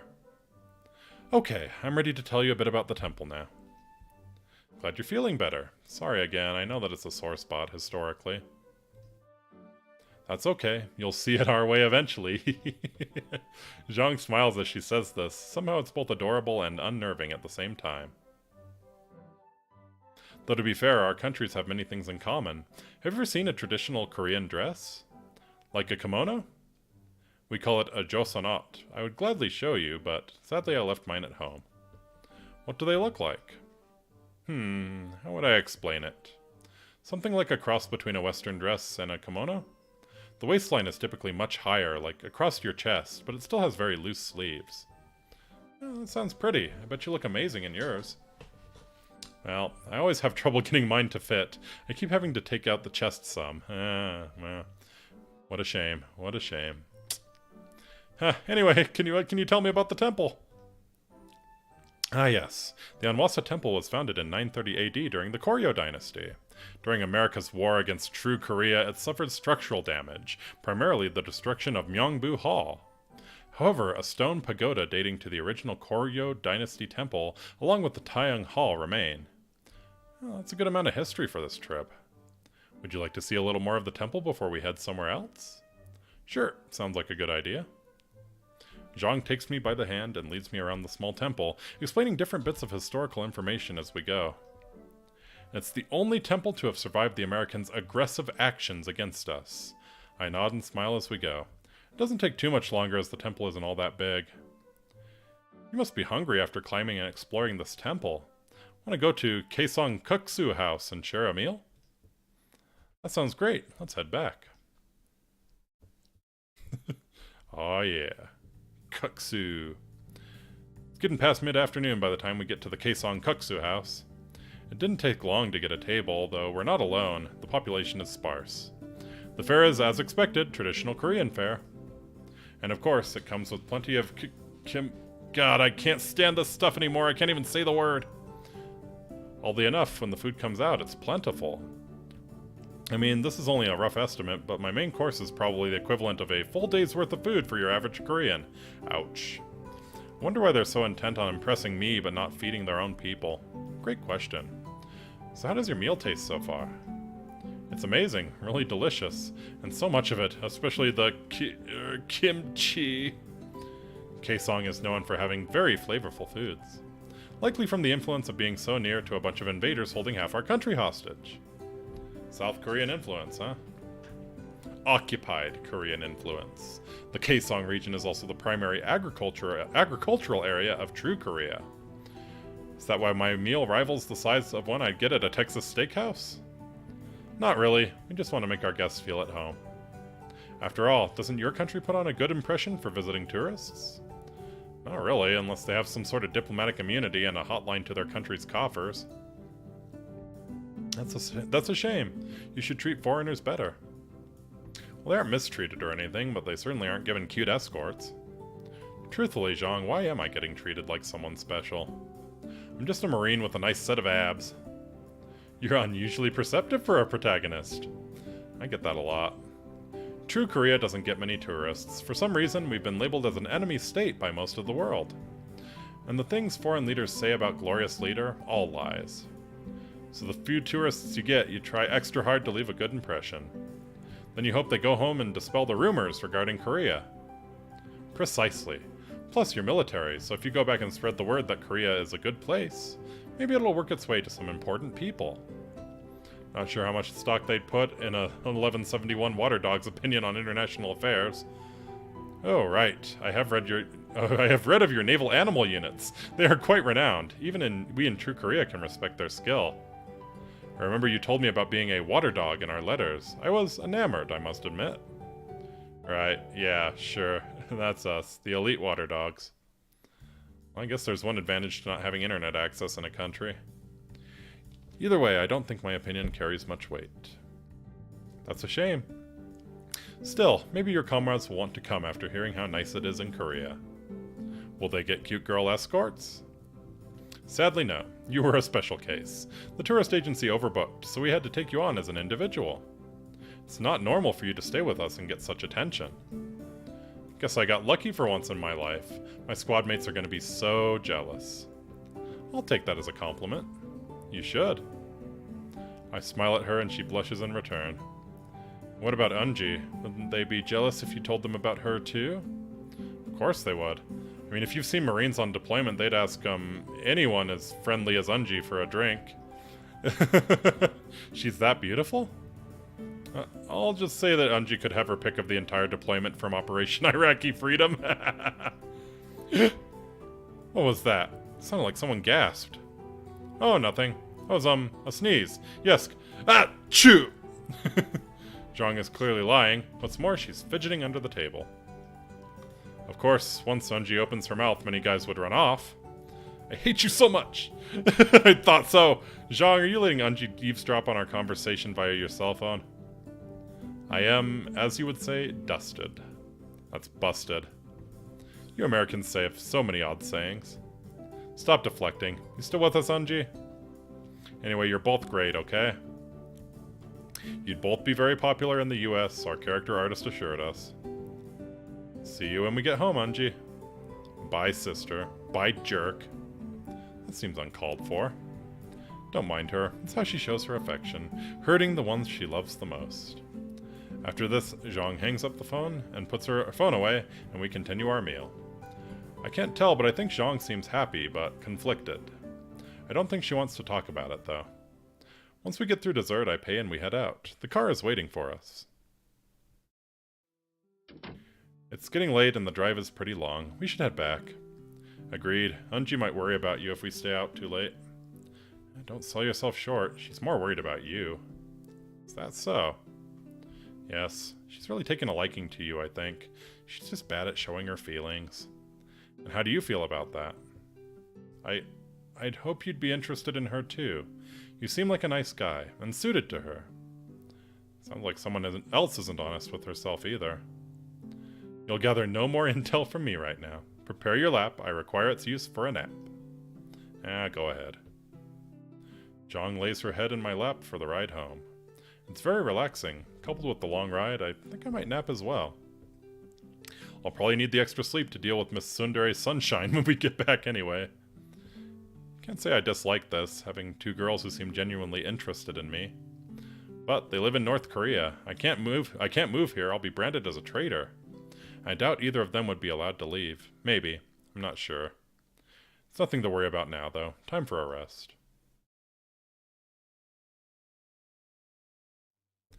These past 3 days have gone by so quickly, especially because of all the places I've gone to with these two girls.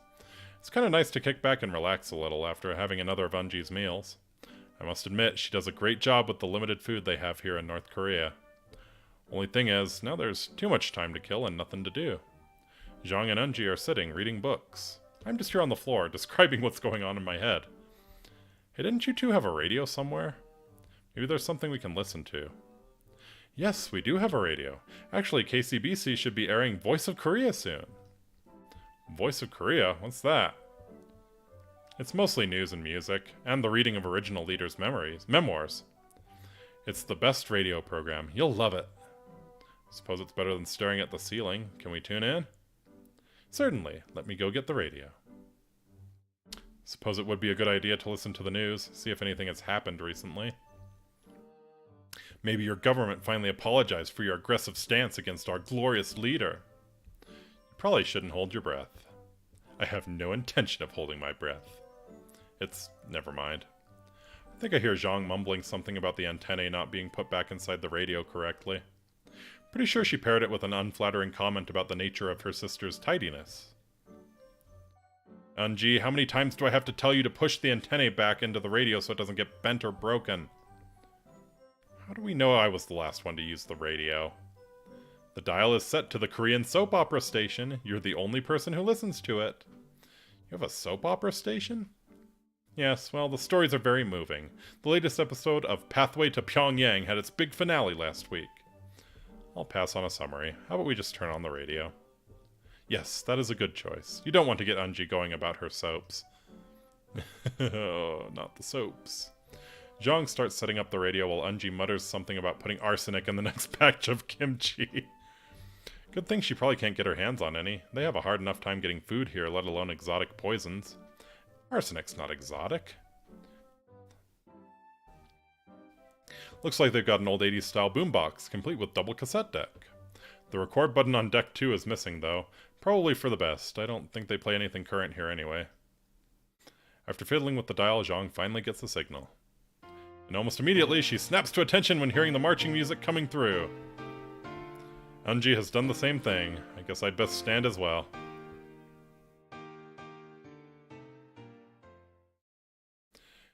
And 3 consecutive march songs later, we finally get to sit down. Fantastic. You have 3 national anthems? Don't be absurd. Only the first song was our national anthem. The other 2 were songs for Original Leader and Son of Original Leader. So in essence, you have 3 anthems, and I'd imagine a 4th in the works for Glorious Leader. Yes, I would think Glorious Leader will be getting an anthem as well. I'd consider starting a really comfortable shoe company for all the standing you'll have to do. Though I don't think your government would let me start a business. Ha ha ha, so funny, Mr. Smarty Mouth. At least ours are original. Your country set its anthem to a British drinking tune. Well, at least it's not the German anthem. That one is actually a drinking tune. Well, depending on your circle of friends, I guess. Hush, you two. The news is about to start. This is Voiced of Korea. I'm your host, Bigu Wong. Is that a real name? That guy definitely had a rough childhood. It's the Wolf Blitzer of Korea.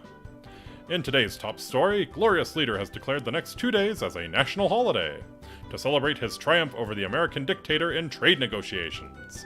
In this momentous victory, Glorious Leader has said to have secured a trade deal with the American idiot-in-chief in exchange for vastly superior armaments. While the details are still unclear, it appears he has sent a small payment to the head wingnut for what the Americans claim is their newest weapon, the ID-10T missile system. Oh no! Let us all hold a moment of silence and awe at our Glorious Leader's negotiation skills. Yeah, those ID-10T missile systems, don't mess with them. Fearsome stuff. Maybe I can try and sell the Glorious Leader some Chemlight batteries if I ever bump into him. We get 2 days off! We can all do something together! We've already done things together, like played Chuchaopoly. I think she means maybe we can have a group date together. But sister, I thought we were supposed to... We've done that for 3 days now. We're really at the point in time where we should have a group date, a group outing. Yes, this does seem like the appropriate spot and time for that. Let me see if I have this correct. For 3 days, we've gone on single girl dates, just one of us and Senor Manos. And now, because we're about to enter day 4, it's required we have a group outing? Yes, sister, that is how it's done. It just sounds so scripted. Well, sometimes you do have to plan things out. Precisely. So for the next 2 days, it shall be all 3 of us together, sharing the good times, making memories. So where will we go on this trip? Let me think about it for a bit.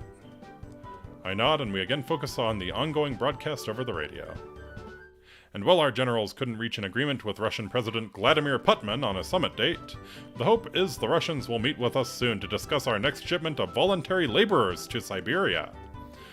Turning to entertainment news, Glorious Leader has announced he will put on a concert tour next year, where he will perform his international hit singles. The voluntary attendance is considered mandatory, and fun will be had by all. Dates to be announced soon. Mandatory fun. Mandatory voluntary attendance. In the Corps, we call that being voluntold. Glorious Leader has a wonderful singing voice. It is an honor to be able to attend his concerts. I hope I do not get wall duty again when the Pyongyang dates are announced. Yes, you were really upset last time. I'll see about switching shifts with you if that happens. I love that AL burn, yeah. You do that for me? Of course, Anji. You are my precious younger sister. I want the best the world can offer for you. Thank you, sister. You're always looking out for me. It is touching to see just how much Jong cares for Anji. Though sometimes I wonder if she goes too far and ignores her own wants or needs. Yeah, that seems to be the case. Now a word from our sponsors. Sponsors? I didn't think your government allowed for something so capitalist. You won't be hearing ads for sweatshop sneakers or designer medicines. Then what sorts of commercial will I be hearing? The only thing that deserves to be advertised. I should have known. No, really, I should have known. Good evening, citizens of best true Korea. Truly, you are graced to live here. This bountiful land of plenty is sent by the divinity of our original leader to his grandson, our glorious leader. He alone has the wisdom to direct our country to its rightful ascension as rulers of the world. But he is not alone in this eternal struggle against the forces of those who occupy all other lands, especially our birthright land to the south. The Workers' Party, the only party that represents all its citizens anywhere on Earth, assists our glorious leader as he stares down the threats the world poses to us. Together, Glorious Leader and the Workers' Party will lead our nation to total triumph over the evil forces of the United States and its enabler allies. Remember to support your Workers' Party by saluting our brave military members who will do battle on our behalf. True Korea prevail! Man, I thought commercials in America were long-winded. That was... Are you crying, Anji? That was poetry. beautiful poetry. I'm so happy to be a part of our destiny. Okay, well, Zhang? Sorry, I was just lost in thought, trying to figure out where to go for our outing. Maybe we could get out of the city and go somewhere else. I could use a change in scenery. I had considered that option. Oh no, we're not going camping again. Never, ever, ever again. Who said anything about camping? You did. You suggested a change in scenery from a city. Well, yeah, but I never said it had to be camping. Don't mind Unji. She's hated camping since she was in the Young Pioneer League. All the other kids threw her camping gear in the river after she shot them with a pellet gun. Noticing a pattern here. Pfft, it's not like they didn't deserve it. Unji stuck out her tongue. Regardless, we aren't going camping, Unji, so you can relax. Thank goodness. We only have one tent anyway, and it's only designed for 2 people. That would make the trip rather cozy. Not even. You'd be sleeping under the stars. You'd at least give me a sleeping bag, right? Hell no. We only have 2, sorry. We packed some extra blankets from the depot, but regardless, we aren't going camping. Then where are we going? Zhang brings over the map she's been studying and points to an area on the eastern part of the Chinese-Korean border. Patku Mountain. We will be spending our trip there. A mountain? Not just any mountain, it's the most sacred mountain in all of Korea. Original leader's son was born atop the mountain. Hey. It also served as an important encampment in our country's struggles against the evil Nipponese. Boring. Enough history. Patku Mountain has lots of gorgeous waterfalls as well as some natural hot springs. We get the onsen episode. Which is good, since it's always cold up there. Glad you mentioned that. We'll be staying at a small, little-known hot spring cottage near Lake Chon. Sounds like a fun little outing, perfect for a group date. And our final story tonight. It has come to the Workers' Party's attention that there are potentially still Western sympathizers in the ranks. Glorious Leader is investigating into this, and appropriate action will be taken. Have a lovely holiday. Those 2 things don't really go together. Who cares? Go rest up. We gotta catch a train and then take a car tomorrow to get to our destination, and we still need to pack. That's true, sister. Let's all go get ready for the trip. Well, I'm already packed, but some extra sleep wouldn't hurt. Yes, you'll want to be full of energy for this trip. Sleep is essential. Good night, Unji. Looks like the next 2 days are all set. I'm looking forward to it. Time to hit the sack and get ready for this 2-day excursion. Alright.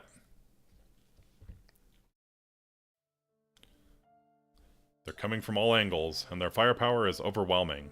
Everywhere I look, I see waves of heavily armed infantry coming right for our lines. In my hands is an outdated submachine gun. I'm going to die here. Worse, it's going to be at the hands of my former comrades. Behind me, Unji is barking orders at all of us. I plead with her that I can't fire on my countrymen, but my pleas fall on deaf ears. How did I end up here? I never asked for this. All I wanted was a vacation with some buddies in Korea. Instead, I've been impressed into the front lines against the United States charge into Pyongyang. We're losing. Badly. Well, we, the North Koreans, I mean. Screw this, I'm dropping my weapon and surrendering. And down I go as I get the non-business end of a USA Standard Select Fire rifle right to the forehead. As I go down, I think the attacker screams for my capture.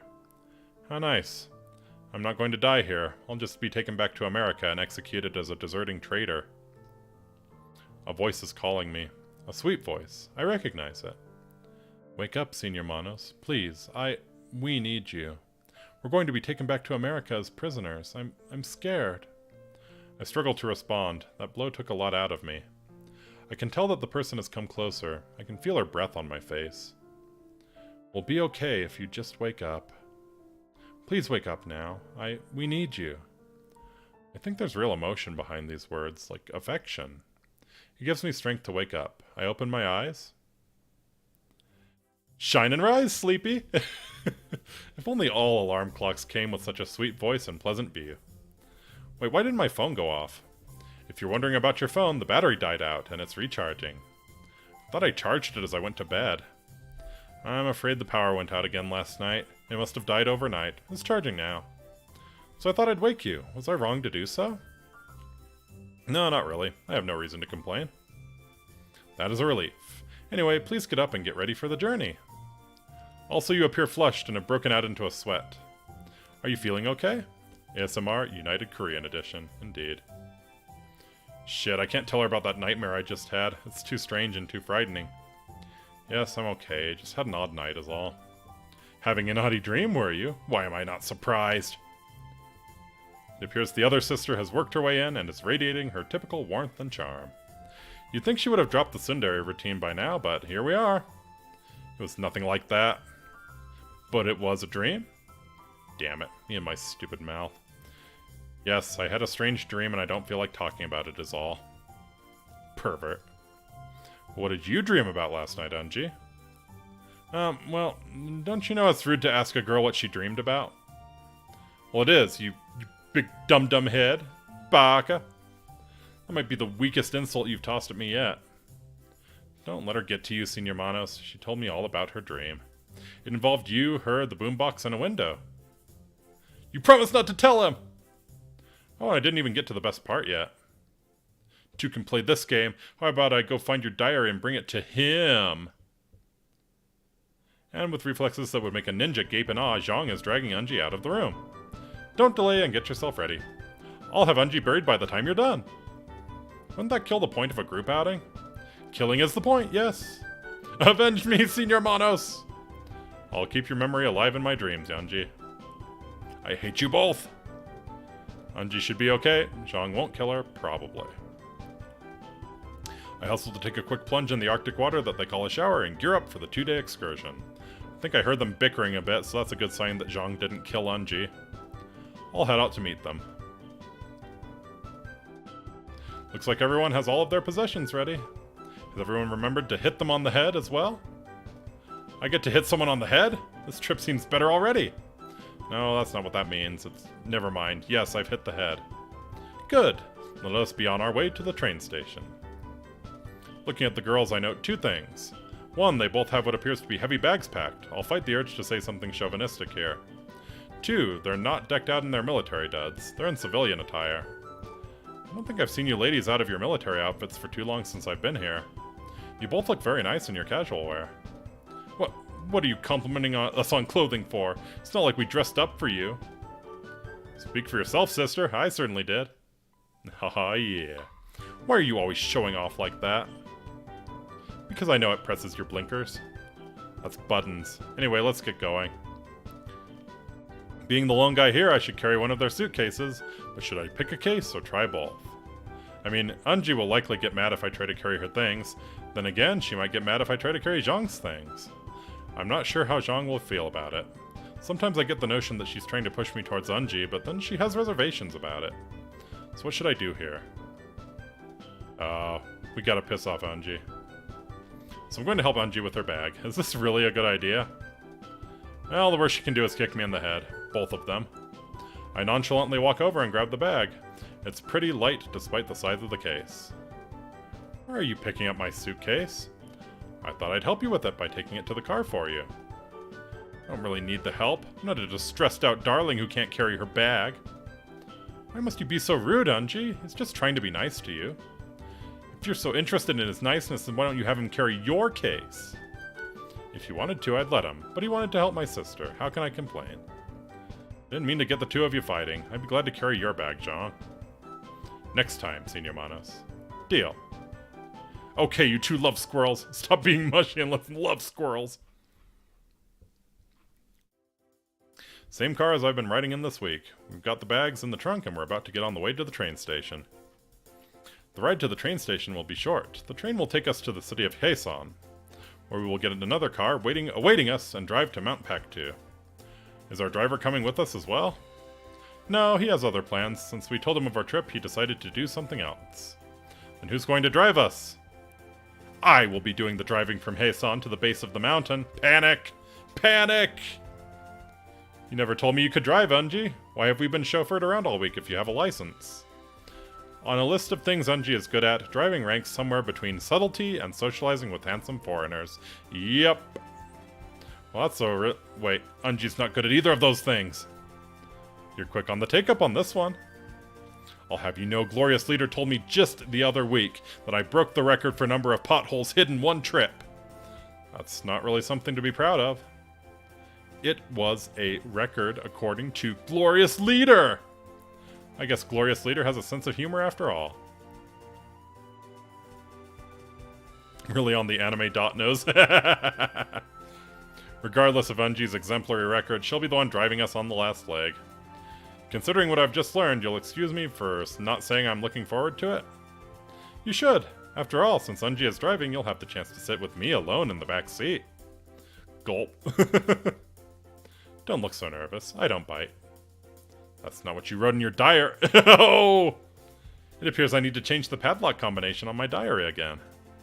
See how violent my sister is? Have I even hit her once? No, but you do kind of bring it on yourself by taunting her.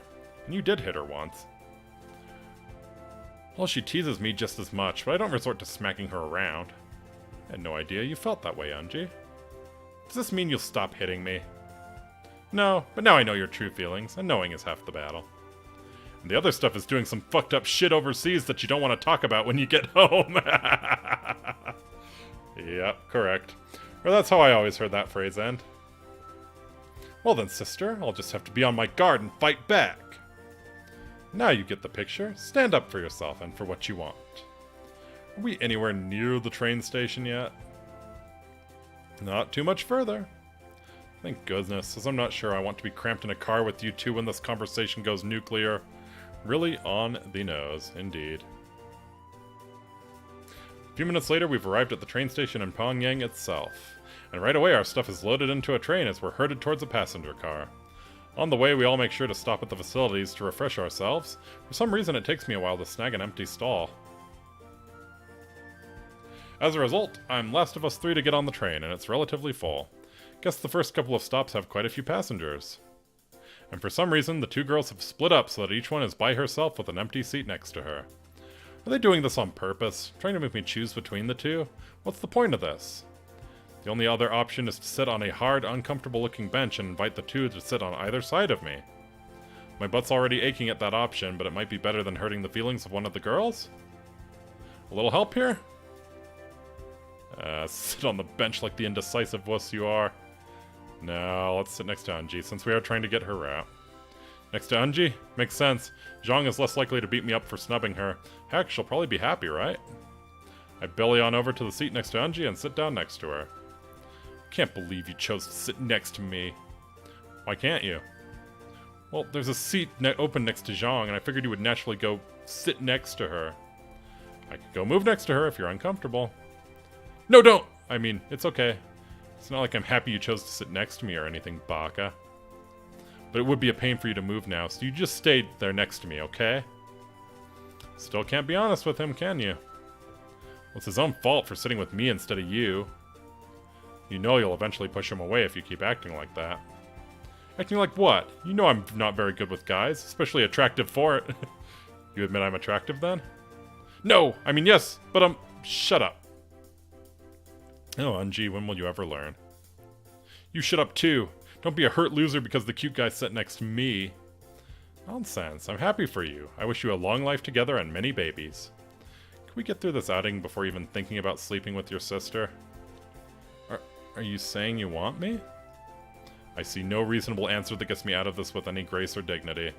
So I shall instead close my eyes and pretend I have come down with a case of narcolepsy. Narcolepsy isn't an illness. Can't hear you because narcolepsy. Yes, I have come down with the narcolepsy too. You two are such a cute couple. Nah. Not too long after, and the train is chugging along at a pace that would make a German mouse tank proud. Hey hey. But I guess it still beats driving all the way there. Considering the lack of gas stations and actual modern civilization outside of Pyongyang, after all. Well, and inside of Pyongyang too, but at least Glorious Leader is trying to catch them up with the rest of the world. A bit. Maybe I can catch up on some sleep here. Are you enjoying the trip so far? It's okay. Car ride was fine, and while full, this train isn't nearly as packed as the metro on a Monday morning. Got something on your mind? Nothing in particular. Unji has already taken the liberty of falling asleep. You kind of looked like you were, how is it put, spacing out? So I thought I'd talk with you. I hope you don't mind. No, I don't mind. Actually, could you tell me a little bit about where we're going? You want to know more about Mount Patku? Well, more like about where we're staying. I understand. It's a small little hostel meant for short stays. It's near a natural hot spring and has the typical amenities for entertainment. What amenities are those? Mostly table tennis and karaoke. Nothing beats the classics, right? There's one thing I neglected to mention about the trip that you should know. And what would that be? There aren't many rooms at the hostel, and with our budget being what it is, I only booked a single room for the 3 of us. That makes sense, you have to save Did you just say 1 room for all 3 of us? Yes, will that be a problem? I don't think so, at least not for me anyway. So long as you have plenty of tissues to clean up my nosebleeds. You never told me you had a medical condition. Only around you. No, it's not that. I don't have a medical condition. Come to think of it, I haven't seen you bleed out of your nose during your stay so far. Does this mean you have it under control? Sorry, just a bad joke. Think nothing of it. I'll be fine. We'll all be fine. I don't have any shame about being in my skivvies since joining the Marine Corps. Something about a bunch of sweaty dudes being cramped together in one barracks for 12 weeks does that to you. Why the hell did I just say that? I'm clearly not thinking straight. Well, that's a pity. Suppose I'll have to get over mine too for this trip. Thick when it's convenient. Gulp, invisible nosebleed. I'm teasing you, Senior Manos. You're much more flirty than you let on at times.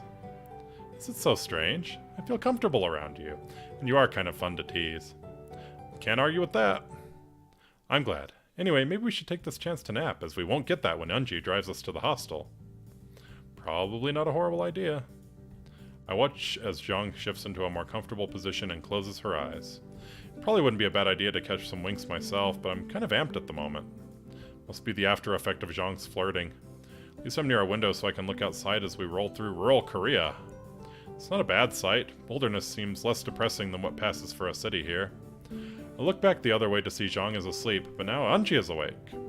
She looks like she wants to say something, but isn't ready to speak up. Hi, Anji. Did you get some rest? Some. Not as much as I'd like. That last bump woke me up. Can't nod back off, then? I can't just yet. I'm a tad thirsty. I've had some thoughts on my mind. I left my change in my bag, so I can't offer you any of it for your thoughts. What are you going on about? I was going to offer you a penny for... You know what, never mind. What were you thinking about? I was just thinking of the past few days with you and Zhang and me. Just how it's been relatively enjoyable, and I guess... Anji seems a bit sad, and she's trailing off on that last sentence. I've enjoyed it as well. I wasn't expecting to be hanging out in Northern Korea with a couple girls. But it's been a nice experience, for the most part anyway. It's been a nice break from the routine. For the most parts, our lives have been pretty regimented. You could say we were groomed for the military. We never really had any vacations or went anywhere, and our father has been so distant lately. Sorry, I never realized you had some family worries. Come to think of it, I never really did ask about your family. I guess I was so focused on having a good time with you and Zhang, the thought to ask never occurred to me. That and avoiding getting kicked in the shin by you, but I'll keep that in a thought bubble. It's alright. We didn't want to make you sad on your vacation with us. I'm not even sure why I'm telling you now. Sometimes it's good to talk with someone new about things. It's easier that way. I wonder about that. I guess I feel comfortable around you. You listen to me, and you're nice to me, even though you tease me a lot. We Americans are a funny group. We generally tease those we like the most. You like me? Well, of course I do. I like you and Zhang. You're both fun to be around. Oh, I understand. I'm glad you decided to visit, though. I'm going to try and get back to napping now. Sounds like a great idea. I think I'll get a few winks, too. Unji curls up as best she can get comfortable while I stretch my legs out, as much as these cramped train cars will allow. These might be the most serious conversations I've had with both girls since I've gotten here. Can't help but think that there's something on their minds that they aren't telling me. Maybe I'll learn before having to head back home. It seems we've hit a smooth section. I think I will take that nap. The rest of the train ride went without incident. When we got to Haisan Station, we grabbed our bags and picked up our rental car. I think it's Haisan. At least, I think it's a car in the least representative form of the word. Zhang called it the Like-A-Lotta. Yes! I call it a Soviet rolling death trap. Fuck yeah, the Lotta. They're coming back into fashion, boys. Think of a rusty old Yugo from the late 1970s and you've pretty much got the picture. It's a good thing America rejected this piece of perestroika or the Soviets would have defeated us via car accidents. The minor issue being I'm cramped in the back seat with Zhang. though it does oddly resemble the same backseat of the car we've been riding around all week. Maybe it's one of those one-size-fits-all Korea communist things. Either way, I'm squished up closer to Zhang than when we overfill one of the LMTVs with 18 or more grunts on a trip down I-95. Well, at least she smells a lot better than 17 other sweaty guys. She's also more comfortable to be pressed against, too. I'm a man and she stopped. Stop judging me. This is my safe space. Okay, that's not really a complaint. The real complaint is that Unji's driving was overhyped. And considering yeah, it was overhyped. And considering we'd established Unji wasn't a good driver earlier, this means her driving is even worse than I could have ever imagined. Well, whichever deity is in charge up there, I'm asking you to deliver me from this threat to my person. I'm not picky about which one of you answers. You're like a little baby with your whining. I'll have you know I missed that last pothole. On purpose? Let's go with that if it makes you feel better and shuts you up. I'm going to die in North Korea and in the least politically charged way possible. Death by communist wagon falling off the side of a mountain trail. If you don't shut up, your death will be caused by me strangling you. Ordinarily, I would say something nice to placate the situation, but I am afraid I am in agreement with Senior Manos on this. Have you gotten worse since I've last gone out with you driving? I hope this model has child locks so I can bail out and leave you two plunging to your deaths. Child locks? I doubt this Cold War piece of junk even has anti-lock brakes, let alone child locks. Thud. Okay, you hit that big-ass crater on purpose, admit it.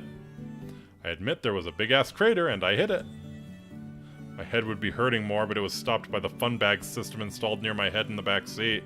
Hey, maybe this isn't so bad after all. It does have airbags. You could try to make the ride a little more cozy, sister. You meant comfy, right? Because you two look cozy enough. Like it's our fault the rental car's backseat is barely big enough to fit a couple of underfed Eastern Bloc children, let alone two fully grown adults. I am thankful you bathed and put on perfume. It smells nice. Cologne. Guys put on cologne. Wham! Did you just run over a deer carcass or something? She better not have. If it was fresh enough, we could have cooked it over a fire pit. Good joke. It wasn't a joke. And it wasn't a deer carcass. Just an overgrown root. Also, if you don't like heights, then please don't look out the window right now. I'm not falling for that one again. Telling me not to look out the window so I'll look and free... Holy shit, how are you managing to drive this close to the edge? Talent. And stop screaming, I told you not to look. Talent my ass. Zhang, you're really an ancient Korean deity who has answered my humble prayers, right? I have been compared to goddesses before, however, I don't think I have any actual powers. My guess is we're just really lucky Unji hasn't killed us yet. Way to back your little sister up. How much further do I have to endure this torture? Not too much further. Once we find the appropriate lot to park in, we can take a short hike up to the hotel. We have to hike there? It's not a long hike. I'd say we can take a cable car up there, but it's never really in operation.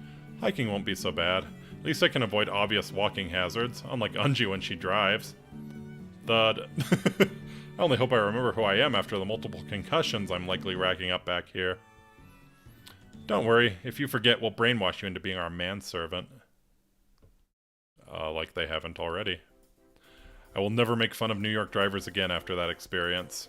Once we got to the parking lot, we had to hike a curved mountain path up to the summit. It took roughly 40 minutes or so. Once there, Zhang and Unji led me down a much less used path to a quaint hotel. Near to what appeared to be a small natural hot spring that broke off from the crater lake. Hey. It's about mid-afternoon when we finally arrive. I must say, the place certainly does look cozy at the very least. Maybe rustic would be a good term for it. The hot spring is outside. Looks pretty warm, which is good considering it's pretty damn cold up here. Guess the girls weren't kidding when they said it was chilly here year-round. There's also a distinct lack of a partition built into the hot spring, meaning there's only one spring and it's not segregated by gender. Is it normal for men and women to share a bath in the hot spring here? Are you complaining at having to share the bath with us? That doesn't not seem, as you might say, nacho. That's macho, and I'm not complaining, merely observing the fact that there's only one spring and it's not partitioned by gender. I was merely teasing you. The truth is, this hostel was built in compliance for a women's summit that was to be held. Something about discussing women's rights violations around the world. Aha. We built this in hopes of securing the bid to host it. However, we lost that bid, but the hotel remains. It's not a very well-known place, even here in Korea. So who won the bid to host the conference then? Uh-oh. Does it matter now? We didn't get the bid, but we have a vacation spot. End of story. It was the Japanese, wasn't it? Japan won the bid, didn't they? Curse you, Nippon! Perceptive as usual, Senior Manos, but we're here to have fun, not dwell on injustices of the past. I will go check us in. Please wait for just a minute. Wonder what we should do first while we're here. I think I'd like to relax and leave the hiking until tomorrow morning. A nice relaxing dip in the hot spring and then maybe some spirits inside the hotel. Why would you mention spirits when we're supposed to be relaxing? Why wouldn't I?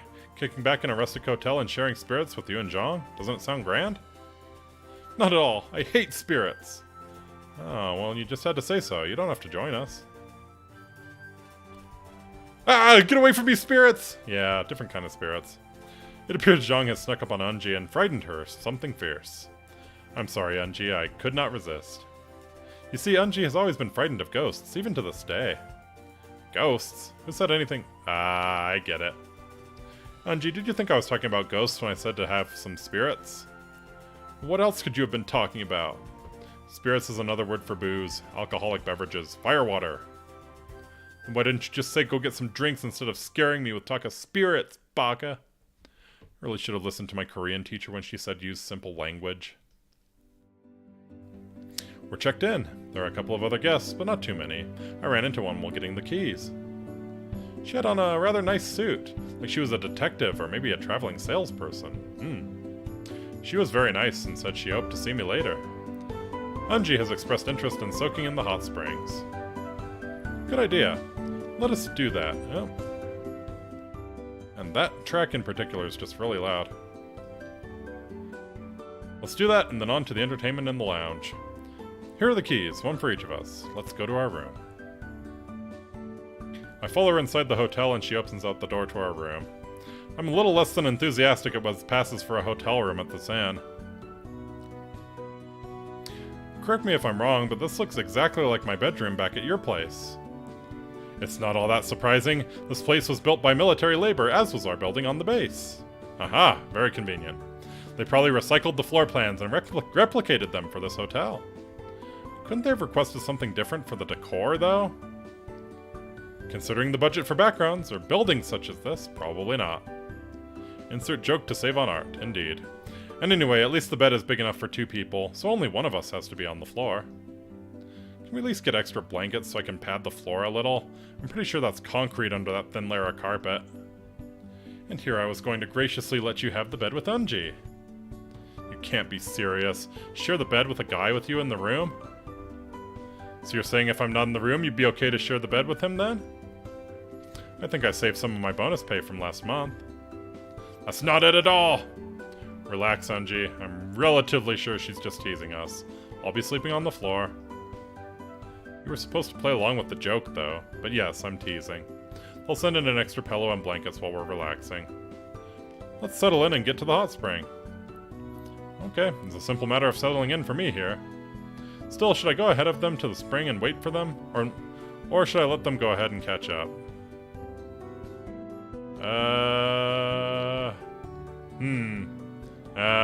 Ladies first.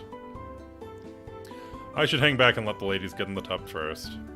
Given what I think I know about Unji, she'd be really shy about disrobing at the hot spring in front of me.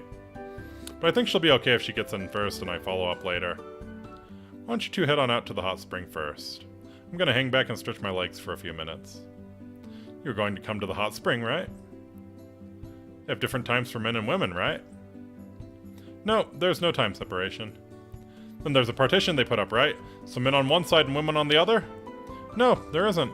Remember, this was built as a resort for women, so they didn't bother making a partition for the spring. Don't tell me. We're all going to bathe in the spring together. Of course, we'll have a great time. We can soak in the mineral water, scrub each other's backs, tell each other all our secrets. I can't soak in the spring with him? He's a man! It only took 5 days for you to notice this fact. You know what I mean. Look, I figured I'd let you go on ahead and get situated in the spring first, then I'd follow in after. But if it bothers you that much, I can just wait until you're done and go soak by myself. That will not do. We're all adults here for legal reasons. Certainly we can handle soaking in a hot spring together. I think I'll be okay if we get in first and you warn me when you come out to join us. Then it's settled. Go on ahead, I'll be there in 10 minutes. That should be enough time, right? That will be sufficient. Come along, Unji. I'll make a woman out of you someday. What? Yeah, or we can make a woman out of her tonight. Oh, sorry, I should leave that to Senior Manos. Don't keep us waiting too long. Zhang drags Unji out the door before either of us have a chance to protest her last statement. Okay, I lied. Unji would have protested it. I would have made a snarky remark to annoy Unji. After 10 minutes, I head over to the Springs changing station. Maybe 2 towels would be a good idea. One to wear in and remove to spare Unji's sensibilities, and the other to dry off and wrap around when we're done. The 6 P's, after all. Proper preparation prevents piss-poor performance. So with one towel around my waist and the other slung over my shoulder, I head to the spring. Hey, nice. We do get a bikini shot of Zhang. Fantastic. Looking good. Took you long enough. Sorry, spaced out for a couple minutes, but here I am. Both girls are already in the water. Guess I'd best join them. You aren't going to wear that towel in here, are you? No, really, it's okay for him to wear it if he wants. Relax, sister. You've seen a man in a bathing suit. As she says this, I whip off the towel, freeing the boys. Oh no! They're wearing bathing suits, my dude. Shit, cold air means shrinkage. Didn't think this through. Wait, did Zhang say bathing suit? Also, what was that loud splash just now? That would be Unji ducking under the water. Yep. Unji. Did she just faint into the water? Your manly display was too much for her. This might be the greatest moment of my life. Let's make sure she doesn't drown so we can tease her about it. I hadn't noticed until now, but neither girl is naked in the hot spring. They do look cute in their bikinis, though. You both have swimsuits on? Of course we have swimsuits on! Did you think we'd be naked? The thought had occurred to me, this being a hot spring and all. I wasn't against the idea of bathing naked, but Unji insisted on wearing suits. It's called modesty, sister. Modesty is nice. I only hope you forget your modesty when you finally confess to Senior Manos. Just go put on a bathing suit. I don't have one. Guess a spare pair of silkies will have to do. Still, I'm glad you were thoughtful enough to have brought out the 2 towels when you thought we'd all be naked. What's that praise I heard from your lovely voice, Unji? Bagchi. Bagchi, okay. So that's the Korean word for baka. Here we are, kicking back and soaking in the mineral springs. Good thing the spring is naturally heated because the air is pretty crisp around us. Nobody's really saying very much as we soak. Guess it's too relaxing to bother with conversation. In all, it's nice and peaceful. That is, until I hear footsteps approaching the spring. Ah, well, hello there. Hello there. Well, isn't this just a splendid sight to behold? Looks like I lucked out and picked a date with some eye candy hanging around. Turning around, I notice a young female Asian has joined us at the spring. I say at because she isn't exactly in the proper state of undress to join us in the spring. She's dressed in a gray suit that looks more appropriate for a boardroom than a hot spring. She's also got a clear bottle that likely contains something alcoholic. I'm afraid I do not understand. What do you mean by saying there's eye candy here? And one of them is so innocent too? Finally, the gods of fortune shine upon me. What is she babbling on about? The term eye candy is slang for telling someone they're good looking, beautiful, or handsome. Oh, the lolly is actually a guy? That's disappointing. What the... lolly? Rude? Well, that was fairly rude. I'm a lean, mean fighting machine, you know? Yeah, whatever. Go to the other end of the spring. I'm on the hunt for those two. On the hunt for those... You mean Unji and myself? The one with the nice Gaussium finally speaks. Truly, your cups overflow, don't they? But I'm not drinking anything at the moment, so no? I don't think she was talking about beverages, Zhang. Then what was she talking about? Well, it's more about how your swimsuit fits. What's there to say? I get mine properly sized, so they fit right. 2 innocents? This is going to be a weekend to remember. Go away, scumbag. You do realize I'm sitting here and know exactly what you're saying, right? Oh, you're still here, lolly boy? Be a dear and fetch me some more soju. They didn't give me a proper amount with this bottle. Hey, he's not your errand boy. He's here on vacation with us. Get your own soju. Unji stood up for me. I'm so happy. She does care about my feelings. If anything, he's our errand boy and should be fetching me soju. And the happy feelings are gone. Of course. Feisty little femme, aren't you? Don't worry, I'll figure out something for him to do to keep him occupied. You won't miss him. My apologies, I'm afraid we don't know you, and our friend here is very important to us. I'd appreciate it if you treat him with some respect. If that's what it takes to untwist your knickers, metaphorically and physically, I suppose I can at least acknowledge his existence somewhat better. When you fetch my soju, you can get some for yourself, too. Hey, thanks. Wait, I'm not fetching you your damn soju. It's getting a little too hot in the wrong way here. But I'll see you two cuties later. Make sure he's not with you if you actually want to have a good time. Weirdo. Well, that was weird. Did you know her from somewhere? She seemed to take an instant dislike to you. Well, that's not so unbelievable. Thanks for the vote of confidence, Unji. And no, I've never seen her before in my life. She certainly took a liking to you two, though. Well, let's just relax a bit more, then head inside to the entertainment's room. We all nod and relax a bit more. After a while, the girls get up and get ready to check out the entertainment area. After a suitable amount of time, I get out and head back to get changed. They have robes furnished for us to wear in the closet, however, there's a slight problem. They're all pastel colors. I guess when they built this place to win that women's conference they went all out and even got girly robes. I'm expected to wear one too. Great, there are only two in here that will fit me. Green sand or sky blue? Huh. It's kind of a tough one, actually. I'm terrible with color theory. I assume they're supposed to complement one or the other girls. But I assume the sky blue is what you want for Anji? I assume? Huh. Yeah, let's go with the sky blue one. One sec. Checking something on the computer here. Ah, yes. Ah, yes. Great. Alright. Sorry about that. Yeah, let's go with the sky blue. I seem to recall Unji liking blues, though. I can't remember why. Sure. I mean, she usually dresses in blues. Guess I'll put on the blue one and see if I can get a smile out of her. Out to the entertainment room I go! Hey, I like the blue robe. It's my favorite color. Well chosen. I know, that's why I picked it. But I never told you it was my favorite color, so how did you know? Probably because it's the color of your panties right now. No, I was thinking more about her uniform's color. Byunte Bakchi! There's the Unji we know and love. Now that I've had a chance to settle in, I noticed that the girls aren't wearing the robes from the hotel either. They're in civilian attire. I'm the only one dressed up in a shitty pastel robe. Am I the only one who decided on a robe? There's no way I'd be caught dead in one of those. Yes, they probably haven't been washed in years. Thanks for the warning, you two. I feel ridiculous in this now.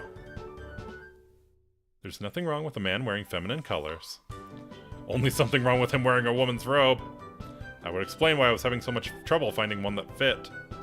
Anyway, weren't we supposed to partake of some entertainment about now? Yes, though there's only a couple things to choose from, as you can see.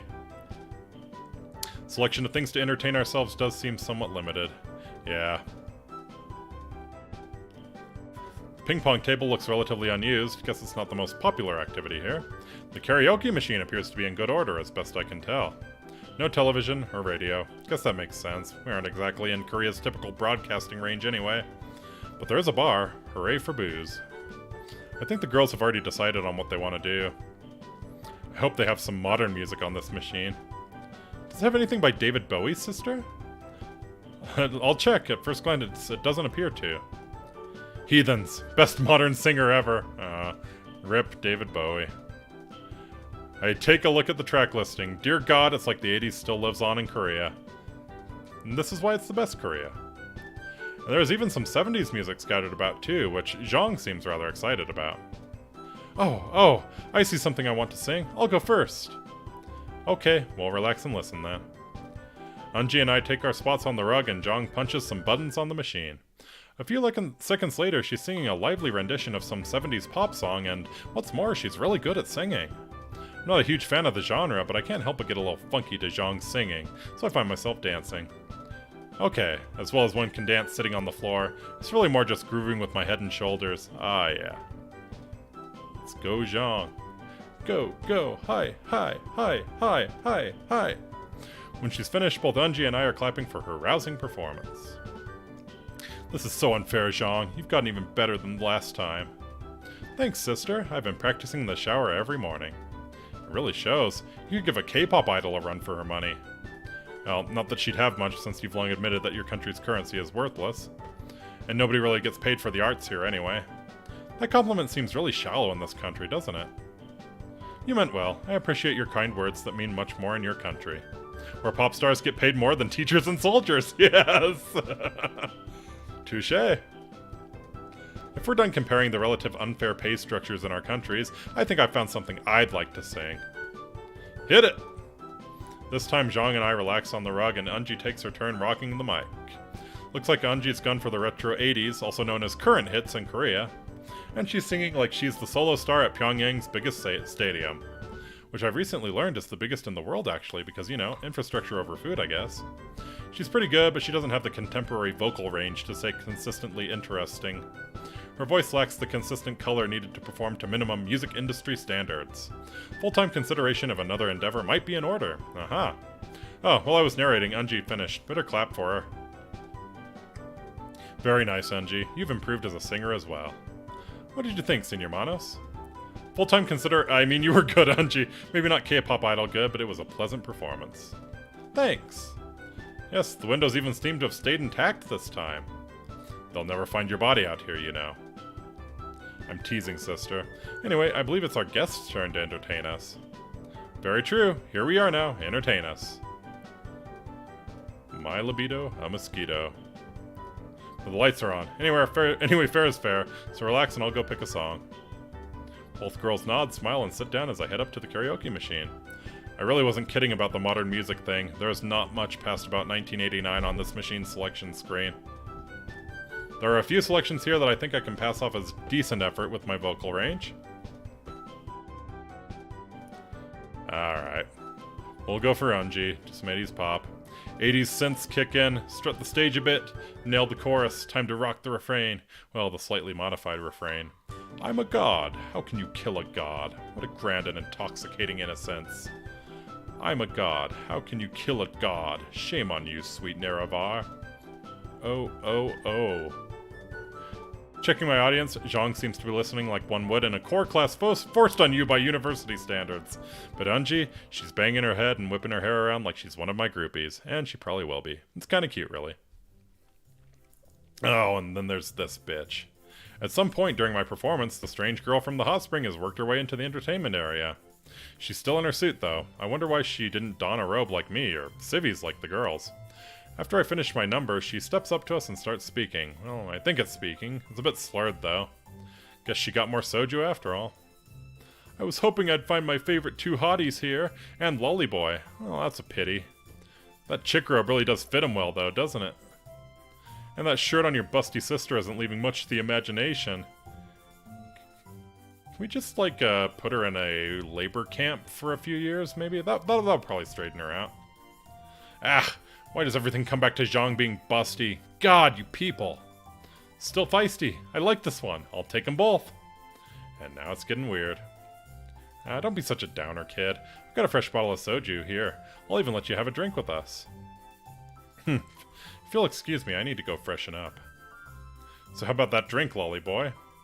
Wouldn't be much of a marine if I turned down a drink even from... What's your name, anyway? Just call me Sumeragi. I'm here on business. What sort of business brings someone all the way out here, Sumeragi? Sumeragi pours me a small dish of soju. Import-export, though what I really deal in are secrets. Maybe I even know all of yours. She's obviously not very good at her job if she's telling that to us half-sober at a hotel. Correct. I doubt that. Zhang and I are both in the People's Army. There's nothing we have to hide. Think what you like. It hardly matters what you believe. All that really matters is what other people believe about you. Very true. So let's trade secrets. About what in particular? I'll pose a question to you, and you can either answer it or take a challenge of my choosing instead. That sounds a lot like Truth or Dare, you know? Nonsense. That game is just child's play. My game involves getting her to open up a little. Why should I play along with your weird idea of a game? That's a great question. What are you, chicken? Ease down there. I'm going to get the brunt of whatever anger you cause. Nobody calls me chicken! Bring on your stupid questions. Well, this should be interesting. Okay, what color pantsuit are you wearing right now? Why would you ask that stupid question? To watch you blush. Going to answer, or would you like the dare? I mean, challenge. It's a curse always being right. Hush you. Fine, what's your challenge if I don't answer? Nothing too stressful, just give me a nice kiss on the lips. This isn't good. Oh, she's gonna give you something, alright. Well, what's your choice? I choose... Sorry for the wait. Hey, I know. How about you sing a song on the karaoke machine, strange lady? Unji appears to have been saved by Zhang's appearance. Indeed. You want a song? I can do that. Oh, I know just what song I'll sing. She heads up to the karaoke machine where she punches in a couple of buttons. Before the music starts, she grabs the surprised Unji by the hand and drags her up with her. What the hell are you doing? This song is perfect for you. I know personally that it's one of the Glorious Leader's favorites. With that, she busts right into a rap song that's past the typical release date for music in Korea. Guess that explains why Glorious Leader was name-dropped here. Oh, and Unji is going to kill this girl. I better go get a body bag. I like nice butts and I cannot lie. Does she have a death wish? Oh good, we were thinking the same thing. Think they have any body bags here? Unji is getting flustered and doesn't seem to be able to react to the situation. I knew that's how it's gotta go, you know. If Zhang has the nice upper end, then Unji's gotta have the nice lower end. That's how it works. How it works. Immutable law of the universe. Wow, that's some thunder. Wow. The gods are displeased that Unji is being harassed in such a fashion. Baby got ass! I don't need instant replay to review that this lady just grabbed a handful of Unji's ass while spitting out the refrain there. Unji goes from flustered to all-out murderous rage. I think she's had as much as she can stand, and she can't stand no more. That does it! I'll give Unji credit, she didn't kill this lady. But I'm sure every one of her ancestors felt the impact of the slap Unji just landed on her. Combined with the soju consumption, this lady is out cold. Hope that few seconds of grab-ass was worth the splitting headache she'll have when she wakes up. Probably. I'm dragging this woman's drunk ass to the brig. Go back to the room and I'll bring back some soju. I plan on drinking with you under the table when I get back. She's so pissed I can't even bring myself to correct her incorrect jargon. Discretion is the better part of not having me feeling Unji's second slapshot of the night. There's one thing that bothers me, though. Wait, this place has a brig? What resort doesn't have a brig? Zhang and I head back to the room to wait for the soju. Oh, and Unji, I guess, since she's bringing it. A few minutes later, Unji is back with several bottles of firewater. We're all exhausted, so we get our drink on mostly in silence. However, it's worth noting that her bravado of drinking with us under the table, Unji's the first one to pass out. Guess Unji's a lightweight when it comes to her liquor. She talks a big game, but she has yet to drink anyone under the table. At least we're already where we're sleeping, so it's a nice change not having to drag her passed out body home. Nothing else is said after that. I help Zhang tuck Unji into the bed, and Zhang gets in next to her. I crawl into my makeshift futon. After the long trip and the soju, I'm really beat. There's always tomorrow, so sleepy time now.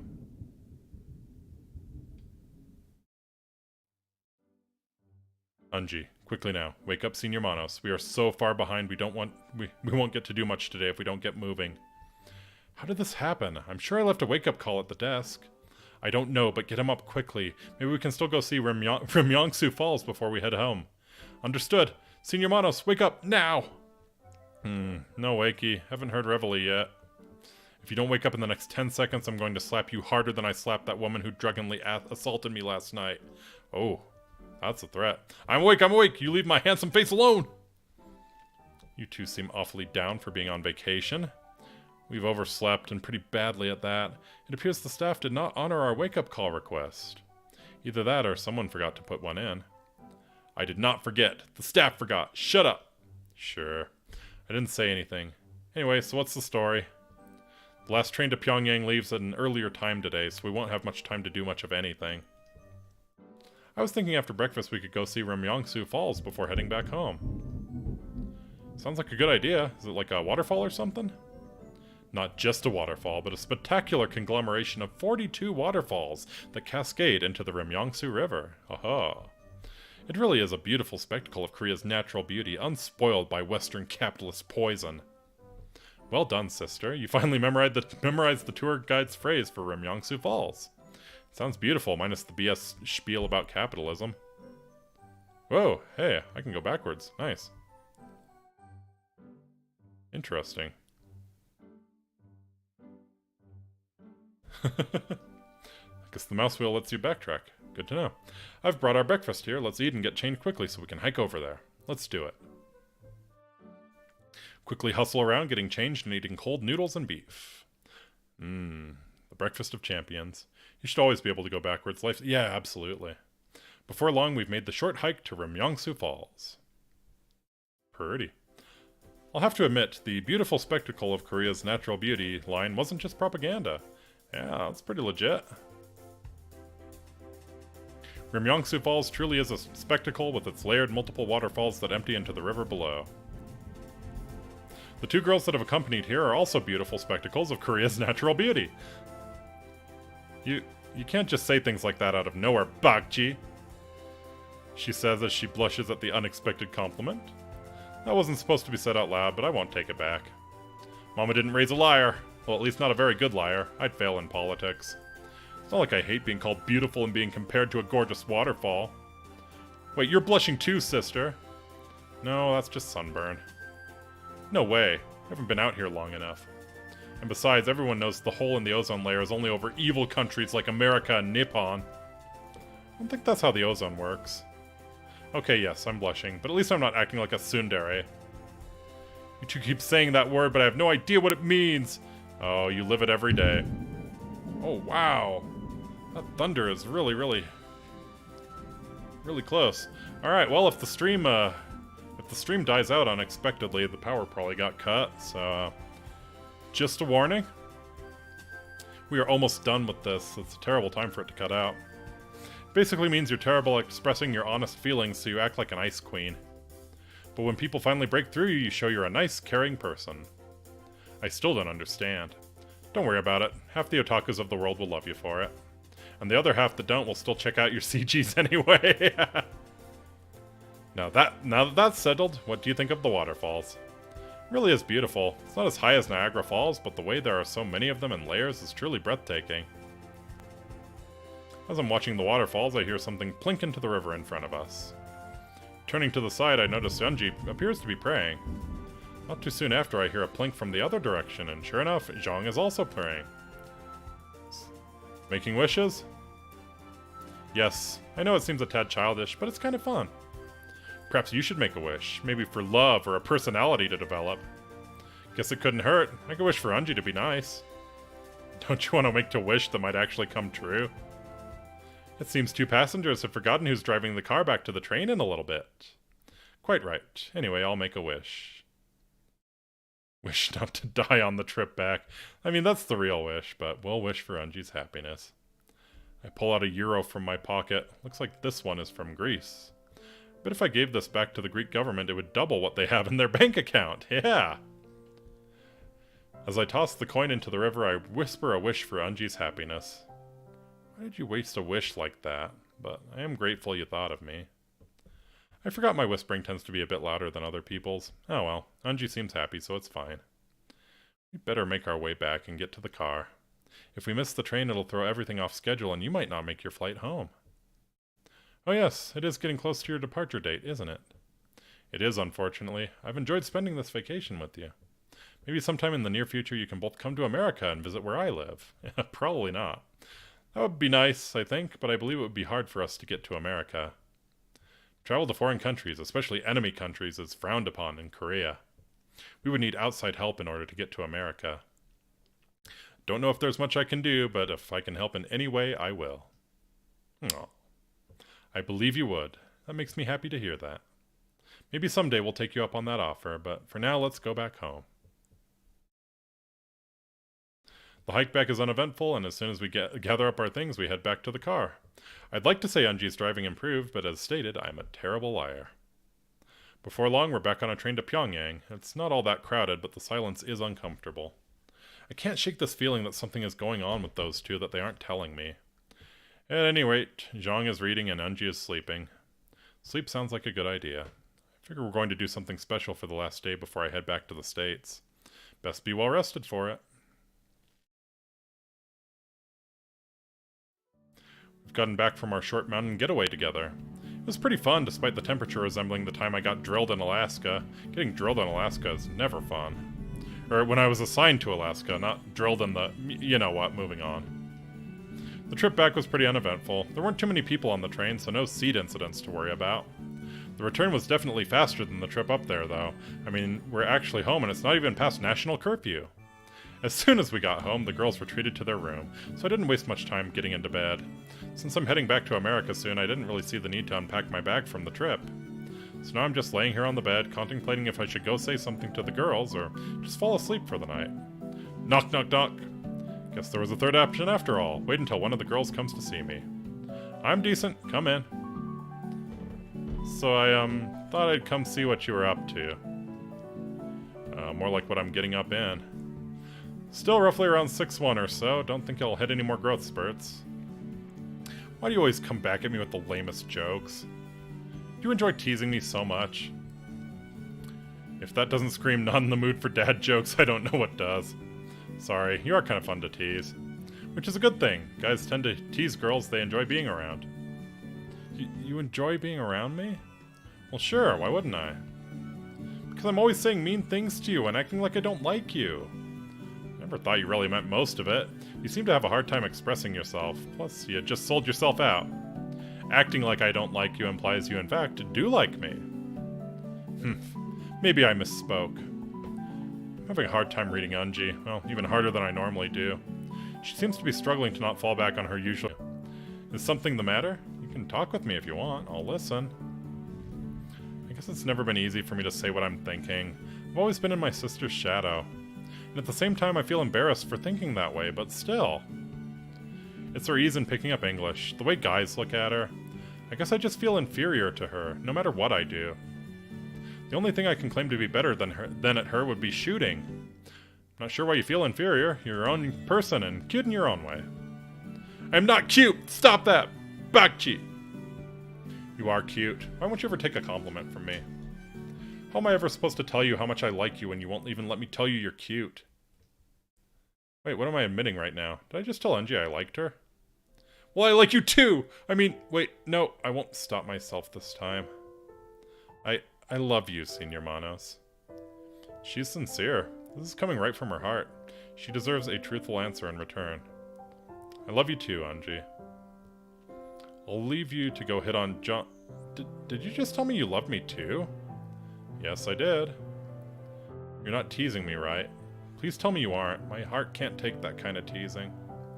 I don't tease about important things like this. You are fun to be around. And I've fallen head over heels for you. Ooh, thud. Unji pulled off her uniform in a flash. Yeah! As if to make sure it's real, she's tackle-hugged me to the bed and is showering me with kisses.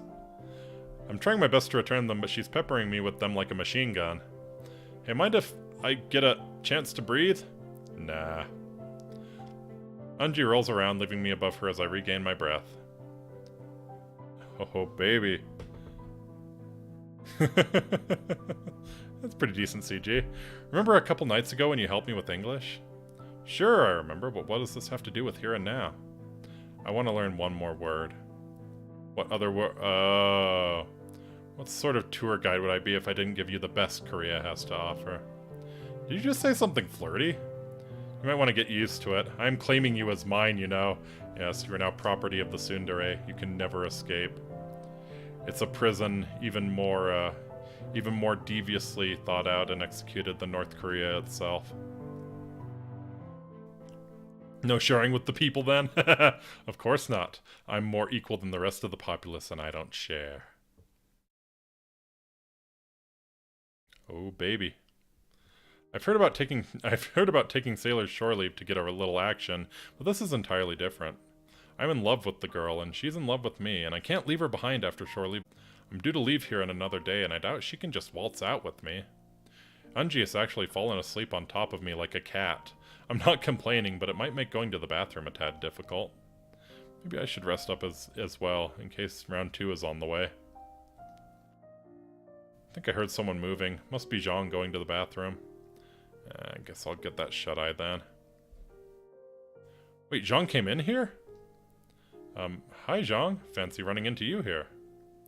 Well, it is my own bedroom, you know. And here you went and deflowered my little sister on my bed. Pretty nervy of you, I love it. That's, you're a champion, Zhang. You truly are. Something special. Yeah, sorry about that. Things kind of got carried away there, and I wasn't thinking with my head.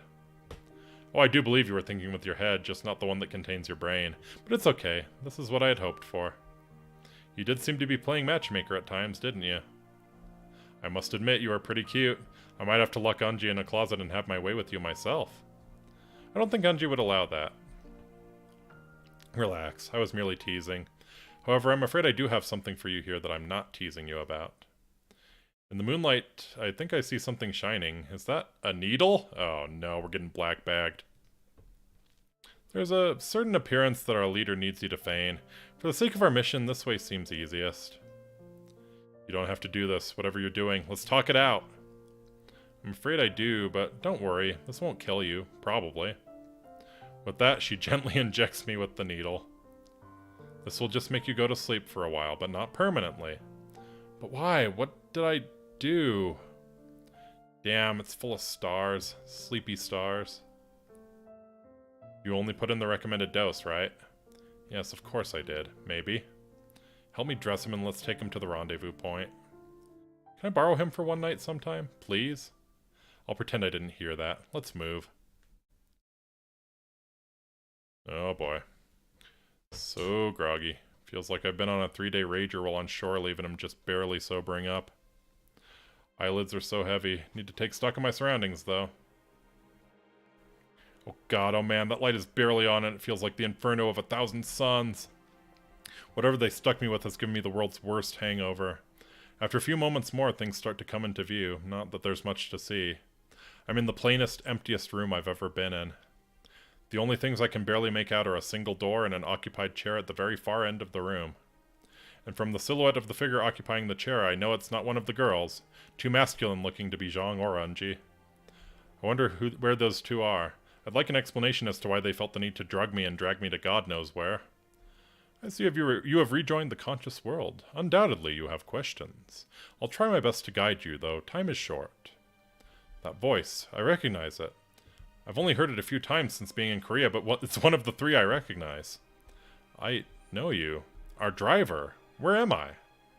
I'm glad the drug didn't dull your senses too much. Yes, I have been driving you around Korea this week. My name is Namgung Kwangjo, and I am the father of both Zhang and Unji. Thank you for accompanying them these past few days, for you have given me hope. Hope? You mean I'm not going to die? Not at my hands, no, and hopefully not at all. Regardless, I've put you in danger by bringing you to Korea and associating you with my daughters. How so? I am, as you would say, a dead man walking, as are my girls.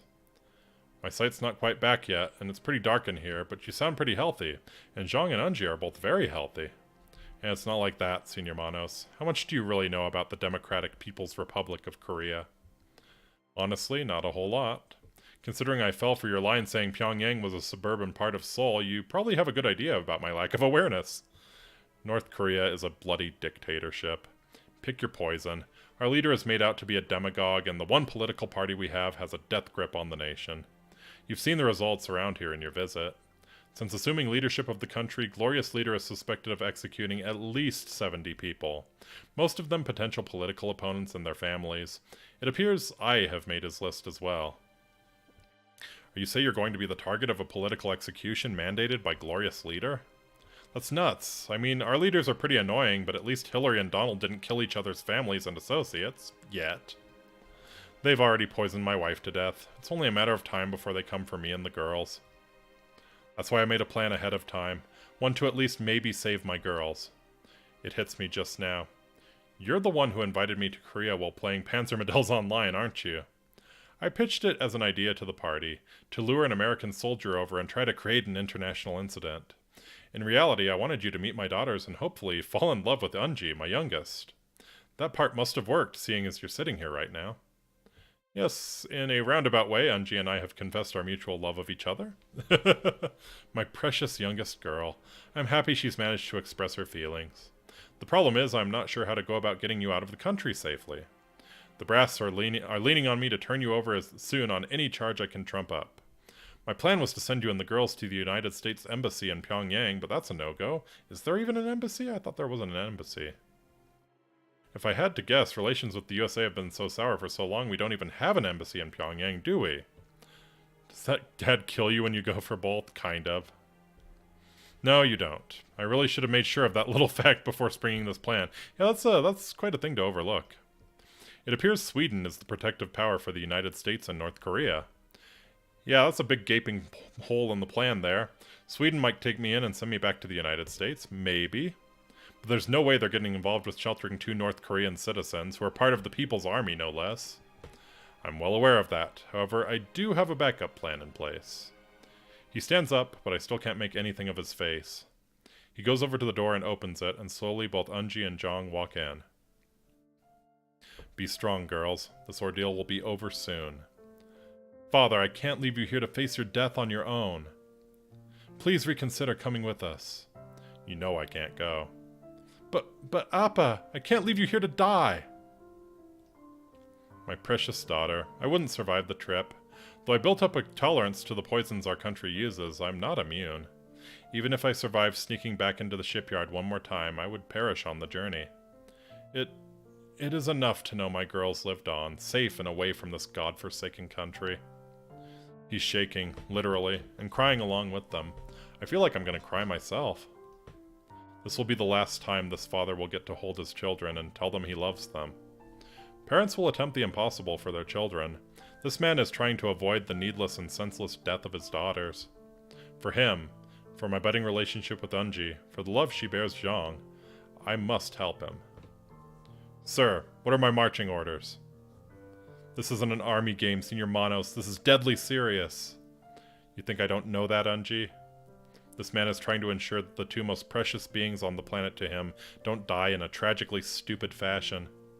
I handle problems best when I compartmentalize them in a military sense. So I need to know his plan, our marching orders, so I can help him achieve his final wish. You have my gratitude, son. There's little time, so listen closely.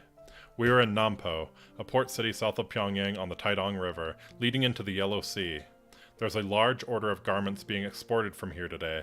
It took a long time for them to finish the final batch, but it's a large enough shipment to put in a large metal shipping container.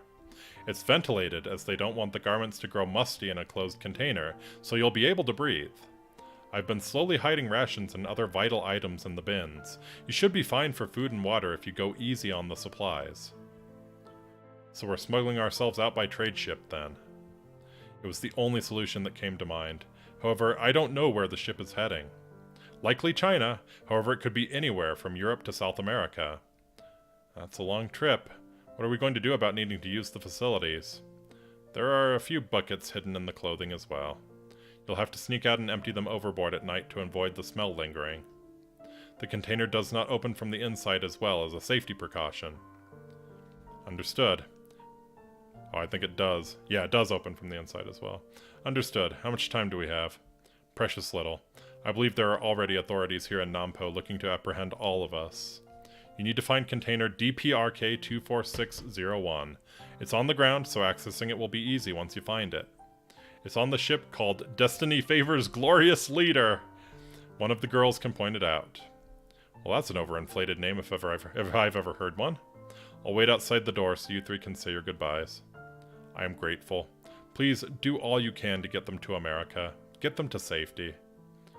I don't say anything but give them a knowing nod and a salute. I think if I tried to talk, I'd end up crying. I can't do that right now. I need to be on my game. A few minutes later, the girls come out, their eyes full of tears.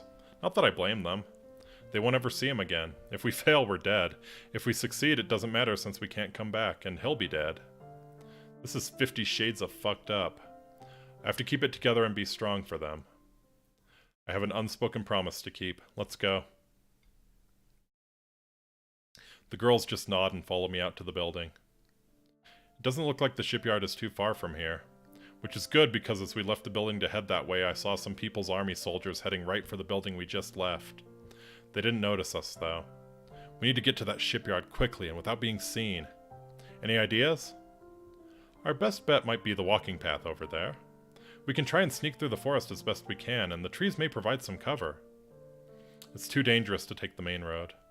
Understood. Let's walk at a brisk pace. As we head over to the walking path, I quickly check my pockets. They put my wallet in, as well as my keys. Oh, and that crappy excuse for a cell phone. They put that in my pockets, too. Hope it's turned off. Need to save the juice for when we reach our destination. I tried to put all of the essentials back into your pockets when we dressed you. But the rest of your stuff is back at our place, probably confiscated by now. Well, on the plus side, they can't hold that Tokyo Hotel Band t-shirt against me. They both giggle a little at that memory. Good. They need something to get through this. We're making good progress. I haven't seen too many People's Army members patrolling the walking path. And we're able to avoid the attention of the few that are. If we can keep this up for 10 more minutes, we should get there. This is going too well. You trying to jinx this? What in the world are you talking about? Just a stupid superstition, don't worry about it. With that, we again move along in silence. So far, Unji's comment hasn't jinxed us yet. We're almost at the harbor now. Just as we're getting to the closer, a lone People's Army member appears. He halts us and speaks in Korean in a harsh tone. Civilians are not allowed here. And who is this guy? A tourist? Where is your group and minder? I'm sweating bullets here. We need to do something fast or we'll all be wearing bullets. We are his minders. He wanted to see the area up close. You lie. You are not in uniform. Are you here on a sabotage mission? Stay put while I put in a call to the commander. Screw that. Kapow! Yeah, get him.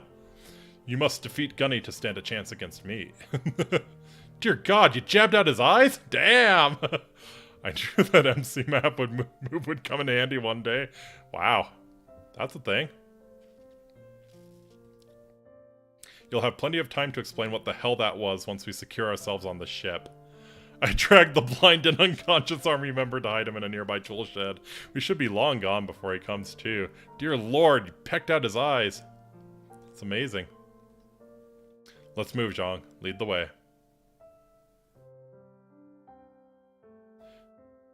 It doesn't take long, and Zhang has us looking at the ship. With all of the hustle and bustle getting the thing out of port, we're able to sneak on board. There, container DPRK 24601. As we slip inside the metal container, I can't help but compare myself to Jean Valjean right about now. Hey, just because I'm Marine Corps doesn't mean I don't have time between crayon eating to read some classic literature.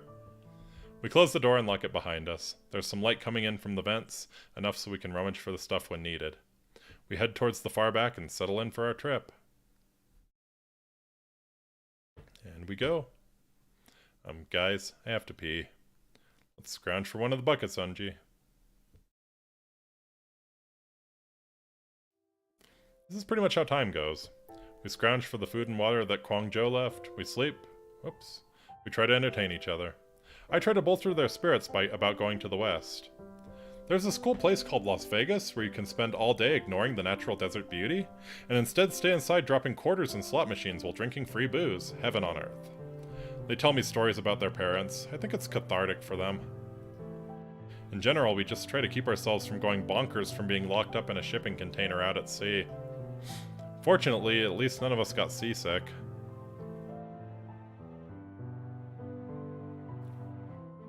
Finally, after who knows how many days, I hear people talking around the container. They seem somewhat distressed. What's more, the container is getting lifted into the air, likely by a crane. Did you catch any of what they said? The Korean said something about not being behind on the shipment.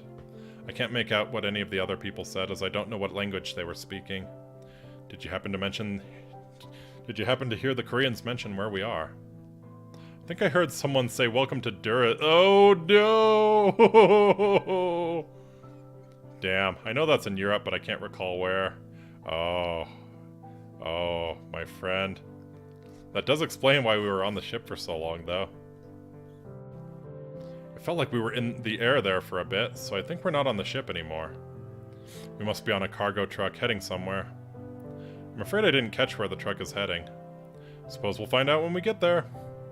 We should change back into our uniforms, so we can officially surrender our citizenship at the nearest embassy. We are from North Korea, after all. Not much else is said as the truck rumbles along the road for hours. We do have one interesting conversation on the ride, though. Mostly I tell them about the West. I mostly tell them how nice it is. Beautiful scenery, friendly people, opportunity. I probably sound like a commercial, but they sound excited. Finally, we appear to be pulling into somewhere to stop. I wait a few minutes to make sure before peeking out the box. The coast is clear. Let's hop out. We get out of the box to stretch our legs in the sun. Welcome to Albania!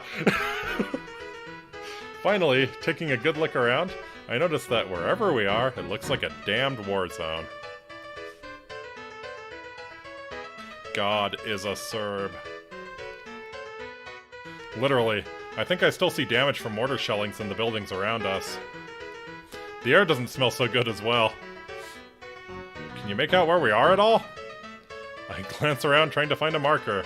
Not too far down lies a flag over a building. Red flag with a black bird. Bad news and more bad news. Wonderful. And what would that be? Welcome to Albania. This is the West? Wow, the West sucks. Even Pyongyang didn't look quite this bad. You think this is bad? Wait until we get home to Detroit. Rip. Yeah! That girl who assassinated Kim Jong-un's half-brother while wearing a meme t-shirt.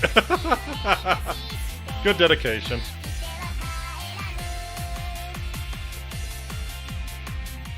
Fantastic.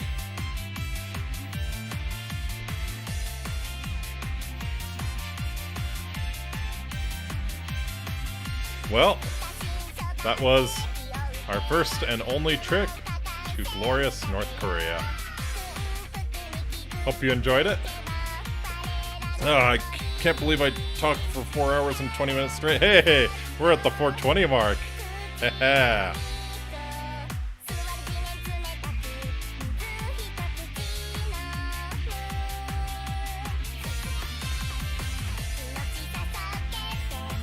I am fairly sure this is Japanese, which is hilarious. I'm picking out a few words like Kokoro there. Which is, yeah, kind of hilarious.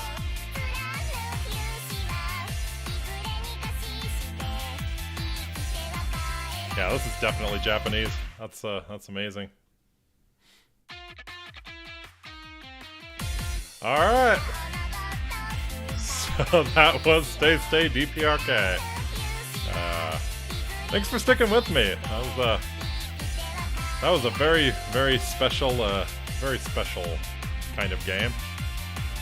I'm kind of sad they haven't really made anything more like this.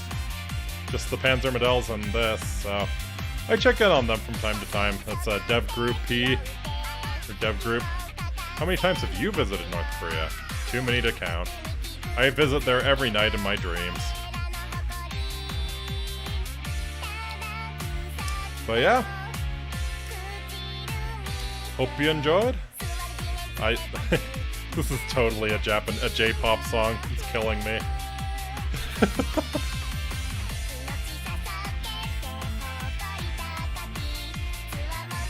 Alright. So let's go back here. Alright. Have you 100%ed this game? Yeah, I mean, it's not hard to 100% it. There's an Unji route that we got, there's a Zhang route, there's a bad end, and then there's I forget. There's like, I think there are 5 endings. I think yeah, there's the Zhang route, the Unji route, there's just a straight up bad end, where I think you can guess what happens. Then there's one where I think there is a perfect ending where you do get both of them, and there's also like an ending where where you mess up something with the perfect end and get just kind of a neutral ending. It's not a bad ending, just neutral. Or you just don't build up enough camaraderie with one of the girls, you get like a neutral ending. So, yeah, I'm pretty sure I've 100%ed this game. I mean, it's pretty easy once you skip all the dialogue. Obviously, I don't skip the dialogue for the new stuff, but, you know. It doesn't take that long. So yeah, that was Stay DPRK. I will be back again tomorrow. I think I might play some Graveyard Keeper tomorrow. So, hope you can join me for that. Valid VN? Oh yeah, I mean, yeah, you can't... If you're 100%ing a VN, you skip, absolutely. What kind of madman goes through it all over and over again?